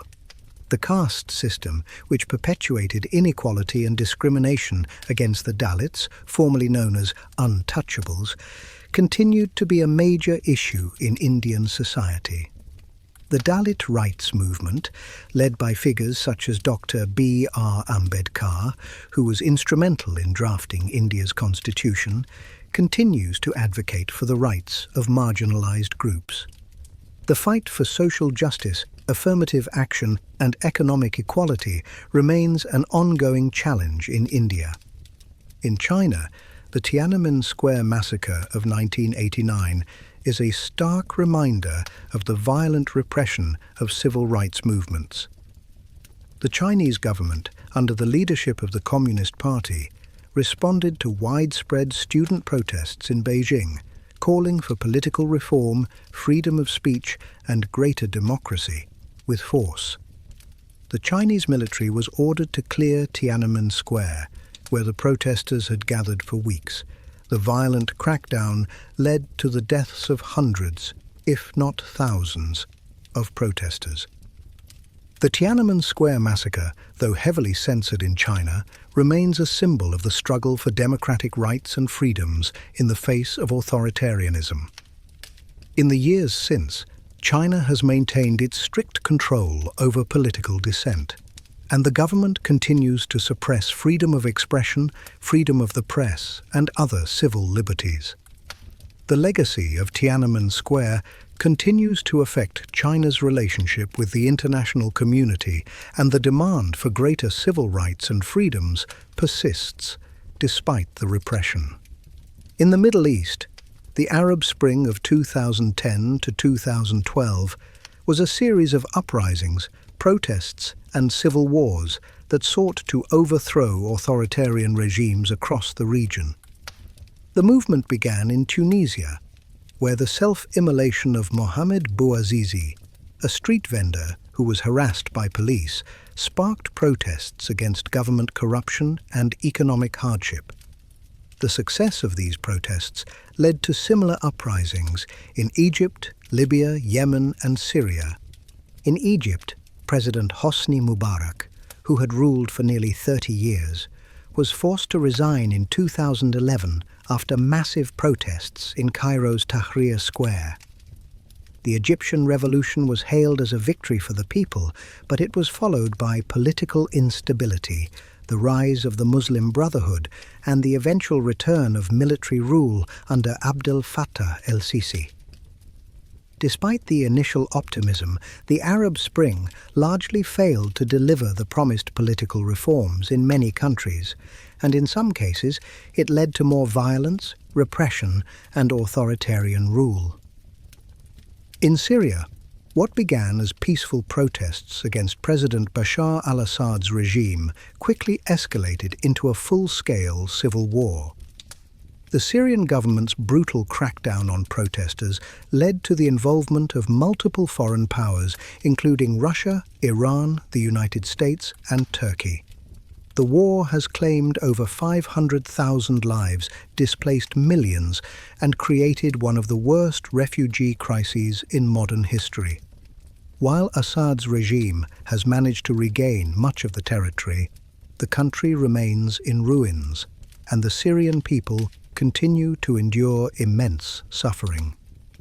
The fight for human rights continues to be a defining issue in many regions of the world, where oppressive governments, inequality, and systemic abuses persist. In recent years, the rise of authoritarianism has further complicated the global struggle for civil liberties, with leaders consolidating power and suppressing dissent. From Hong Kong to Venezuela, human rights violations have sparked protests, uprisings, and international condemnation, yet in many cases the promise of justice remains out of reach. In Hong Kong, the pro-democracy protests that began in 2019 were one of the most significant challenges to Chinese rule since the handover of the city from Britain to China in 1997. Hong Kong had been promised a high degree of autonomy under the one country, two systems framework, which was supposed to preserve its freedoms and democratic institutions. However, over the years, Beijing has increasingly encroached on Hong Kong's political and civil liberties, leading to widespread protests in response to the introduction of an extradition bill that would allow suspects to be sent to mainland China for trial. The 2019 protests were marked by large-scale demonstrations, clashes between protesters and police, and widespread civil disobedience. The protests called for greater democratic freedoms, including universal suffrage and an end to Beijing's growing influence. The Chinese government responded with force, passing a draconian national security law in 2020, which criminalized acts of dissent, including advocating for independence and organizing protests. Many prominent pro-democracy activists were arrested, and others fled the city in fear of prosecution. The international community condemned the law, but Hong Kong's autonomy has been severely undermined, with the city's once vibrant civil society being silenced. In Venezuela, the struggle for human rights and political freedom has been compounded by the country's descent into economic collapse and political chaos. Under President Hugo Chavez and his successor Nicolás Maduro, Venezuela's government embraced a socialist model that initially reduced poverty and increased access to healthcare and education. However, over time, corruption, mismanagement, and the collapse of oil prices led to severe economic hardship. Inflation skyrocketed, and food and medicine shortages became widespread.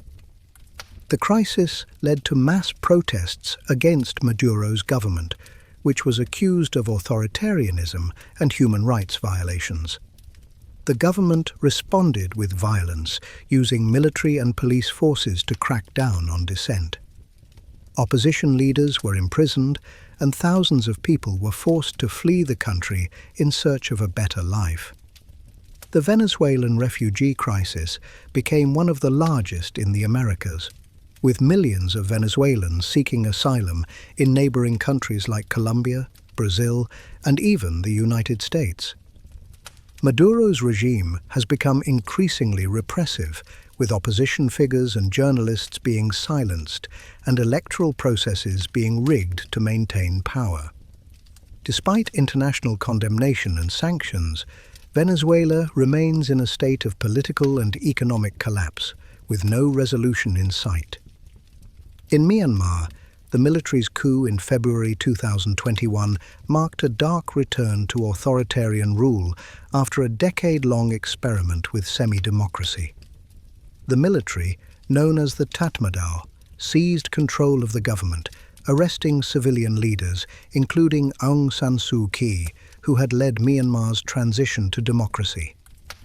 The coup was met with widespread protests and civil disobedience, with people across the country demanding the restoration of democracy.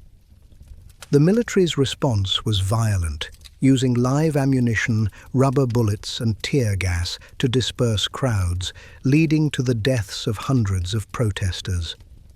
The coup in Myanmar has thrown the country back into a state of political repression, with the military using its power to silence opposition and eliminate political freedoms.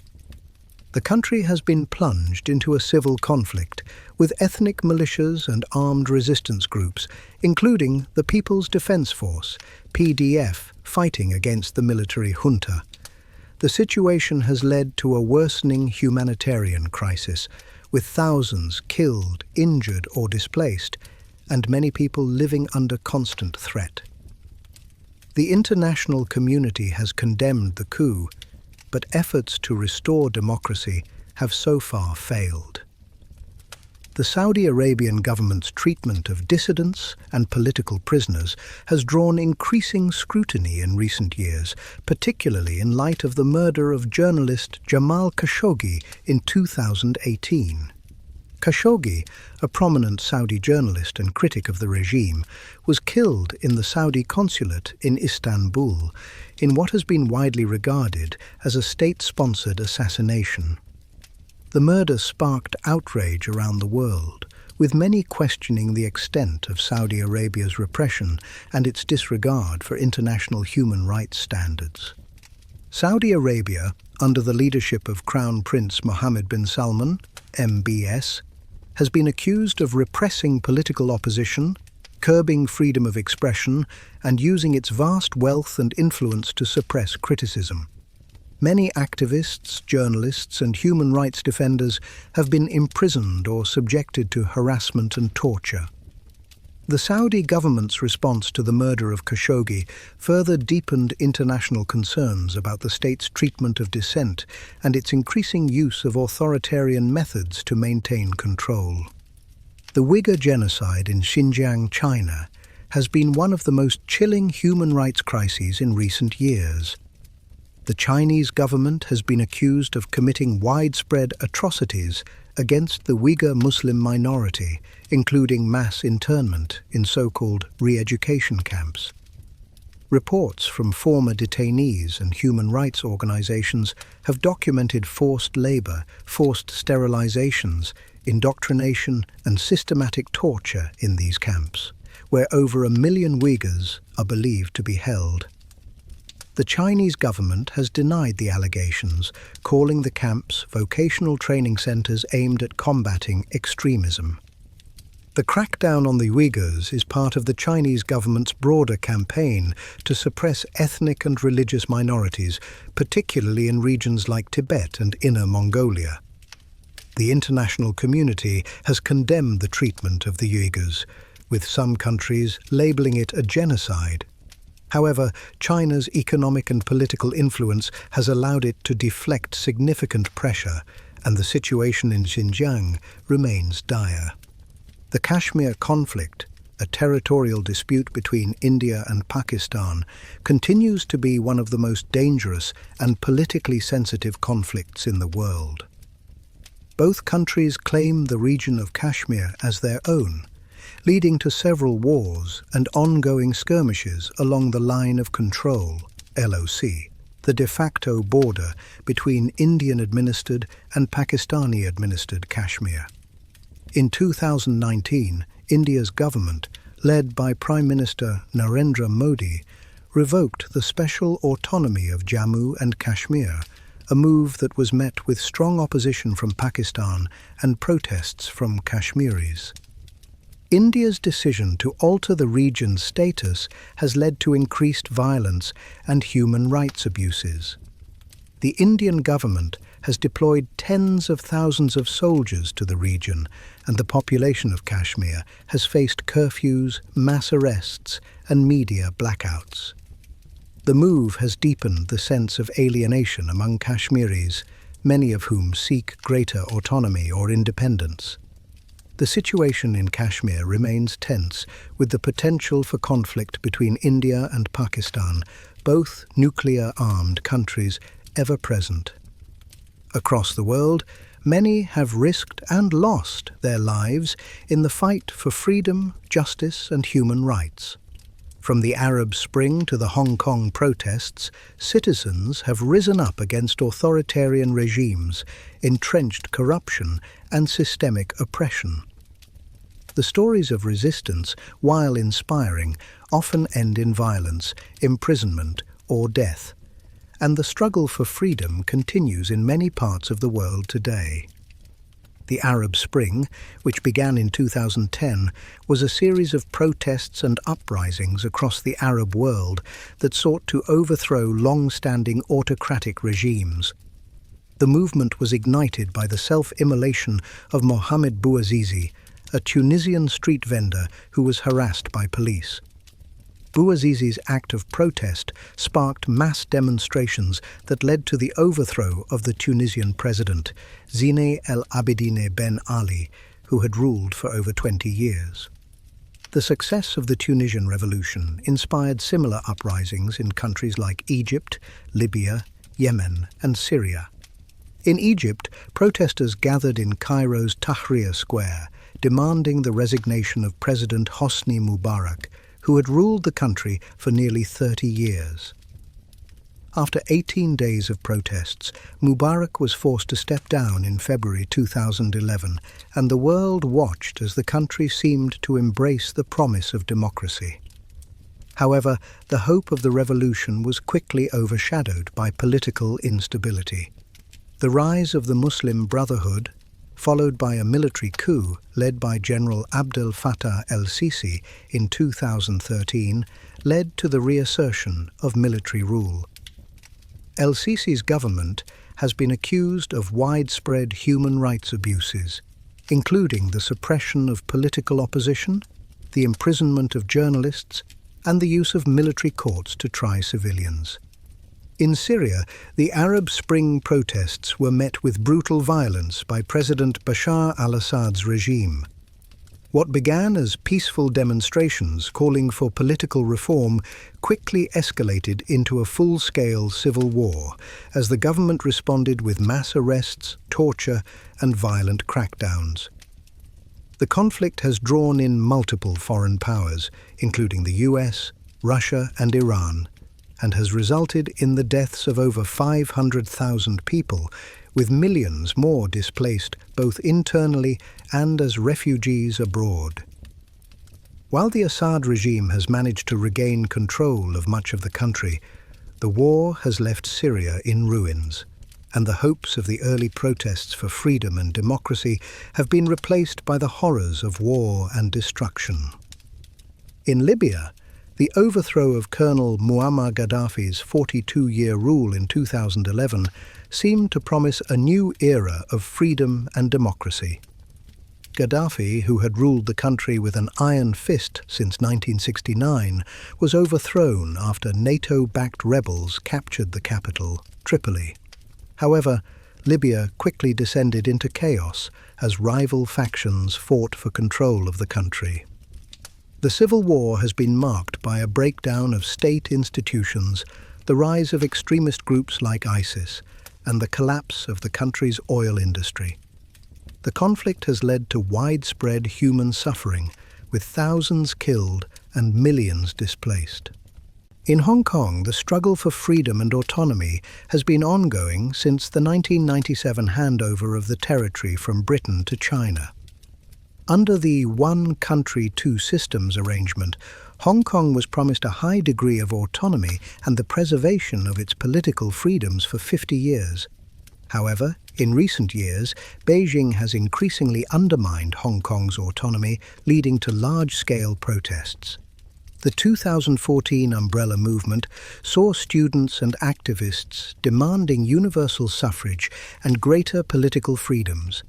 The protests were met with violent crackdowns by the police, but the movement sparked a broader pro-democracy movement that continued into 2019. In 2019, a proposed extradition bill sparked mass protests in Hong Kong, as it would allow individuals to be extradited to mainland China, where they could face trial under China's opaque and repressive legal system. The protests grew in size and intensity, with demonstrators calling for greater democracy and an end to Beijing's encroachment on their freedoms. The Chinese government responded with force, deploying riot police and using tear gas and rubber bullets to disperse crowds. In 2020, China passed a national security law that effectively criminalized dissent and curtailed freedom of expression in Hong Kong. Prominent activists, such as Joshua Wong, were arrested, and many pro-democracy groups were forced into exile. Hong Kong's fight for autonomy and democracy remains an ongoing struggle, with the region now under the full control of Beijing. In Belarus, the 2020 presidential election sparked widespread protests against President Alexander Lukashenko, who had been in power for nearly 30 years. Lukashenko, widely regarded as Europe's last dictator, was accused of rigging the election to secure his sixth term in office. The people of Belarus, particularly young activists, took to the streets in massive protests, calling for free and fair elections. The government's response was violent, with security forces using tear gas, rubber bullets, and live ammunition to disperse crowds. Thousands of protesters were arrested, and opposition leaders, including Svetlana Tikhanovskaya, were forced into exile. Despite the harsh repression, the protests in Belarus were a powerful demonstration of the people's desire for political change and democracy. The international community, including the European Union and the United States, condemned Lukashenko's regime and imposed sanctions. However, Lukashenko has maintained his hold on power with the support of Russia, and the situation in Belarus remains tense, with no resolution in sight. The struggle for democracy in Belarus is a reminder of the resilience of people fighting for their rights, even in the face of authoritarian repression. In Venezuela, the Bolivarian Revolution, led by Hugo Chavez, initially promised a path to greater social justice and equality. However, after Chavez's death in 2013, the country spiraled into political and economic chaos under his successor, Nicolás Maduro. Maduro's government has been accused of widespread corruption, human rights abuses, and mismanagement of the country's oil wealth.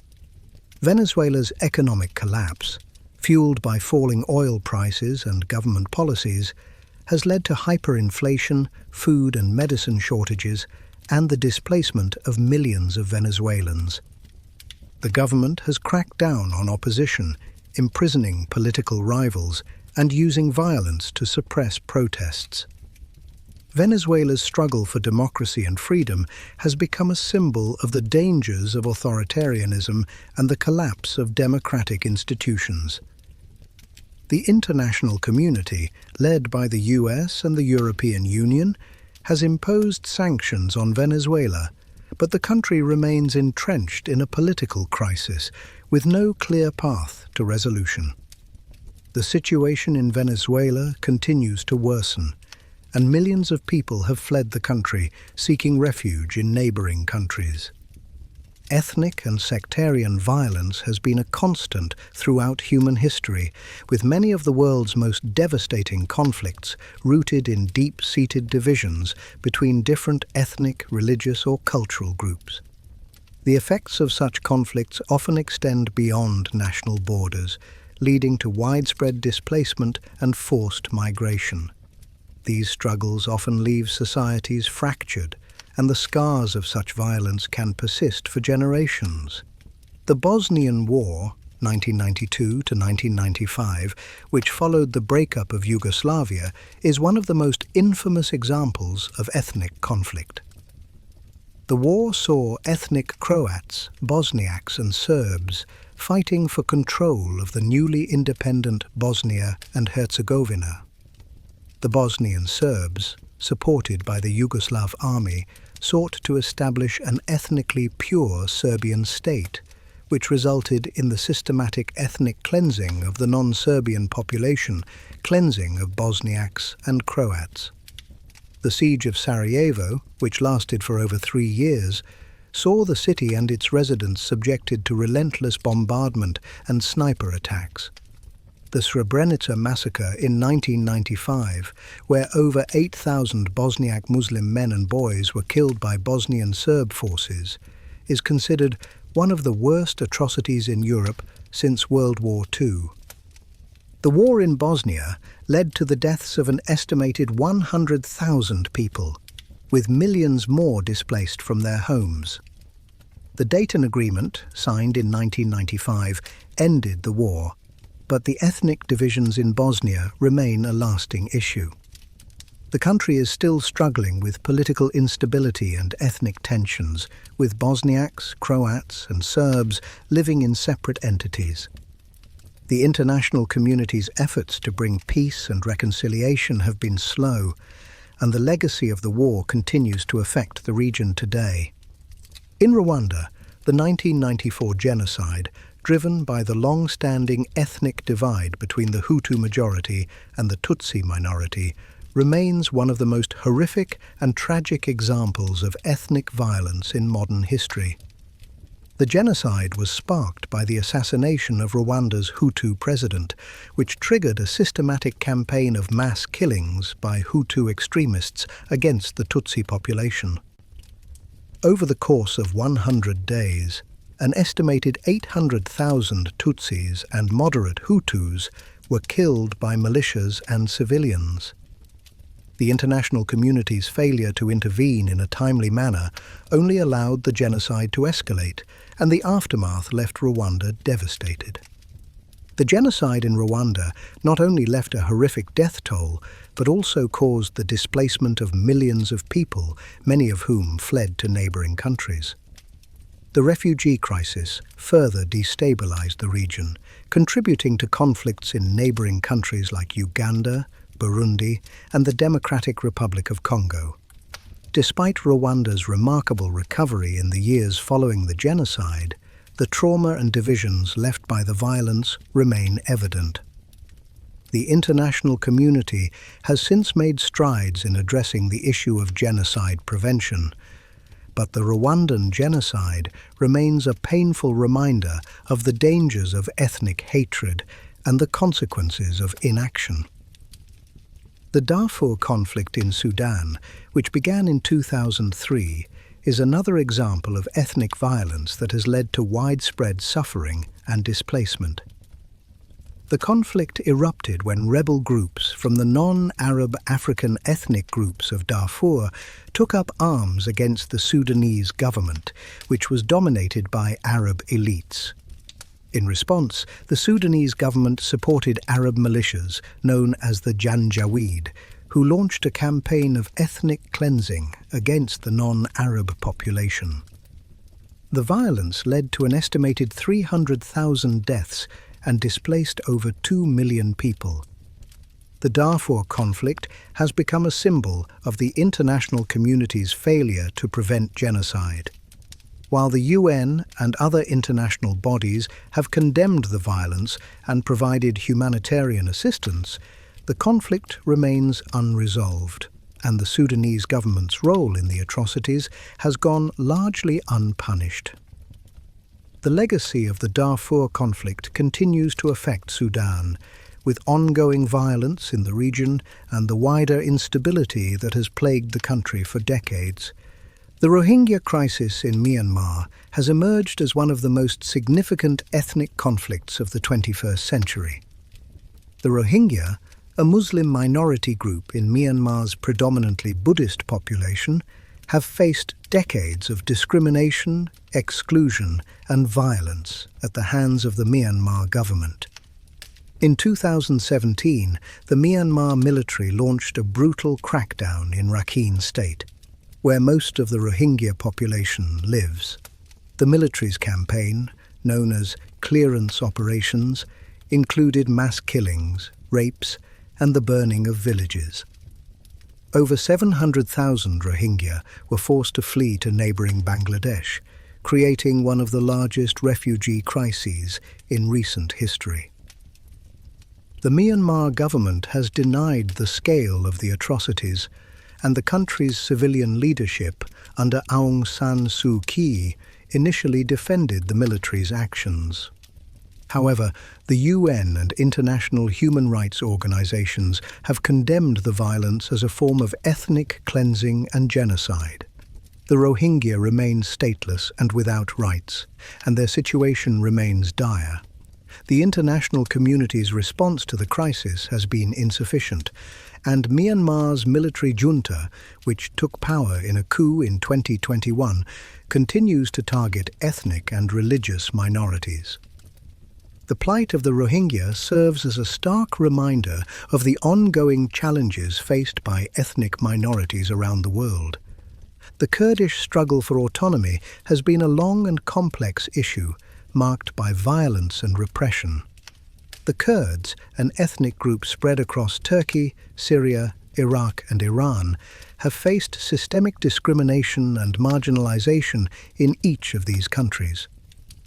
In Turkey, the Kurdistan Workers' Party, PKK, has waged an insurgency against the Turkish government for decades, seeking greater rights and autonomy for the Kurdish population.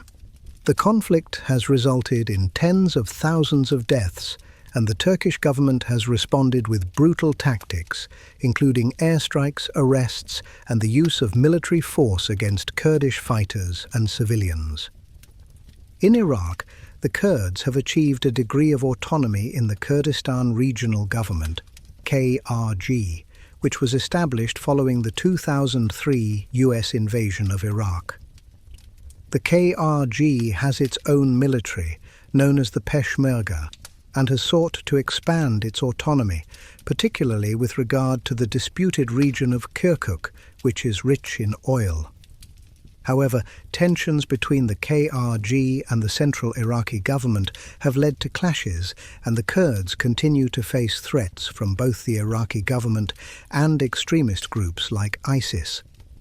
The Syrian Kurds, particularly the YPG, People's Defense Units, have also played a significant role in the fight against ISIS, but they have faced opposition from Turkey, which views the YPG as an extension of the PKK.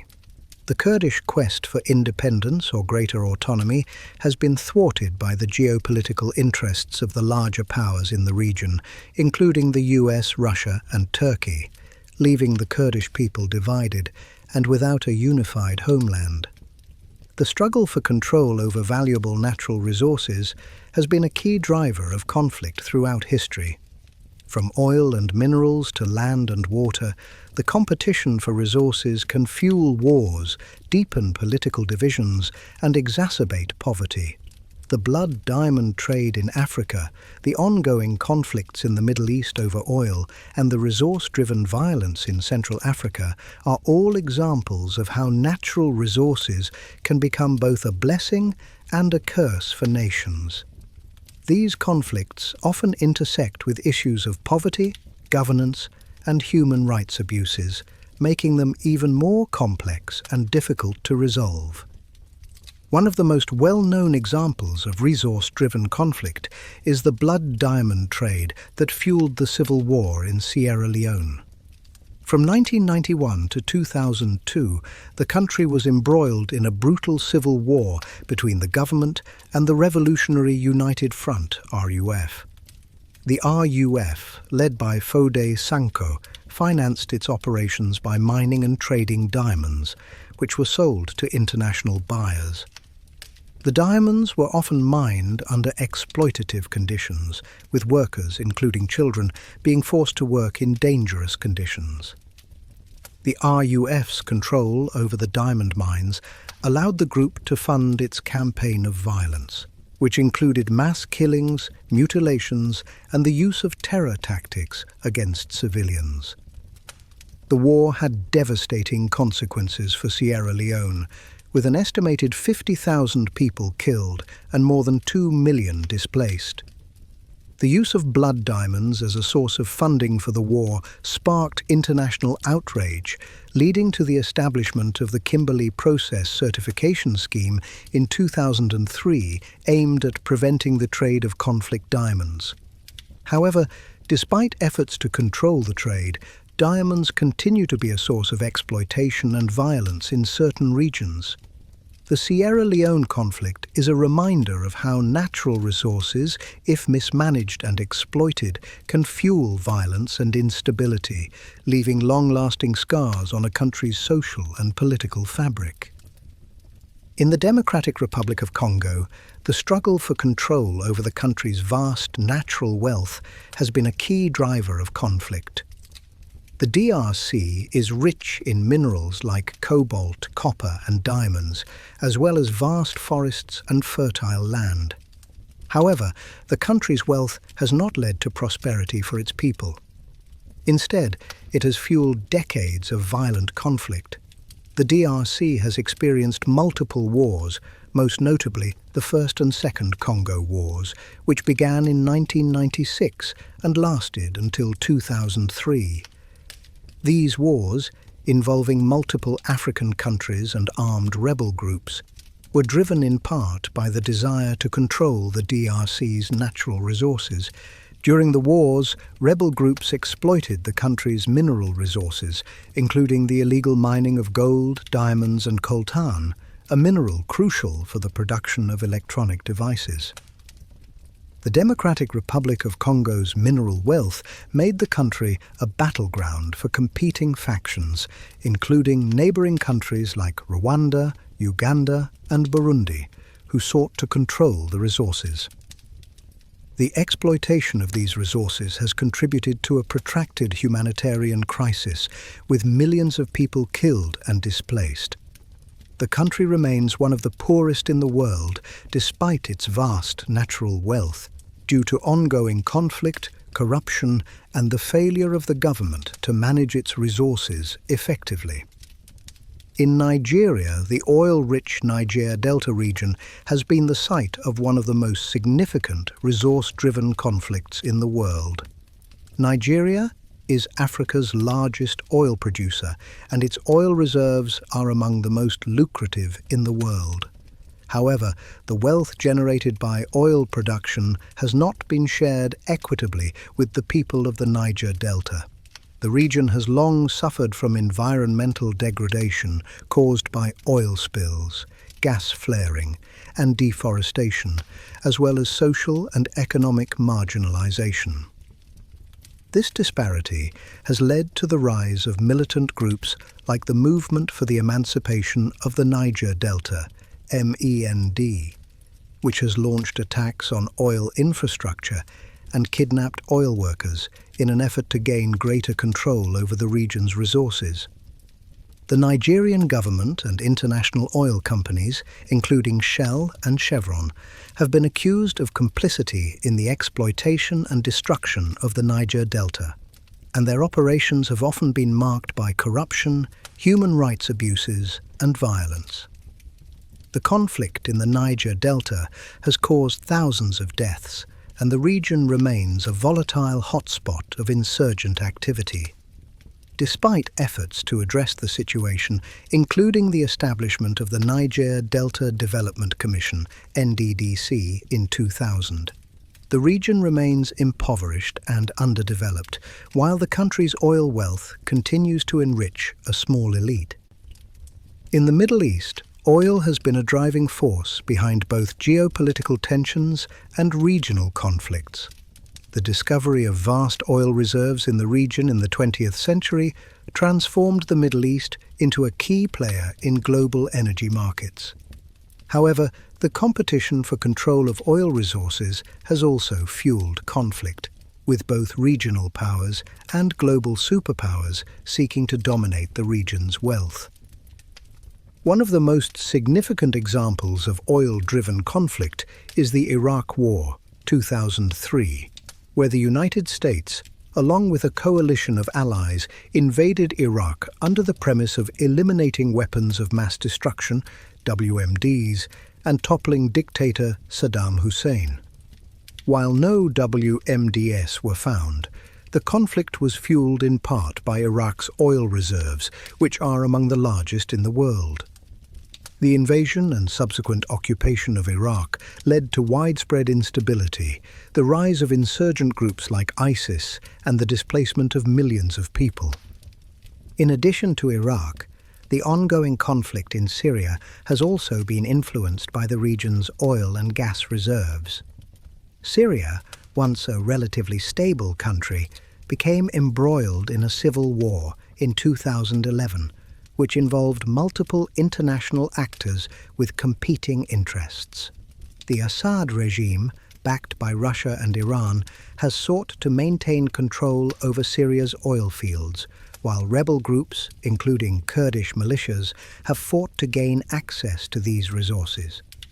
The involvement of foreign powers, including the United States, Turkey, and Saudi Arabia, has further complicated the conflict, with each seeking to protect its own interests in the region's natural resources. The South China Sea is another region where competition for resources has led to conflict.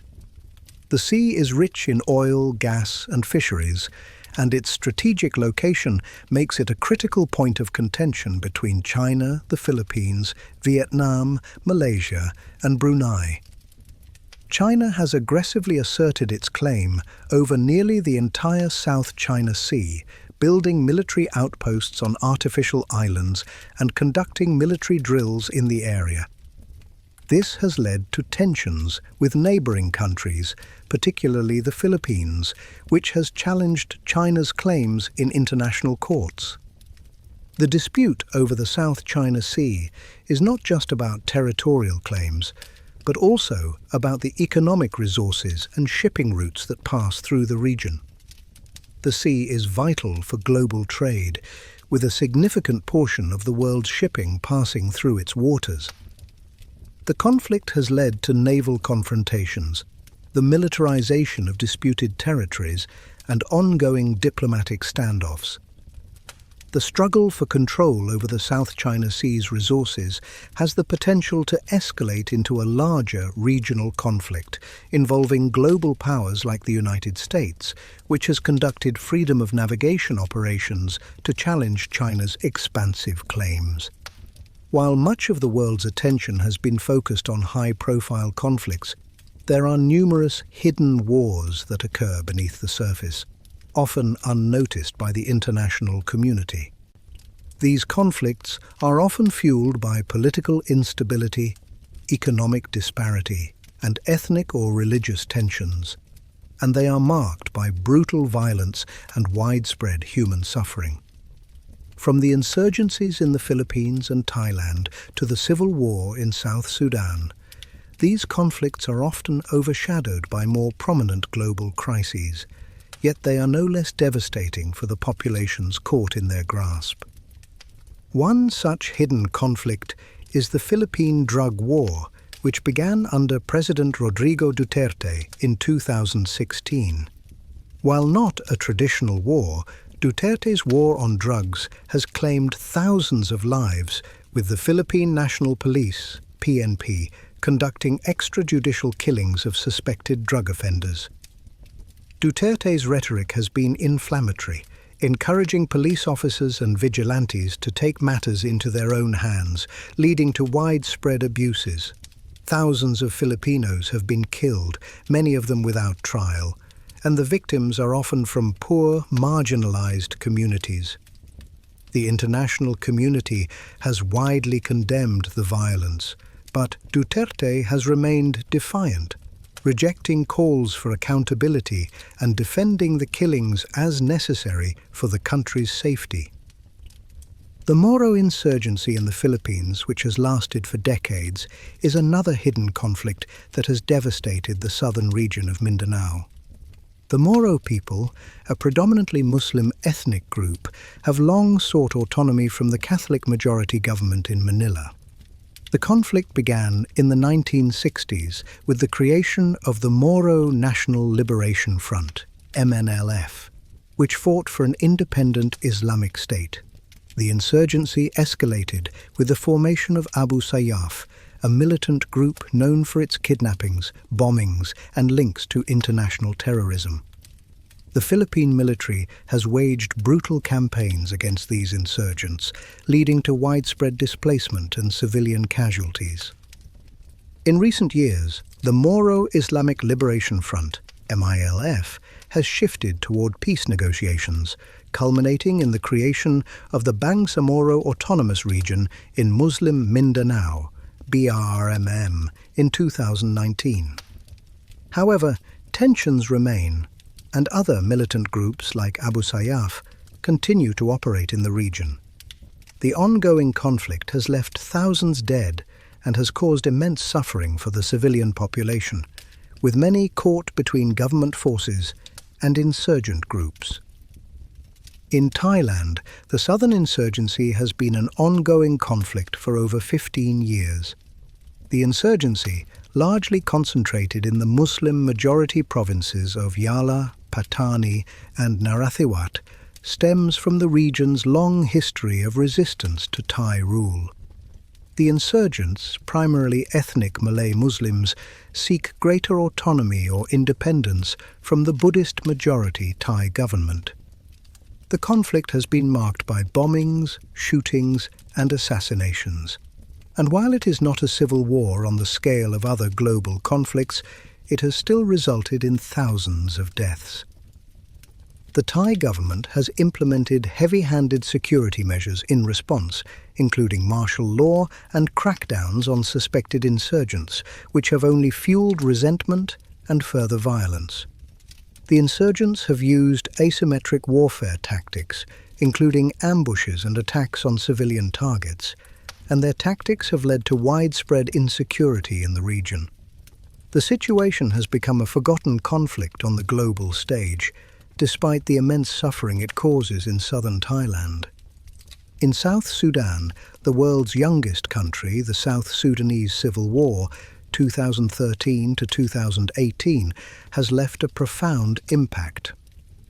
The war was primarily driven by political power struggles between President Salva Kiir, a member of the Dinka ethnic group, and former Vice President Riek Machar, a member of the Nuer ethnic group.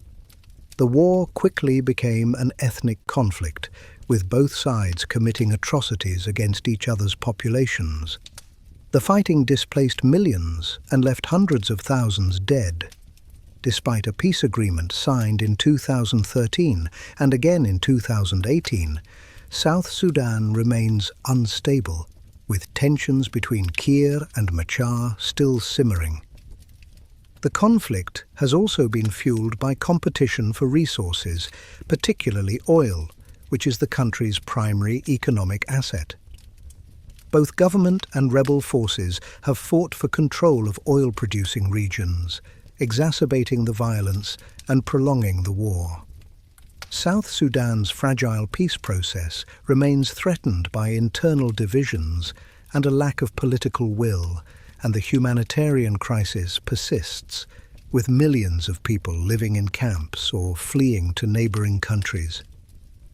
In Central African Republic, CAR, an ongoing conflict has been raging since 2013 following the overthrow of President François Bozizé by the predominantly Muslim Seleka rebels. The Anti-Balaka, a mostly Christian militia, emerged as a response to Seleka, and the two groups engaged in brutal violence against each other's communities. The conflict has become deeply sectarian, with widespread massacres, rape, and the use of child soldiers. Despite the presence of peacekeeping forces, including a French-led operation and the UN peacekeeping mission, the violence continues to disrupt the country's fragile political system. The CARS conflict has been exacerbated by the involvement of neighboring countries and the international community's failure to bring lasting peace. Armed groups continue to control large swaths of territory, and the government struggles to assert authority over the country. The human cost of the conflict is staggering, with hundreds of thousands displaced and tens of thousands killed. In Colombia, the drug-fueled civil war that has been ongoing for decades has resulted in some of the most violent and protracted struggles in Latin America. The FARC, Revolutionary Armed Forces of Colombia, a Marxist guerrilla group, has waged an insurgency against the Colombian government since 1964, financed by the drug trade.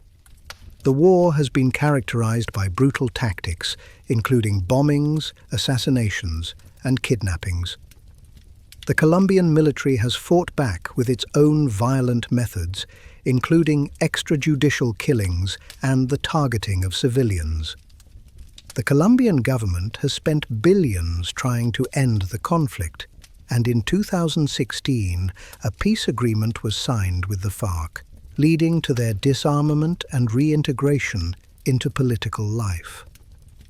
However, the peace process remains fragile, with remnants of the FARC and other militant groups continuing to operate in rural areas. Drug cartels also continue to play a significant role in fueling violence, and Colombia remains one of the most dangerous countries in the world for human rights defenders and social activists. Around the world, movements for political reform and social justice have driven major changes in both governmental structures and the treatment of marginalized populations. These movements often emerge in response to widespread inequality, human rights abuses, and oppressive regimes. However, the path to justice and equality is rarely smooth, and those who fight for these causes frequently face violent opposition. From Hong Kong's pro-democracy protests to Chile's social uprising, the fight for political reform has been a defining feature of modern conflict. One of the most iconic struggles for democratic reform in recent years was seen in Hong Kong. The 2014 Umbrella Movement was a major turning point, with millions of people taking to the streets to demand universal suffrage and an end to the Beijing-controlled election process. Protesters, many of them young students, called for political reforms that would grant the people of Hong Kong more autonomy over their leadership. The movement, named after the umbrellas used by protesters to shield themselves from tear gas, ended after 79 days of occupation, but it left a lasting imprint on Hong Kong's political landscape. In 2019, the situation escalated when a proposed extradition bill that would have allowed suspects to be sent to mainland China for trial sparked massive protests. Protesters believed the bill would be used to silence pro-democracy activists, journalists, and political dissidents. What began as a protest against the bill quickly evolved into a broader movement calling for democracy, human rights, and greater autonomy from the Chinese government. Protesters clashed with riot police, and the police responded with heavy force, including tear gas, rubber bullets, and live ammunition. In response to Beijing's tightening grip over the city, Hong Kong saw a growing movement for independence and self-determination, and the international community's role in defending the city's freedoms became a central issue. By 2020, China imposed a national security law that effectively criminalized protest, stifled dissent, and curtailed political freedoms. Despite years of pro-democracy protests, Hong Kong's autonomy has been severely undermined, and the once vibrant civil society has been dismantled. Many activists, including Joshua Wong, have been arrested, and those who continue to challenge Beijing's rule are increasingly living in exile. Chile's 2019 social uprising was driven by similar frustrations with inequality, but it began over a seemingly minor issue, an increase in subway fares. Chileans, who had been dealing with rising inequality, privatization of public services, and stagnating wages, saw the fare hike as the final straw in a broader system of inequality.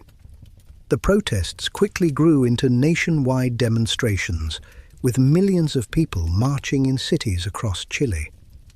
What began as an issue about transport fares became a demand for broader reforms, including better access to education, healthcare, and pensions. The protests were met with a violent crackdown by the Chilean military and police, leading to numerous deaths, injuries, and widespread human rights violations. As the unrest intensified, President Sebastián Piñera declared a state of emergency and deployed military forces to restore order.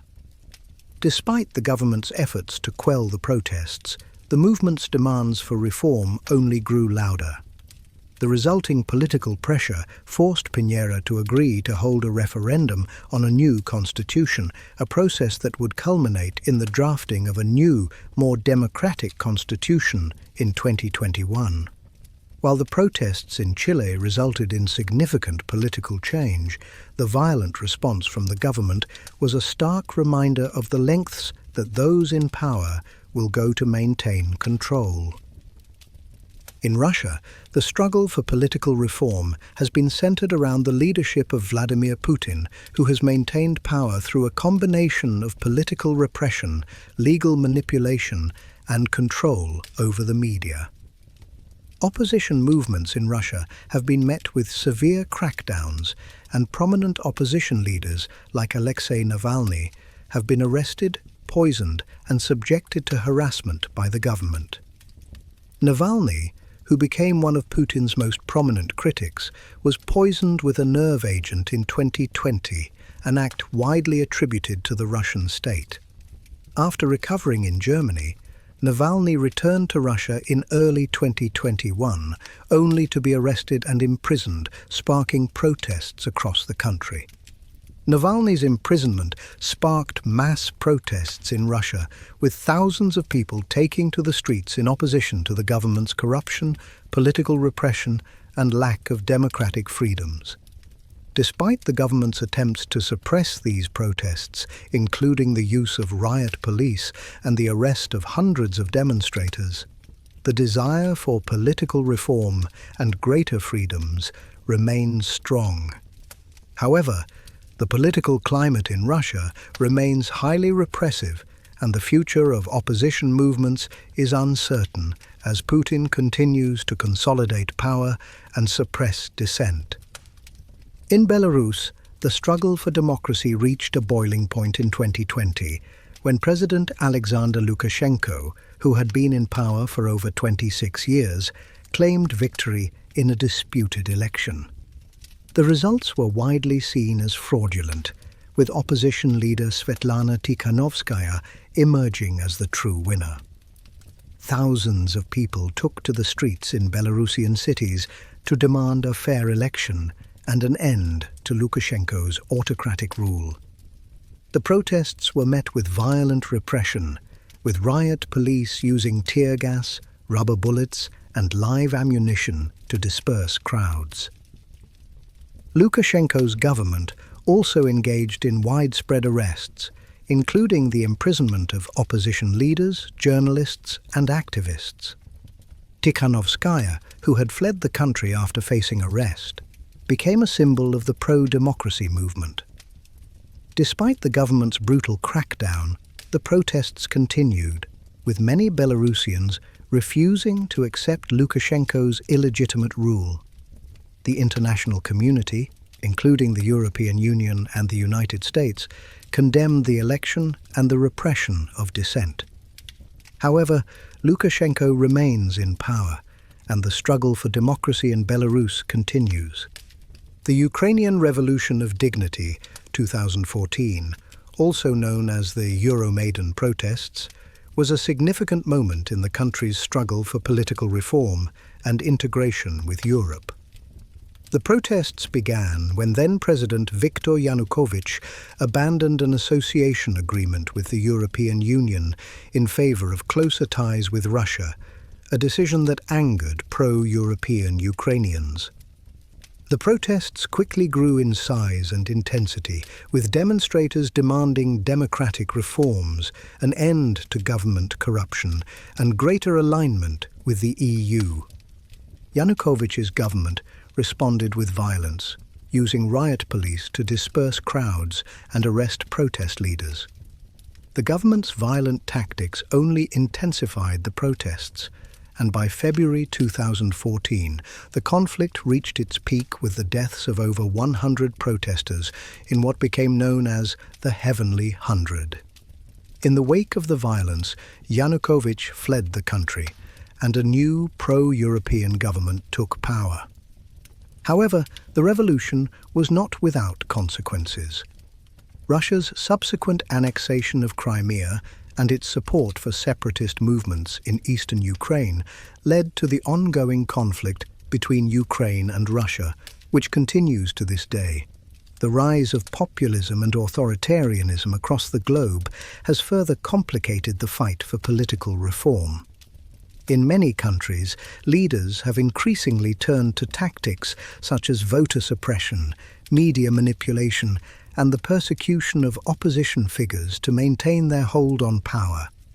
These tactics, while often justified as necessary to protect national security or economic stability, undermine democratic institutions and create a dangerous environment for civil society.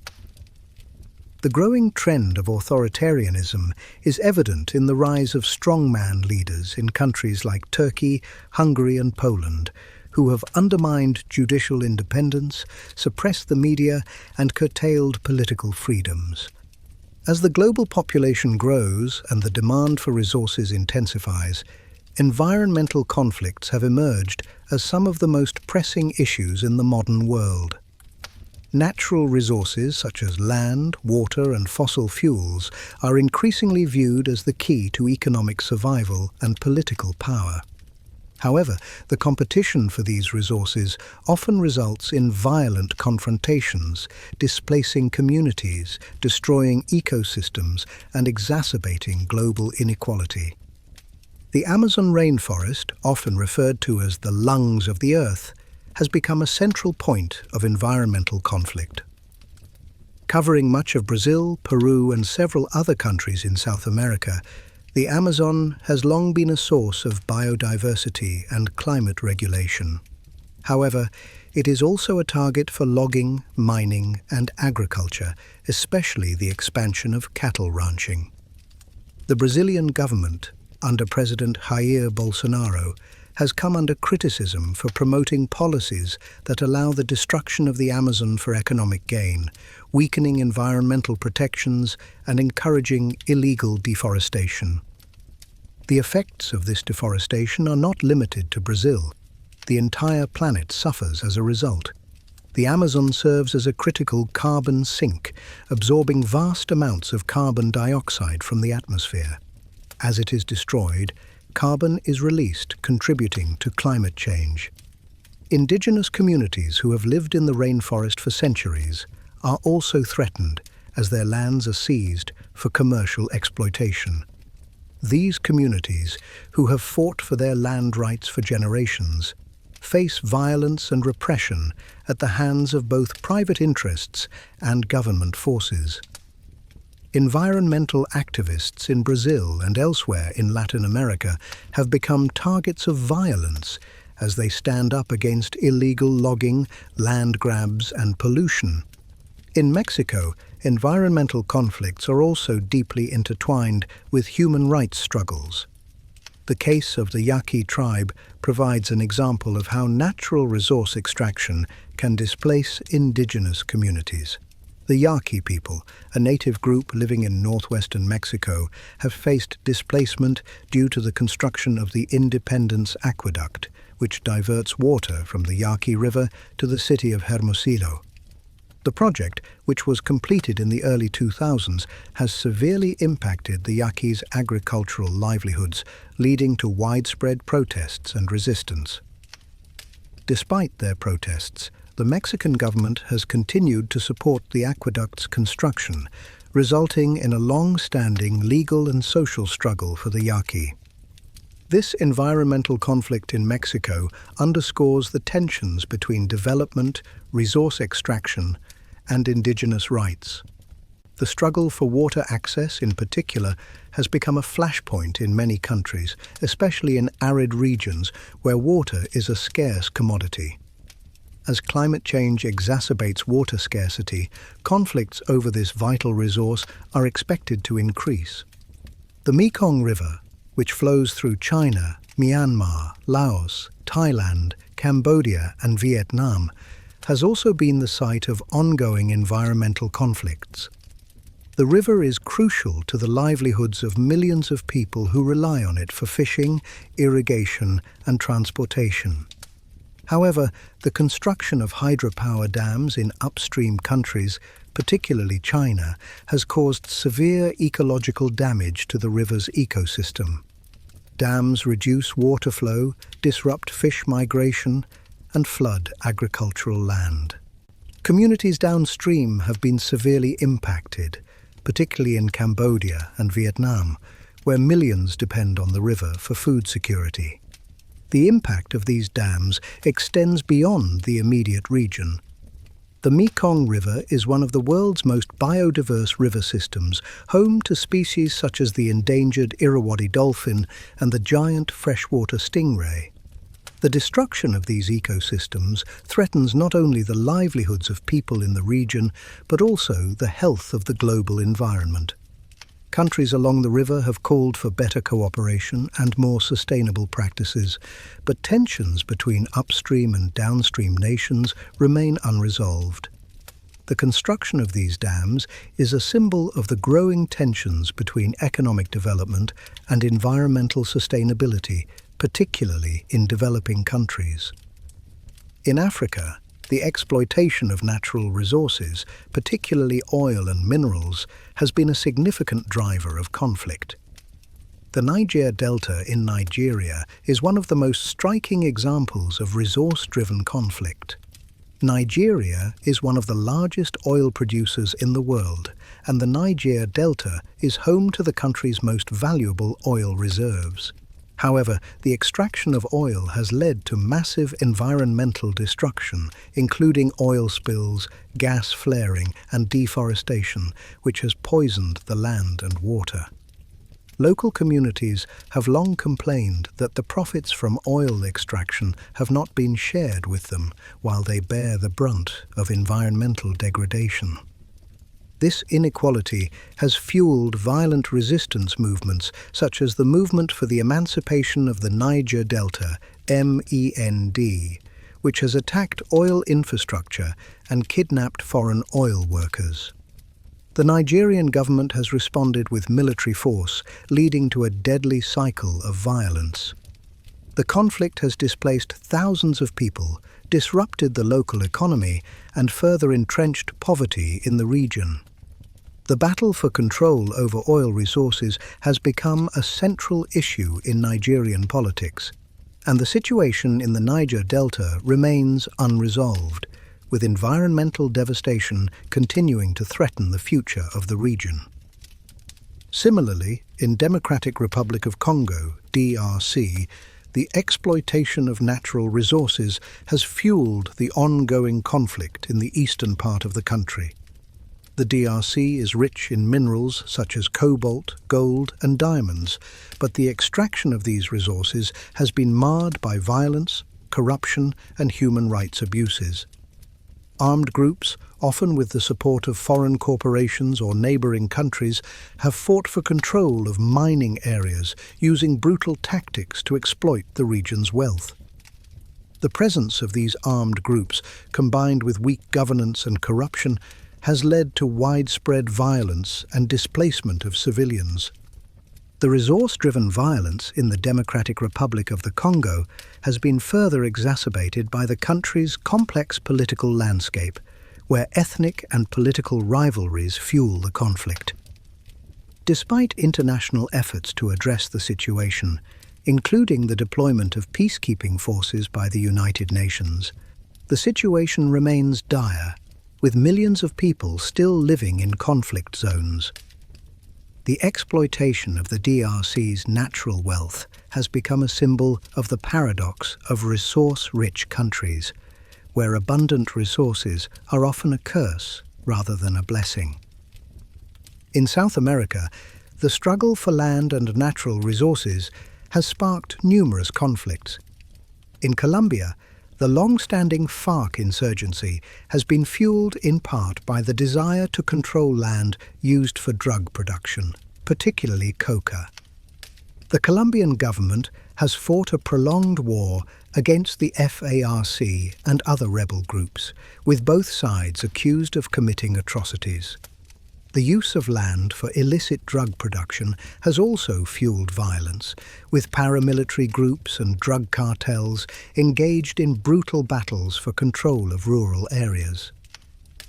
In Brazil, the conflict over land ownership, particularly in the Amazon rainforest, has led to violent clashes between indigenous groups, farmers, and loggers. Indigenous groups who have lived in the Amazon for centuries continue to resist efforts to exploit their lands for commercial purposes. They face violent opposition from government-backed loggers and farmers who have encroached on indigenous territories to clear land for agriculture and mining. The destruction of the Amazon for economic gain has had far-reaching consequences, not only for the environment, but also for the indigenous people who depend on it for their survival. Geopolitical conflicts often stem from competition for power, influence, and territory on the global stage. Nations seek to assert their dominance through military power, economic control, and alliances, often leading to proxy wars, regional instability, and international tensions. These struggles for dominance play out in various forms, from the Cold War between the US and the Soviet Union to the ongoing tensions in the South China Sea. As global power shifts and new players emerge, the competition for strategic influence continues to reshape the world order. The Cold War, which spanned from the late 1940s to 1991, was perhaps the most defining geopolitical struggle of the 20th century. The war was marked by a standoff between the two superpowers of the time, the United States and the Soviet Union, and their respective allies. The Cold War was not a direct military conflict, but rather a series of proxy wars, political maneuvering, and ideological battles. The primary competition between the US and the USSR was over the spread of communism versus democracy and capitalism. One of the most intense confrontations of the Cold War occurred during the Cuban Missile Crisis in 1962, when the Soviet Union secretly installed nuclear missiles in Cuba, just 90 miles off the coast of the United States. This discovery brought the two superpowers to the brink of nuclear war, as President John F. Kennedy and Soviet Premier Nikita Khrushchev engaged in a tense standoff. Ultimately, the crisis was resolved peacefully, with the Soviet Union agreeing to remove its missiles from Cuba in exchange for a secret US promise not to invade the island and the removal of US missiles from Turkey. While the Cuban Missile Crisis was resolved without direct military conflict, other proxy wars during the Cold War, such as the Vietnam War and the Korean War, left millions dead and destabilized entire regions. The Cold War also saw the rise of nuclear arms races, the proliferation of weapons of mass destruction, and the division of the world into two competing ideological blocs. Despite the collapse of the Soviet Union in 1991, the legacy of the Cold War continues to shape global geopolitics today, with tensions between Russia and the West remaining a significant issue. In Eastern Europe, the collapse of the Soviet Union led to the emergence of new nations and the reordering of geopolitical alliances. Ukraine, once part of the Soviet Union, has become a key flashpoint in modern geopolitics. The annexation of Crimea by Russia in 2014 and the ongoing war in eastern Ukraine have highlighted the growing tensions between Russia and the West. The US and European Union have supported Ukraine's sovereignty, imposing sanctions on Russia and providing military aid to Ukraine. Meanwhile, Russia has accused the West of meddling in its sphere of influence, and Moscow's support for separatist movements in eastern Ukraine has led to years of fighting. The conflict in Ukraine is a reflection of broader geopolitical struggles for influence in Eastern Europe. Russia seeks to reassert control over its former territories, while the West, led by NATO and the European Union, seeks to expand its influence in the region. The war in Ukraine has resulted in thousands of deaths, millions of displaced people, and a fragile ceasefire that has failed to bring lasting peace. The geopolitical stakes in Ukraine are high, with both Russia and the West unwilling to back down, and the outcome of the conflict will have profound implications for the future of European security and global power dynamics. In Asia, the South China Sea has become a major area of geopolitical tension. The region is rich in natural resources, including oil and gas reserves, and is a critical shipping route for global trade. However, several countries, China, Vietnam, the Philippines, Malaysia, and Brunei, have overlapping territorial claims in the South China Sea, leading to tensions and confrontations. China has been the most assertive in its claims, constructing artificial islands and military bases in disputed waters.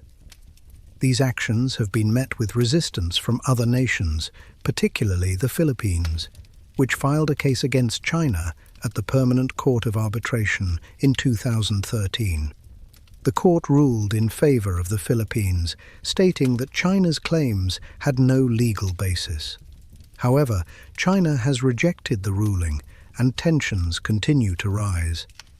The United States, which has strategic interests in the region, conducts freedom of navigation operations to challenge China's claims and assert its commitment to maintaining open sea lanes.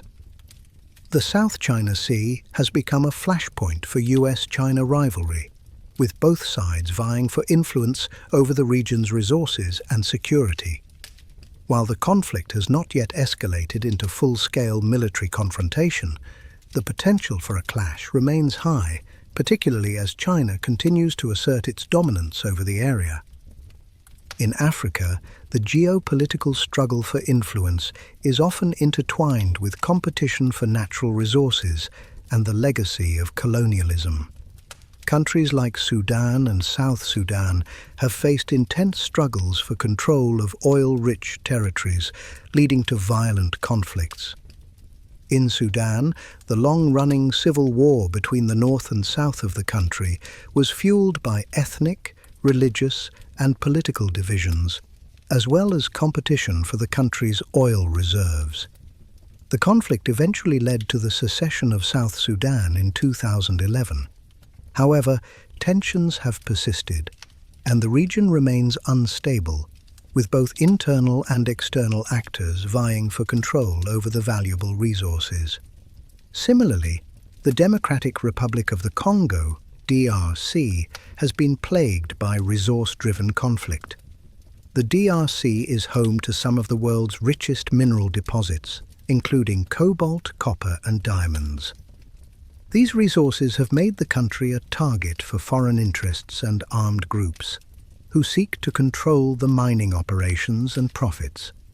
The DRC has experienced multiple wars and conflicts, many of which have been fueled by the competition for these resources. The presence of armed groups, both local and foreign, continues to destabilize the country, and the international community has struggled to bring peace to the region. In the Middle East, the struggle for control of oil and strategic territory has been a central driver of conflict. The Iraq War, the Syrian Civil War, and the Yemen War are all, in part, fueled by geopolitical rivalries between global and regional powers. The US invasion of Iraq in 2003 was motivated, in part, by the desire to control the country's oil reserves and secure its influence in the region. The conflict in Syria has drawn in various international actors, including Russia, Iran, and the US, each seeking to protect its interests in the region. The war in Yemen has similarly been shaped by the geopolitical rivalry between Saudi Arabia and Iran, with both countries backing opposing sides in the conflict. The competition for resources, territory, and power continues to shape global geopolitics, with nations seeking to secure their interests through military intervention, diplomatic alliances, and economic influence. The result is often a cycle of conflict that destabilizes regions and leads to widespread human suffering. Humanitarian crises often arise when conflicts, natural disasters, or political instability overwhelm a country's ability to respond, leaving millions of people in dire need of assistance. These crises can create situations where basic human rights are violated, leading to widespread suffering, displacement, and death. The international community plays a crucial role in providing aid and intervening to prevent further violence and instability. However, international intervention is often fraught with political complexities and challenges, leading to debates about the effectiveness and legitimacy of such actions. One of the most significant and complex humanitarian crises in recent years has been the Syrian civil war, which began in 2011. The war, which started as a peaceful uprising against the regime of President Bashar al-Assad, quickly escalated into a brutal conflict that has resulted in over 500,000 deaths and millions of displaced people. The humanitarian situation in Syria is catastrophic, with millions of Syrians living in refugee camps in neighboring countries like Turkey, Lebanon, and Jordan, while millions more are internally displaced within Syria itself. The use of chemical weapons, mass bombings of civilian areas, and the targeting of healthcare facilities by the Assad regime have sparked widespread international condemnation. However, the complexity of the conflict, with multiple foreign powers involved, Russia and Iran backing Assad, while the US and Turkey have supported opposition groups, has made it difficult to resolve. International organizations like the United Nations and Red Cross have struggled to provide adequate aid to those in need, especially in besieged areas. Despite efforts to broker ceasefires and peace talks, the war has continued, and the humanitarian toll on the Syrian people is staggering. The Yemen war, which began in 2015, has also become a major humanitarian crisis, with the conflict between the Houthi rebels and the Yemeni government, backed by a Saudi-led coalition, leading to widespread destruction. The war has killed over 230,000 people and left millions more suffering from hunger, disease, and displacement. Yemen's already fragile economy has collapsed, and the country now faces one of the worst humanitarian crises in the world. The Saudi-led coalition has been accused of bombing civilian targets, including hospitals and schools, while the Houthis have been accused of using civilians as human shields and recruiting child soldiers. International aid to Yemen has been limited, and the country's infrastructure has been destroyed, making it difficult for humanitarian organizations to deliver aid to those in need. The war has also caused a cholera outbreak, one of the worst in history, further exacerbating the suffering of the population. The ongoing conflict and the involvement of regional powers, including Saudi Arabia and Iran, have made it difficult to find a peaceful resolution, and the people of Yemen continue to suffer the consequences. In South Sudan, the world's newest country has faced one of the most severe humanitarian crises of the 21st century. Since gaining independence in 2011, South Sudan has been mired in a civil war between forces loyal to President Salva Kiir and former Vice President Riek Machar. The war, which began in 2013, has been marked by ethnic violence, particularly between Kiir's Dinka ethnic group and Machar's Nuer group. The conflict has led to the deaths of over 400,000 people and the displacement of millions more. South Sudan's humanitarian crisis is compounded by a lack of access to basic services like food, clean water, and healthcare. The country's healthcare system is non-existent in many areas, and malnutrition is widespread. Both the government and opposition forces have been accused of committing atrocities against civilians, including sexual violence, recruitment of child soldiers, and the destruction of villages. Despite a peace agreement signed in 2018, the situation remains unstable, and the people of South Sudan continue to suffer. In the Central African Republic, CAR, a country that has been mired in conflict for nearly 2 decades, the humanitarian situation remains dire. The Central African Civil War began in 2012 when the Seleka rebels, a coalition of mostly Muslim fighters, overthrew President François Bozize. In response, the predominantly Christian anti-Balaka militia began targeting Muslim civilians, leading to a cycle of violence that has torn the country apart. The war has resulted in widespread atrocities, including mass killings, rape, and the recruitment of child soldiers. The humanitarian situation is compounded by the country's lack of infrastructure, with many people living in overcrowded camps for internally displaced persons. The United Nations has deployed peacekeepers to the region, but their presence has been limited, and the CAR government struggles to maintain control over much of the country. The conflict has created a cycle of instability, with armed groups continuing to exploit the situation for control of the country's resources. In Rohingya, the plight of the Rohingya Muslim minority in Myanmar has become one of the most pressing humanitarian issues in recent years. The Rohingya have long been persecuted by the Myanmar government, which refuses to recognize them as citizens.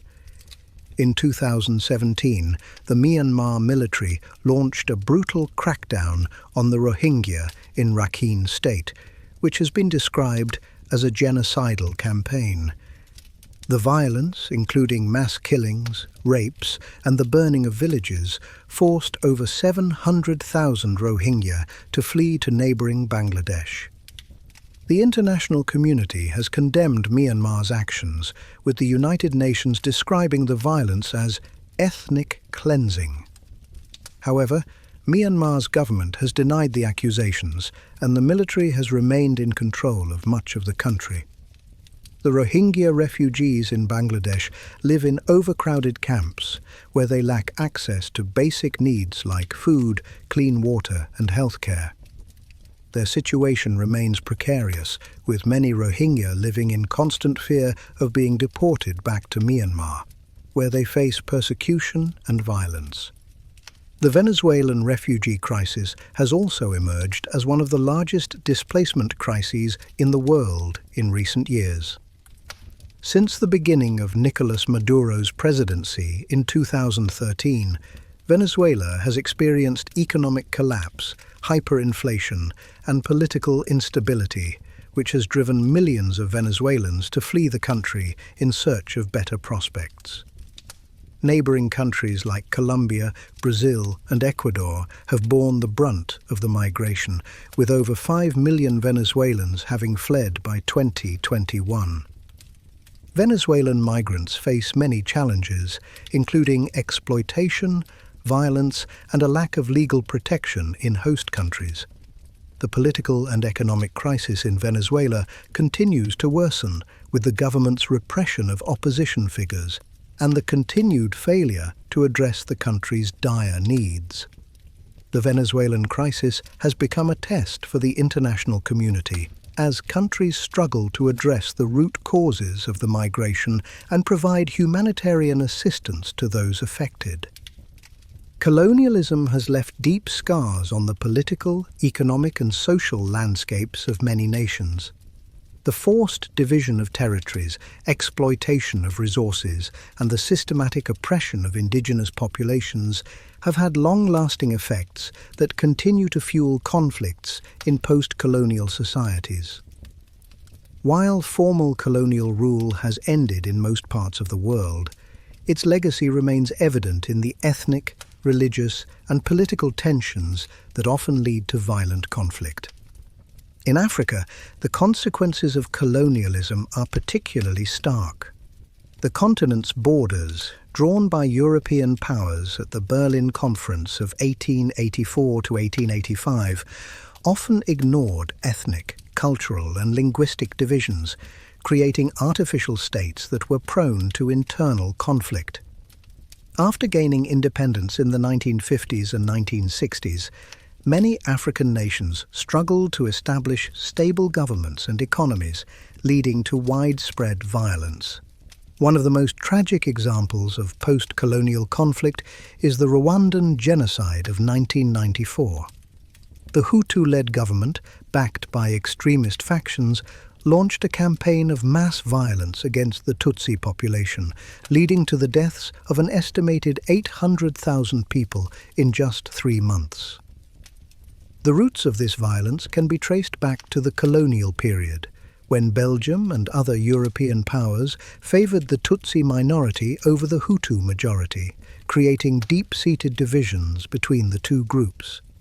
These divisions were exploited by politicians in the lead-up to the genocide, resulting in one of the most horrific events of the 20th century. In Sudan, the legacy of colonialism played a central role in the outbreak of the Darfur conflict. The Darfur region, home to a variety of ethnic and religious groups, was historically marginalized by the central government in Khartoum. During colonial rule, Sudan was administered by both the British and Egyptians, and the artificial borders drawn by the colonizers laid the foundation for the divisions that would later fuel conflict. After Sudan gained independence in 1956, the government in Khartoum, which was dominated by Arab Muslims, neglected the needs of the non-Arab African population in regions like Darfur. The Darfur conflict, which began in 2003, saw ethnic African rebels in Darfur rise up against the Sudanese government, which responded by arming Arab militias known as the Janjaweed. The government's brutal crackdown led to widespread violence, displacement, and a humanitarian crisis that continues to affect the region today. The war has been further complicated by the involvement of foreign powers and the exploitation of Darfur's natural resources. The legacy of colonialism, in the form of ethnic divisions and a centralized government, remains a central issue in the ongoing conflict. The legacy of colonialism is also evident in the Democratic Republic of Congo, DRC, which has been the site of some of the most devastating conflicts in modern history. The DRC was a personal colony of King Leopold II of Belgium from 1885 to 1908, and during this time the population was subjected to forced labour, violence and mass killings in the pursuit of rubber and other resources. After Belgium formally took control of the colony in 1908, the exploitation continued, and the country gained its independence in 1960 under the leadership of Prime Minister Patrice Lumumba.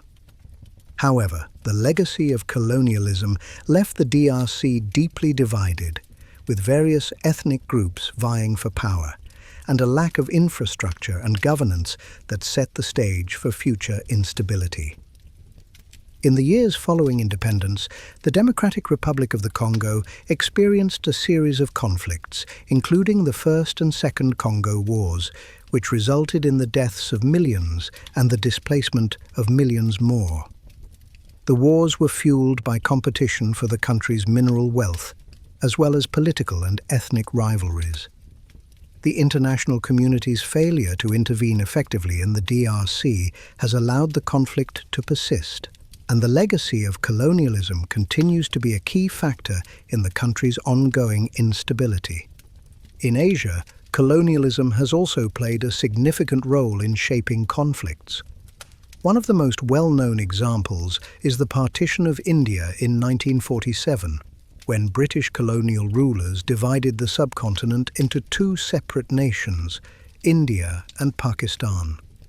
The partition was intended to resolve religious and political tensions between Hindus and Muslims, but it instead led to one of the largest forced migrations in history. Millions of people were displaced, and the division sparked widespread violence, with Hindus and Sikhs fleeing Pakistan and Muslims fleeing India. The violence left hundreds of thousands dead and created lasting animosities between the two countries. The Kashmir conflict, which continues to this day, has its roots in the partition of India and Pakistan. The princely state of Jammu and Kashmir, which was majority Muslim, had the option to join either India or Pakistan. The Maharaja of Kashmir chose to accede to India, leading to the first war between India and Pakistan in 1947. The region remains a flashpoint for tensions between the two countries, with both India and Pakistan claiming Kashmir as their own and regularly skirmishing over control of the territory. In Southeast Asia, the legacy of French colonialism in Vietnam also played a key role in the Vietnam War. The French had colonized Vietnam in the 19th century, and when they were defeated by the Viet Minh forces during the First Indochina War in 1954, the country was divided into communist North Vietnam and non-communist South Vietnam. The division was supposed to be temporary, but it eventually led to a full-scale conflict between the North and the South, with the United States supporting the South in an effort to prevent the spread of communism. The Vietnam War, which lasted from 1955 to 1975, resulted in the deaths of millions and the displacement of millions more. The war also left lasting scars on both the Vietnamese people and the US, with the effects of the conflict still felt today. Cambodia's history of conflict is also deeply intertwined with its colonial past. Under French colonial rule, Cambodia was part of French Indochina, and like other countries in the region, it experienced the exploitation of resources and the imposition of foreign rule. After gaining independence in 1953, Cambodia was caught in the Cold War struggle between communism and capitalism. The rise of the Khmer Rouge in 1975, led by Pol Pot, was fueled by political and ideological factors, but also by the trauma of colonial rule and the subsequent instability that followed. The Khmer Rouge sought to create an agrarian utopia, leading to the Cambodian genocide, in which an estimated 2 million people were killed. The legacy of colonialism, combined with years of war and political instability, left Cambodia deeply scarred, and the country is still grappling with the consequences of the Khmer Rouge regime.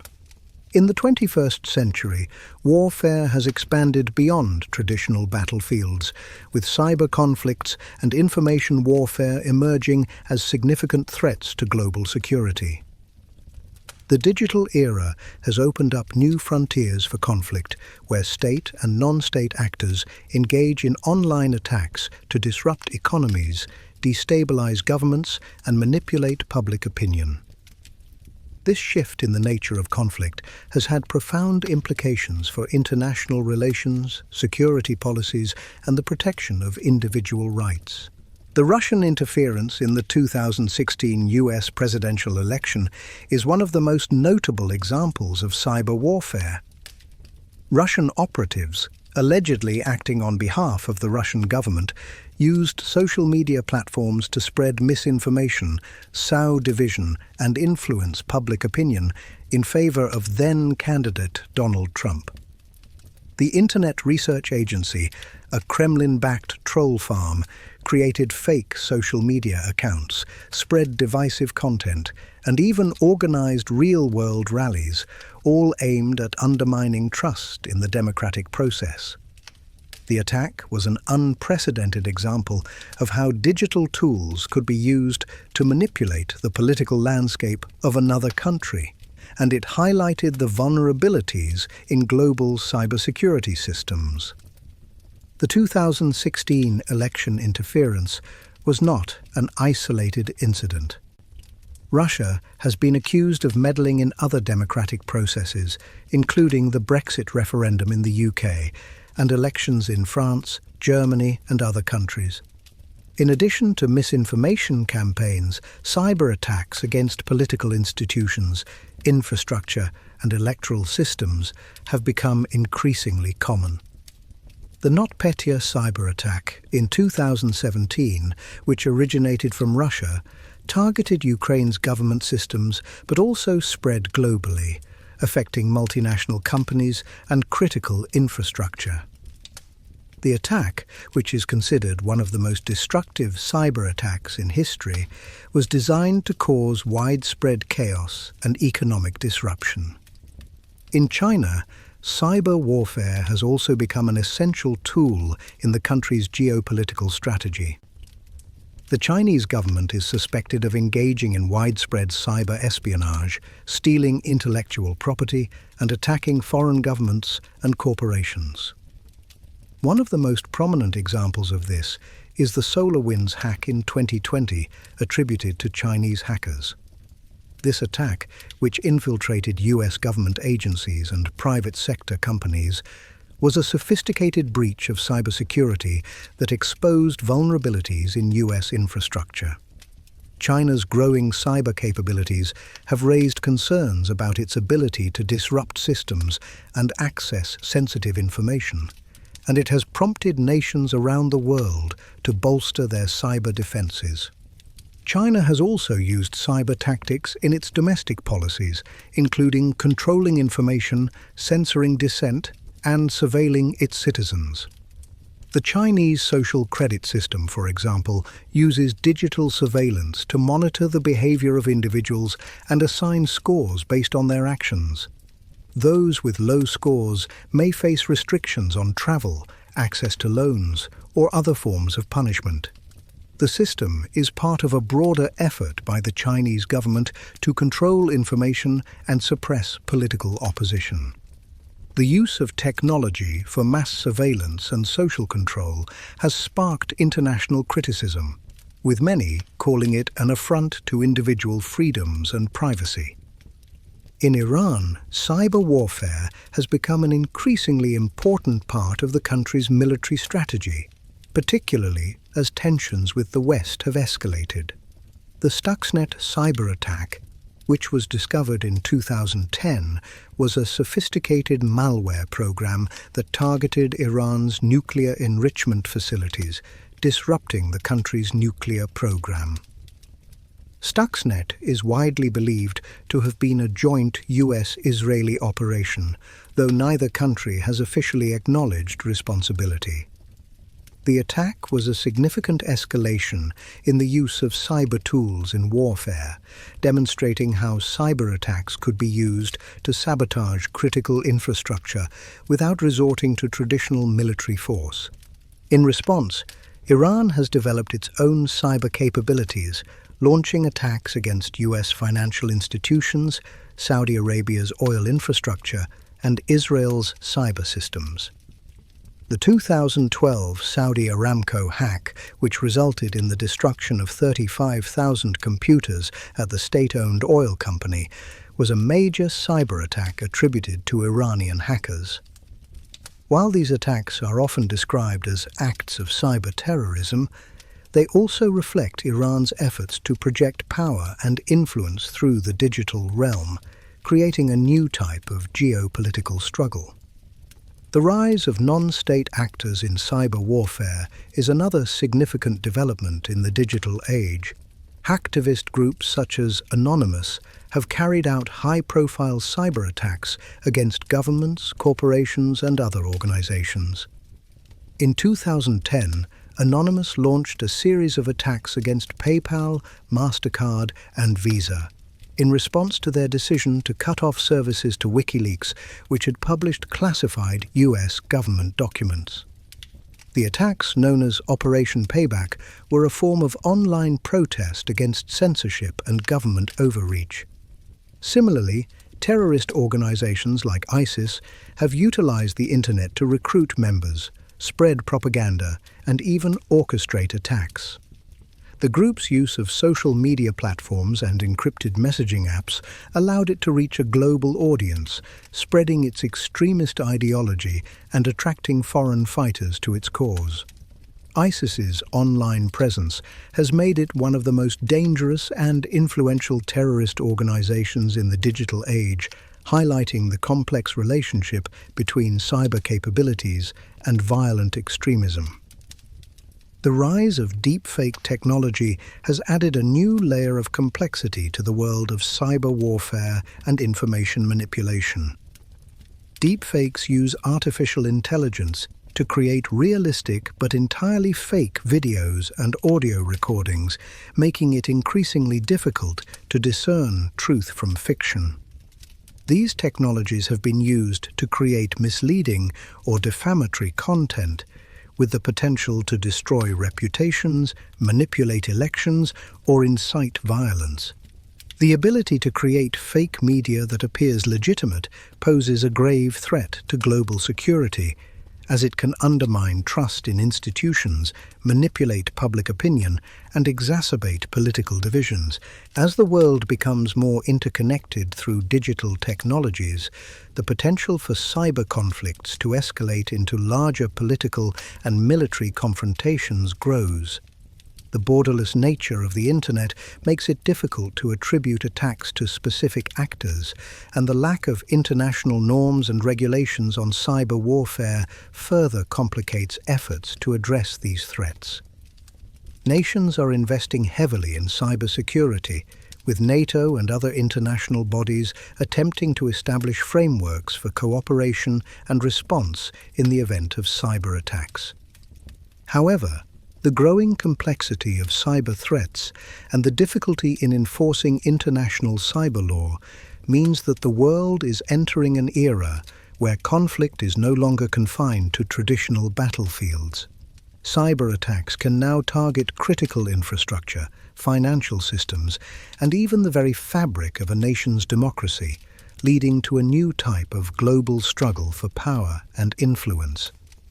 As the world continues to evolve, the nature of conflict is changing.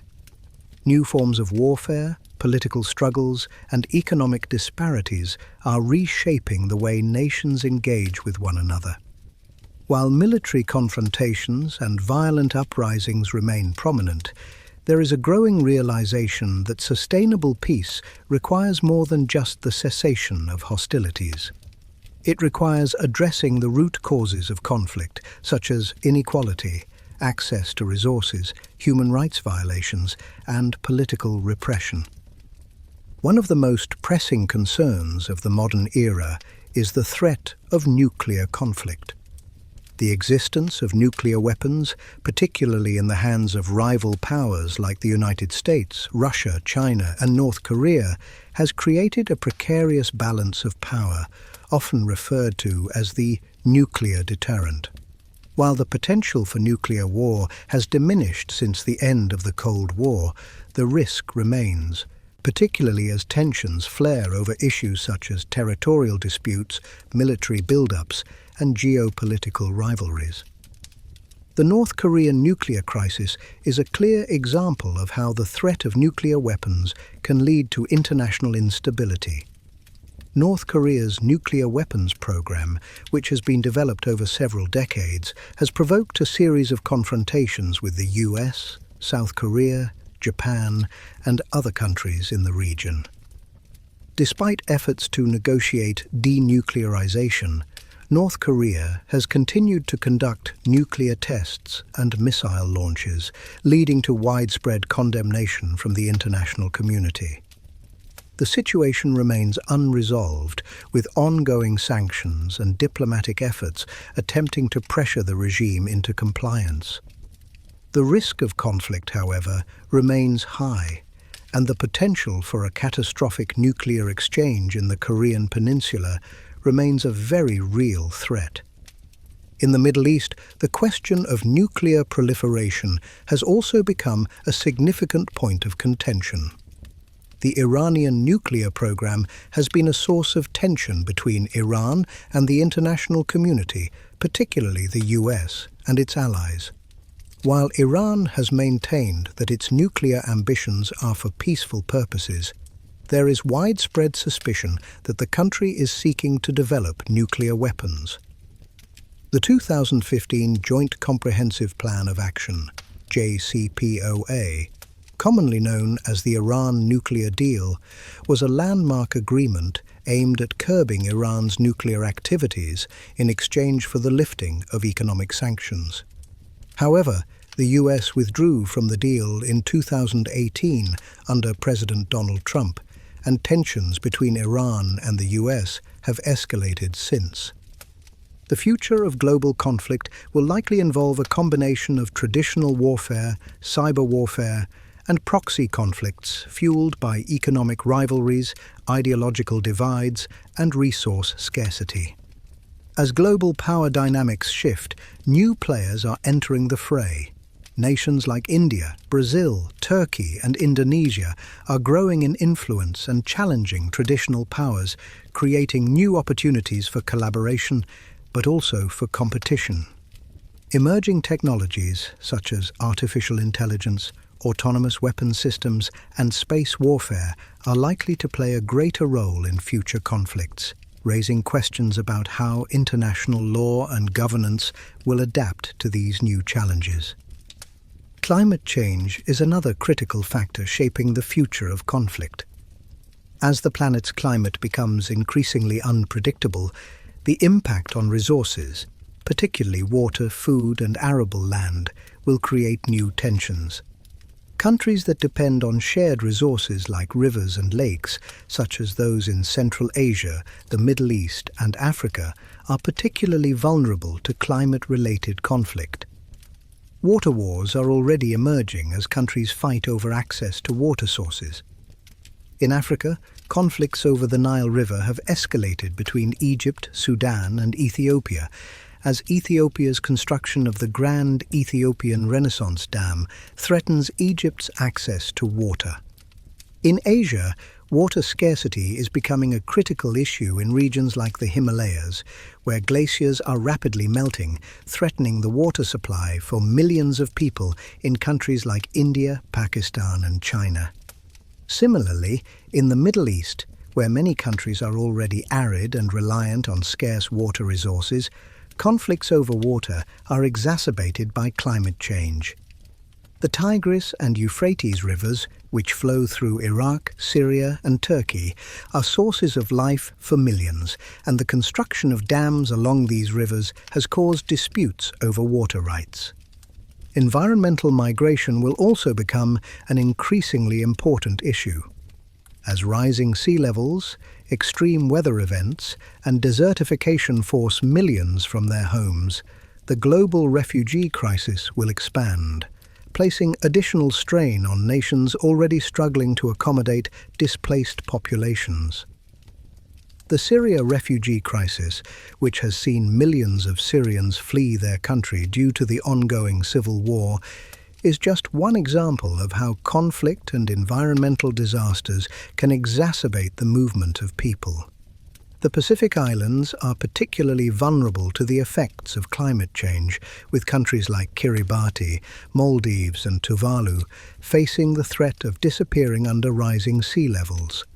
As environmental refugees seek safety and asylum, tensions between nations over how to handle these populations will undoubtedly intensify.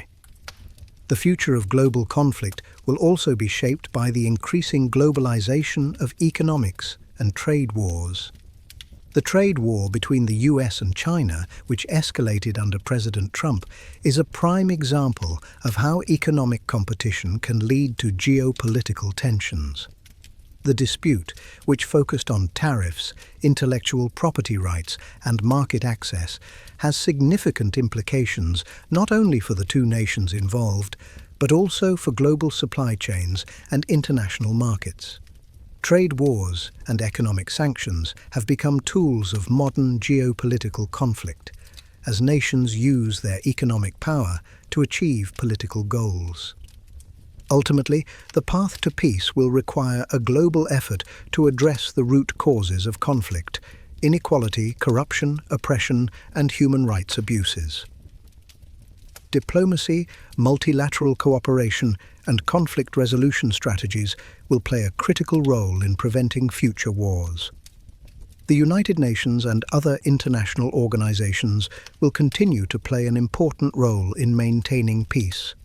But the effectiveness of these institutions will depend on the willingness of member states to cooperate and prioritize the common good over national self-interest.